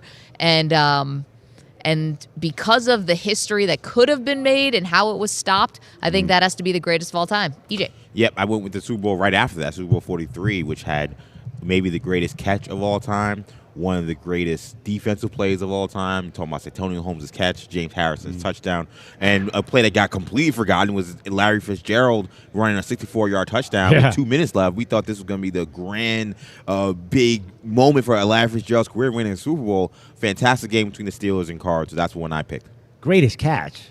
Lynn Swan defied gravity in my game. Are you serious? Antonio Holmes with his tippy toes in the corner, total hands catch. Is that better than catching off your helmet? I got David Tyree, who no one ever even heard of him before that catch, and then to finish it off with Plaxico Burress in the end zone. Oh, but the helmet actually helps you a little bit. Like, you got to pin it on something. You forgot Rodney Harrison was draped all over. That's a great side question. What is the greatest catch in Super Bowl history, too? I think we have three games. We have three great catches, yeah. Amazing. 855-212-4CBS, 855-212-4227. You can also weigh in on social media. You can tell us what was the greatest Super Bowl of all time. Okay, Brock Purdy is a lightning rod. Kind of shocking that he creates this much impassioned debate. But the idea that he's just a game manager or is he the MVP of the league, I mean, wild kind of swing when you're talking about what Brock Purdy is. Now, Brock was asked about it, and he says, when he hears game manager, I feel like it can be a compliment at times. All right, you've got a guy that can come in and run the system well. I feel like that's a compliment. I think you're doing things right mentally, and obviously you're good enough to be able to hit guys that are open and make plays. Now, this is a great quote. There's more. I'm sorry. There's 32 teams in the NFL. There's not a lot of people that can come in and play the quarterback position well in the NFL. It's a hard job. So if you're saying that I'm a game manager and I don't look flashy in how I do it, I mean, that's your opinion, and that's okay. Listen, how do you not like Brock Purdy, right? Great answer. He always has the right answer. Awesome, and I totally get it. Now, here's the question about it, though. He can say it's a compliment, but Purdy's got some skill. We know that he does. Yeah. He wouldn't be in the MVP conversation if he didn't have skill. He's not literally just handing the ball off. This isn't, a wishbone offense or whatever. Wing T. Should he be aspiring to be more than just a game manager? Does he have the skill, and has he shown that he has the skill to be, as Cam Newton said, more of a game changer, not a game manager? No, I agree with him. Why do we say game manager is a bad thing? You know who is the best game manager so far this postseason? A guy named Patrick Mahomes. He game managed the heck out of that win over the Ravens. And Tom we know Brady that's a choice. That's a choice for Mahomes. No, yeah, he could be a game wrecker if he needed to be. But why is game manager not a choice? I mean, that you're immediately putting a pejorative spin on the two words. There's nothing in the words game and manager that means you are inferior and have to be a game manager. No, but we say that Mahomes is a game manager because of the folks around him, because he doesn't have Tyreek Hill to be burning down the sideline. And when he did, we saw someone who was much more than a game manager. Well, actually, ironically, Purdy's throwing the ball farther than anyone in the NFL. A lot of air so yards, he's actually not playing anything like a game manager. We just look at how short he is and saying he's a game manager. As multiple guests have pointed out, his yards per attempt are insane. But my point is, I agree with him. It doesn't have to be a negative thing to say you're a game manager. And he also mentioned system. What's wrong with being a system quarterback? I think that means that you're working as a team. So I think that these terms should not have a negative spin. And even if that's all he's ever going to be, Maggie, he could win 3 Super Bowls as a game manager. Even if he can't be a game wrecker. You don't need a game wrecker. Okay, but when Tom Brady was managing games early in his career, right? Those 3 early Super Bowls, the beginning of the Dynasty. They're Dynasty Part 1, if you will. He wasn't winning MVP of the league. Right. That came after. So yeah, but it actually talk about, and then even in the second half of his career where his numbers went up, he won a Super Bowl 13-3, and he talked about it. He game managed the heck out of that game against the Rams in 2018. No, I get it, but Brock Purdy is an MVP finalist. He is someone who a lot of media people who vote on this award do think Brock Purdy is the MVP, and I'm saying we didn't even give that to Brady when he was more game manager earlier. So that's where my, I'll say criticism of Purdy, I don't even know if that's that strong. I just don't know how he's in the MVP conversation with people like Lamar Jackson and Christian McCaffrey when we're acknowledging his game managerness, and Tom Brady didn't even sniff the MVP when he was a game manager. But I don't think Tom Brady's numbers were like Brock Purdy, 36 Probably touchdowns. not different NFL back then, though, 2001. Well, right, but there were still a lot of quarterbacks with way better numbers. There's nobody with better numbers than Brock Purdy. Not even Lamar Jackson has the running numbers, but Brock Purdy's got the best. Brock Purdy, ironically, and Dak Prescott, one of the most criticized, have superior numbers to everyone this year. Way superior to Patrick Mahomes. Mahomes had 27 touchdowns and 14 picks this year. That's game manager stuff. Okay, but that's not all he does. You know, we're talking about Brock Purdy. We've seen, and Mahomes is not an MVP finalist this year, by the way, because the numbers aren't where they need to be. Yet we acknowledge that he is the greatest quarterback in the game, and we've seen him do it where he has to raise his level super high. He can't just be in the system, where he has had to play outside of the system. Hell, he and Kelsey are still improvising out there all these years later. That's how Kelsey's getting open all the time. Well, they're not a system that you still can't game plan for them. But I don't think that's a knock on Brock Purdy that he cannot do the things that Patrick Mahomes can do. Yes, of course, we know he's not going to be a magician like Patrick Mahomes. Guess who else isn't going to be? Everybody's not like Patrick Mahomes. Right. And just because he's not as talented as Lamar Jackson and he's not as big as Josh Allen, he can still be a Super Bowl winning quarterback. He could be great. No doubt, but MVP? Yeah, he could easily be an MVP down the road if he continues to develop. This year is what we're talking about. Yeah. The numbers are there. Well, he's not the MVP, so I'm not sure. It's going to be Lamar Jackson. Oh, no, I know, and if that game against the Ravens had just gone a little bit differently, it would be Brock Purdy. It's not like he was trailing all year. He was the front runner at one point. Well, they would have needed a huge Brock Purdy game to win that game. And if he could have won that game and thrown 4 touchdowns, then he might have deserved it. Yeah, I think he was closer to it. Listen, you could make a great argument for McCaffrey, too, but my point is game manager is a good thing. You know, do not immediately assume that just because a guy's a game manager, he has no talent. I think a lot of people do. People do that. No talent. I mean, that's really strong. No one would say that. Game manager, system quarterback, that is code for, that's like setting someone up on a date and saying she has a great personality. Andrew Bogish is standing by with headlines. Wait, Bogish, I'm sorry. Can I just ask you one small thing? Yeah. So we're on Zoom. Are you sitting in a different seat today? I'm sitting in a different seat today for technical reasons. Okay. Yes. I thought for a minute you were sitting in my seat, and I was like, man, am I getting replaced already? I am on your side of the room now, but I'm not in your seat. Plus, the Zoom is not. David made the call. I know. I was like, did Marinick already send an email? Yeah. I asked the guy to do one favor, and all of a sudden I'm out at CBS. And it's really weird because, like, the Zoom feed of me is from my iPad in front of me, but then I see the room camera shooting me. So I've got 2 different versions of myself on the same screen, and I don't like it. I don't like either one of them, but double is not good. I'm so mad that I'm not there in New York to watch you get annoyed when that computer on the left side of the studio doesn't work. That's your favorite thing, Bogus. There's nothing more joyful than watching you yell at a computer. Well, the good thing is we have developed a new problem this morning. Oh, lovely. Yes, which has flummoxed our engineering department. So they've promised to get this fixed within the next 3 hours is my appointment. Wow. So we'll see what happens. Well, it's not like we're doing live radio or anything. Well, or it's not like you can rely on Dave Marinick to make a call and help because he's busy being a gopher for Maggie. Or he's too busy getting the code red together for me to fall through a trap door after the show. But I do have Pete Bellotti who wants to be a boss like nobody else, so he got to write a snarky email to engineering. So at least I was able to give Pete that gift this morning. He took his Altuve angst out on engineering today. To whom now there's like 4 cameras on me. I hate Andrew Kaplan. This is so weird. I don't like this. It's like a bogish cast, like the Mannings. You're wearing it's like a quarter house of zip. Horrors. It's like there's even a bald spot cam. The multiverse. A bald spot cam. Yeah. Bogish. Oh man, it's like we need like a fun house, like tall, skinny bogish, short, fat bogish. Well, short and fat exists. Tall and skinny would be cool. Come on. You're not giving people an accurate representation of who you are. I'm now curious about Pete Bellotti after he writes his 2 books. What's the deal with you? And get the hell out of here.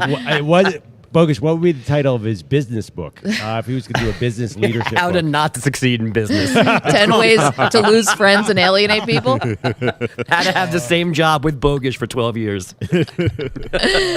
Riding off to the sunset with How to not go to Radio Row by Pete Bellotti. Lessons in staying home.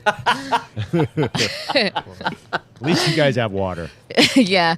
Is there I running did water shower at your this morning, house? so Yeah, I know. Joke's on me. Thank you, Luxor Hotel. I was the same people who are dealing with the tech issues back there are probably the same people fixing the water. Yeah. Did they call Martin for that? I love Martin, by the way. He's the best. Yeah. Is it Maggie, just shut up. Okay. You're not? I'm sorry. I love Martin. I do. He's helped me out of many a jam. Oh my Back God. at the shop. Cut You know her what mic before she gets Wait. alienates everyone we need behind the Can scenes. I tell you the most embarrassing part of this yesterday with the water not working? So the water, I'm waking up from like a small nap, like 25 seconds of my eyes shut. And I realize there's no water coming out of the faucet. I got to brush my teeth with a bottle of water. I had already showered, so it was cool, but there's nothing coming out of the shower, nothing coming for the tub. I'm like, shoot, what am I going to do? So I pick up the phone and call. Have you ever tried to call a front desk of a hotel casino in Vegas? Do you think anyone's picking that up? No shot. I get put on hold forever. We have an interview to do, so now I'm up against the time. I'm going through the casino, and I see a guy pushing, like, a garbage can. Like, I see a custodian. So I just Was it walk Ray up Lewis? to I was about to say. yeah, and he was doing a bad Jamaican accent. Hello, Maggie. It was a guy, Larry, who was all he's doing is trying to clean up the casino. He's not responsible. I said, hey, I'm so sorry to ask you. Random person walking through. He's like, there's no water in my shower. And he's like, all right, what's your room number? And I'm like, you're not going to write this down, are you? He's like, no. All right, I'll have someone call the front desk. Thank you very much. Like, what did I think he was going to do? Stop mopping the floor and come up and fix my hotel? There's like 1,000 rooms in this place.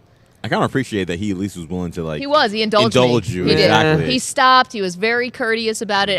He had a walkie-talkie. He's like, I'll call somebody. I was like, thanks, man. Man, Maggie, you were very popular in the office, but I feel like the sleep-deprived Maggie, you're alienated. I'm off, man. Now, Bogus, you're complaining about being in Vegas when Bogus is stuck in cold New York. Like, I mean, Okay, I'm not complaining about Vegas. I have no water. yeah, That's kind of like a Bogus, big thing. You burying me and Perloff for just having a nice dinner. Well, No, that's you because guys are you wrong. guys left me. how but- so? How are we wrong about that? No Well, you invite to that or hockey game. She said, I know. well, Maggie said I have plans. Well, I know, but me having like a chicken taco with my friend for a long time is not going to the Golden Knights game. Whatever. You got a full invite to the Golden Knights game. You guys know what You're I'm like talking 7 about. o'clock. That's too late for my blood. I'm at 7 o'clock. Meanwhile, I'm still so sleep deprived. You guys are right. This is really this is not a good look for me. Should I get the masthead of the company so you can go in chronological order of people you're going to offend? Everybody LinkedIn page Yeah, and just yeah. alert them to the fact that I'm taking names. The entire industry is here. We have a sleep-deprived Maggie. Could go very well or very poorly. This is bad. Bogish, save me with headlines. Yeah, how about Taylor Swift? She began her weekend in Tokyo today playing 45 songs over roughly 3.5 hours. She opened, if you're counting at home, with Miss Americana and the Heartbreak Prince, and she closed with... Karma is a queen. Karma takes all my friends to the summit. Karma is the guy on the screen coming straight home to me. She's got 2 more shows left, and then the NFL's special effects department beams her up to Vegas to keep the deep fake going. Now, Wait, did she change her lyrics to mention Travis Kelce? Is that a thing that she's She been doing? did in Brazil or Argentina. She said Karma's a guy on the Chiefs. Or Yeah. maybe that was in the United States. I Right, don't so know. that time she didn't do it there. well, that was that's the studio version of the song. Oh. Bogish is just more clever than we are. Again, sleep deprived. Her new album's coming out, though, with a song called Love of My Life. So, Ooh, Ryan. Oh. Good intel. Did it? It came out, right? No, It's a April. demo? It's on its way. April. Yeah, what's it called? The Mean Poet Society or something? Yeah. It's Yeah, actually that's- coming out draft weekend to keep the NFL Rouge going. It's going to be drafted Yeah. second overall. No, it's right at the combine when the tight ends actually take the field. They're going to coincide with the drop of the album. She's dropping it right between 40 times. Yeah, right. Right And- between the shuttle run and the 3-cone drill. If you had to run a 40 to music, who would you want to run? What do you think would be your fastest time? Like, who do you think could actually help you running a 40? There is one song that I guarantee you, if you're a workout person and you need an extra boost, you will get past that last fatigue. You will run a personal best. And it is Gloria, the pop song that the St. Louis Blues used when they won the Stanley Cup. Gloria. Yes. Gloria. When this goes and like gets to the what do they say, the like The hook? Yeah, the hook. The chorus? Yeah, the chorus. You will turn into, I want to say John Ross. Who had Gloria queued up, by the way? That was Bogus. impressive. They used to play the VA show all the time. We did, but that was Ryan, actually. He beat me to it. Oh, Ryan. You're saying that's so last night, the hockey game, which I was at and Maggie was not. Yeah. They played Thunderstruck and the whole place went crazy. Oh, that's a great I would one, feel too. that that's a better hype song than Gloria. No, if you're asking if you want to run fast. EJ, you probably have something way cooler. Yeah, give me some DMX. Yeah. Like X gonna give it to you, something like that. Wow. This is Rough Riders anthem. Damn. But this is a little. Ryan? What are you, a DJ? Ryan can do it all. By the way, he's the goat. Yeah, okay? he really is. How about Taylor Swift set the track list on the new album and finding DMX on the spot? Oh, I love style. Yes. How about that song by The Who, Bob O'Reilly, Teenage Wasteland? Yeah. That famous Oh, that's a lead good up, one. and then it kicks in. They play that at sporting events all the time. Actually, you know what? Another song I thought about too, and he's probably a little upset because his team just got knocked out of the playoffs. I think "Rap God" by Eminem. When he goes on that crazy thing where he raps like a million words in like 30 seconds, I just play that part. But you're going to be running for hopefully 5.1 seconds or something though. That's good for an offensive Tell you, lineman. Eminem probably finished that verse in the 5 seconds of that song. You need That'd be a a song. nice challenge. You need a song that builds up and then drops right as you're about to run because it's going to be done so fast. Except for me and Maggie. No. Oh, me too. Nothing happens. The music drops and then that's it. EJ, you haven't done a draft with us. Maggie running the 40 is awesome. Oh, I She's saw really that. I good. saw that video. I know. You're pretty good. No, I'm not. No, you're not bad. Well, I've had to run it barefoot 2 years in a row, and I run like Forrest Gump. Yeah, Straight up. Yeah, Eric Dickerson. She's got an upright running Yes. style. Yes, If you actually same. bent down and got the wind resistance out, I think you could impress us. Always next year. Bogus, what else we got? A wise mean girl once said, "Stop trying to make fetch happen." Dear NBA, stop trying to make Mac McClung happen. Last year's G League dunking savant will be back in Indy next weekend, joined by Jaime Jaquez, the other Toppin, and Jaylen Brown, a real NBA player, is going to dunk in Indy in a couple weekends. Bogus, you're sounding like Bilotti. I bet you Bilotti hates having a G leaguer in the dunk contest. Who cares? What's the difference? McClung's cool. Okay, so here's the thing about Jaylen Brown is he's one of the highest paid guys in the league, right? He broke the record for the biggest contract. Yeah, right. He's not even the best player on his own team, but he broke the record for the highest contract. I think Jaylen Brown is doing a service for all NBA players here, which is everyone now can shut up about the good players in the league not doing the dunk contest because he's a perennial all-star. He's he's being paid so much money and he's doing it. No one's ever gonna be satisfied until LeBron James does a dunk contest. which LeBron's ironically, 39 years I know, old. but the fact that he wimped out of the dunk contest is a stain on his career. I agree Oh with my that. God. That You I don't do even- agree with. You don't even like the dunk contest. You No, liked it when I don't like- Dominique was doing it. You No, don't I like it now. I don't like. I'm excited for Jaylen Brown. I don't like that the star players don't do it. Of course. Okay, but here we go. But the fact that, and I blame LeBron. LeBron didn't. He said, "I'm too cool for this," and then everyone followed suit because he's the leader of the NBA. You don't Yeah. think that was weak that LeBron never followed in Michael Jordan's footsteps? Different time. Different time. Michael Jordan flying is timeless. He actually took flight. A human being I know, grew wings and took off from the foul line. And why was he doing it? Because he needed to for publicity. At that time, you needed to get. LeBron doesn't come need on. to do anything like that to Yes, because increase his portfolio. Because Michael Jordan did the dunk contest and built the NBA into what it is, LeBron didn't need to do it. So. Wow. Yeah, that's all he did was the He was dunk just- contest, and then poof, here was the league. He was Magic afraid- and Larry had nothing to do with it. The titles had nothing to do with it. It was all the dunk contest. The NBA before Michael Jordan is what we know the G League is now. And by the way, it's back to the G League. I'm sorry. No, I just want to see it. I wanted to see LeBron be creative because he's one of the great dunkers in the history of the game. Bogues, well, we got the trade deadline tomorrow. Sheesh. Okay, what else? NBA action last night. Kyrie Irving went back to Brooklyn, scored 36. His Mavericks beat the Nets 119-107. And the Knicks stayed hot 123-113 over the Grizzlies, who remained so shorthanded that Steve Francis and Big Country Reeves played in this game. All-star guard Jalen Brunson's right foot fell off on a drive to the rim. He is listed as day-to-day.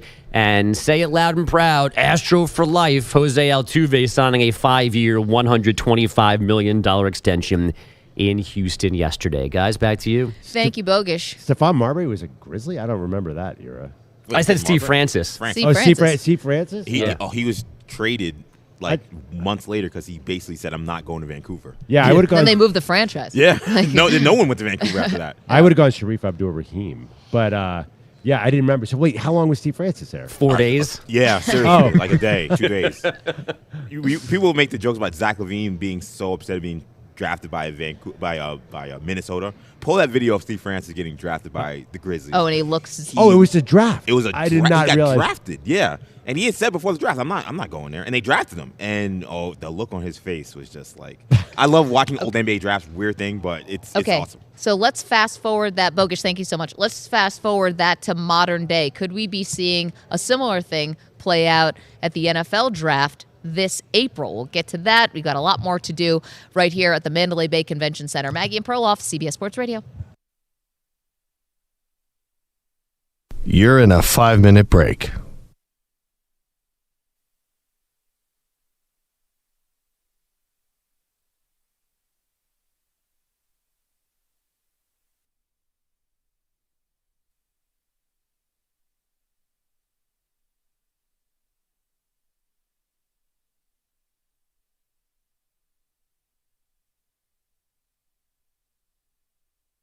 Four minutes, 30 seconds remaining.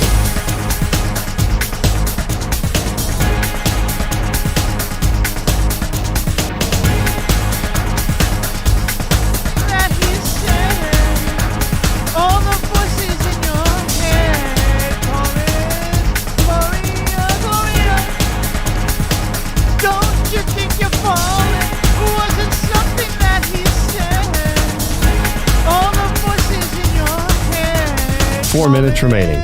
Gloria, Gloria, don't you think you're falling? Wasn't something that he said. All the voices in your head calling, Gloria, Gloria, don't you think you're falling? Wasn't something that he said. All the voices in your head calling, Gloria. 3 minutes, 30 seconds remaining. Don't you think you're falling? Wasn't something that he said. All the voices in your head calling glory.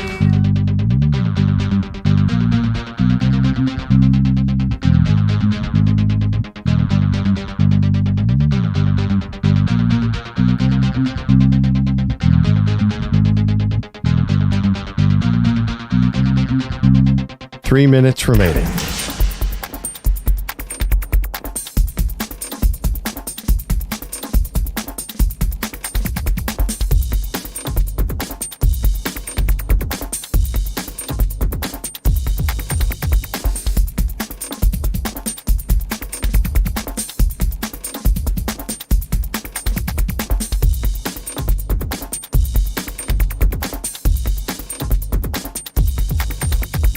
Two minutes, 30 seconds remaining.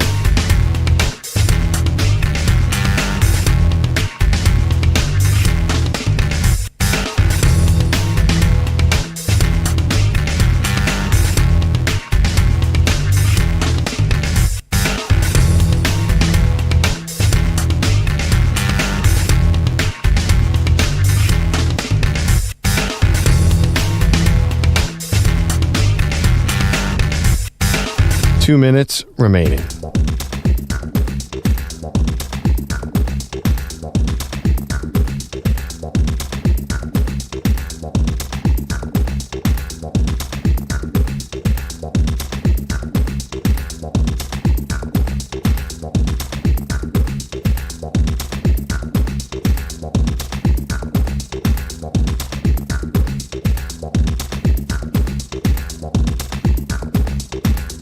One minute, 30 seconds remaining.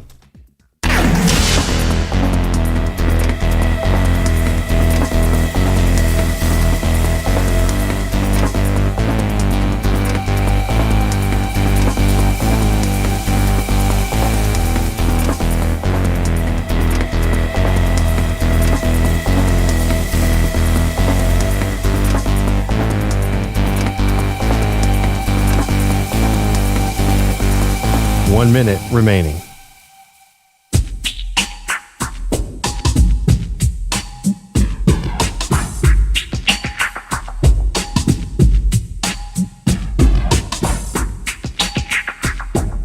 45 seconds remaining.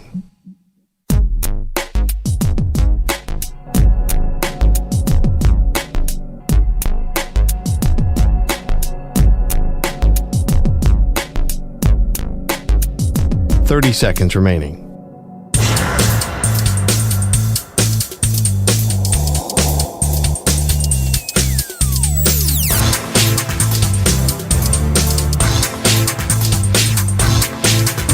15 seconds.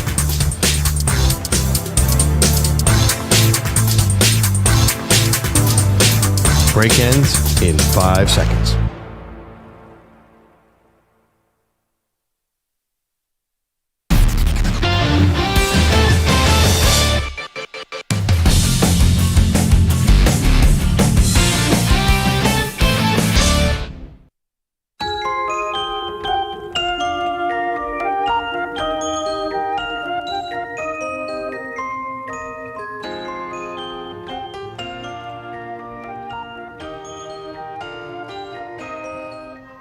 Welcome back. Maggie Gray, Andrew Perloff, Mandalay Bay Convention Center. All right, we mentioned it. This is going to be the story that dominates once the Super Bowl is over. So allow us to just fast forward for 1 second. Yeah. Pretend the Super Bowl already happened. It was awesome. Greatest game of all time. We're talking about it for weeks on end. And then we're going to turn our attention to the draft. We were joking Taylor Swift's going to drop her next album, at the Combine, just to try to capitalize on every milestone of the NFL calendar throughout the year. But this idea that Caleb Williams would tell the Bears he doesn't want to come and play in Chicago. We haven't had this in a while in the NFL or the NBA, quite frankly, that he would not play for the Bears and that he wants to specifically go to either play with the Commanders because he's from the Washington, D.C. area. Cliff Kingsbury's now their OC, and he was with Caleb Williams at USC last year as an assistant coach. I mean... I think Caleb Williams' camp shot it down already. I mean, Colin Cowherd reported that he doesn't want Chicago. They were very quick to say that narrative's not out there. Now, can they? So I think I don't know. Do you think that was Caleb, or is people just don't want? If he says I don't want to put that out there, then he's not going to go Eli. Because Eli was consistent. Yes. I'm not going to the Chargers when he did that doopsie-doo here. Okay, well, there's a little bit of difference. Even though Eli was, 2004? Yeah. The world has changed a bit in the last 20 years in terms of you really have to play this right from the public standpoint. Right? Mm-hmm. Like, you don't want to put it out there now. This is something, if you actually are going to do it, and by the way, I'm not alleging he is, you want to do this more behind the scenes. You would want to back channel, and I think the Bears would agree because you want to save face here. This made the Chargers, the Eli Manning thing, made the Chargers look awful. Now, they rebounded with Phillip Rivers and had some really fun years, but they looked like a second fiddle organization because Eli embarrassed them. I don't think the Bears would want to go through that publicly. I think if this is actually true, they would work behind the scenes with him. And furthermore, I just hope for the Commander side of this. Like, I'm one of the rare people. I kind of like the Dan Quinn hire. I think you just need a leader, and you need somebody to just get the boat in the water for this thing with a new ownership group in the post-Dan Snyder world. And I'm wondering if they hired Kingsbury, was this like the Jets hiring Nathaniel Hackett or the Broncos hiring Nathaniel Hackett? Did you hire a guy because you thought it would lure someone else to you, not because you actually like what this guy is capable of? Well, first of all, I'm not sure. I don't agree on Washington. I think that's going to take some time to rebuild because the ownership group just got there. The GM needs to do all his own draft picks. I think there's a lot to unbury from the Daniel Snyder era. New England's a mess. They have no talent on offense, so he doesn't want to be there.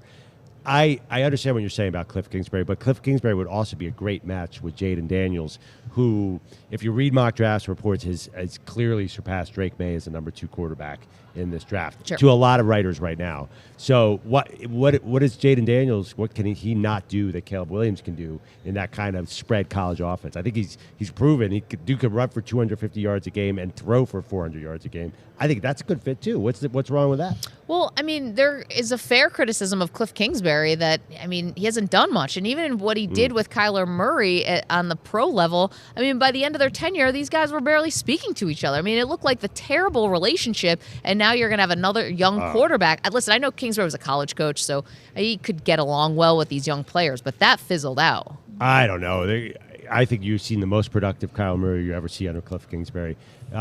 He was there for the Mahomes 770-yard game at Texas Tech, right? I mean, the dude knows how to call plays. Well, that's the Big 12. It's a little bit different than the NFL. His offense he took the air raid to new levels. I mean, I think Lombardi pointed out it's good to have Cliff as an offensive coordinator and not a head coach. That's all I will say. Yeah, well, right about that. So we'll have a little while to unpack that. Okay, we only have a few minutes left in the show. Do we think we can get Dave Marinick to forgive me by the end of the day? He is not buying into this. Yeah, he's just pretending you're doing. What do I have to do here? Do I have to buy him a gift? Do I have to buy him a meal? Like, where everything? You want to know how bad he does not want to deal with you right now? He is in a deep conversation with Peter Schwartz. Wait, I was wondering, am I hallucinating on some kind of drug I got in L? Is Peter Schwartz here? Is that Peter Schwartz right in front of me? Yes, he's here. He told us he was coming, and I feel like you're right. I think that Marinick is now in deep conversation with Schwartz just to avoid me and my blunder of asking him to walk 2.5 miles to get the souvenirs that we bought at the world-famous pawn shop yesterday. Can we be in all seriousness here? I think he's legitimately mad at you. Thank you. We're not doing Perloff, I I thought know. maybe this was a bit for the show, but I don't think that anymore. No, he's not happy. Oh, gosh. Okay, thank you. EJ Stewart, thank you so much. Dave Marinick, thank you, Dave. Thank you for everything you do. Thank you to Bobby and JT. Thank you, guys. Thank you to Ryan Potcher. Thank you to Andrew Bogish and Andrew Kaplan and Pete Bellotti, the Weedos, the Coffee Drinkers. Carlos, love you.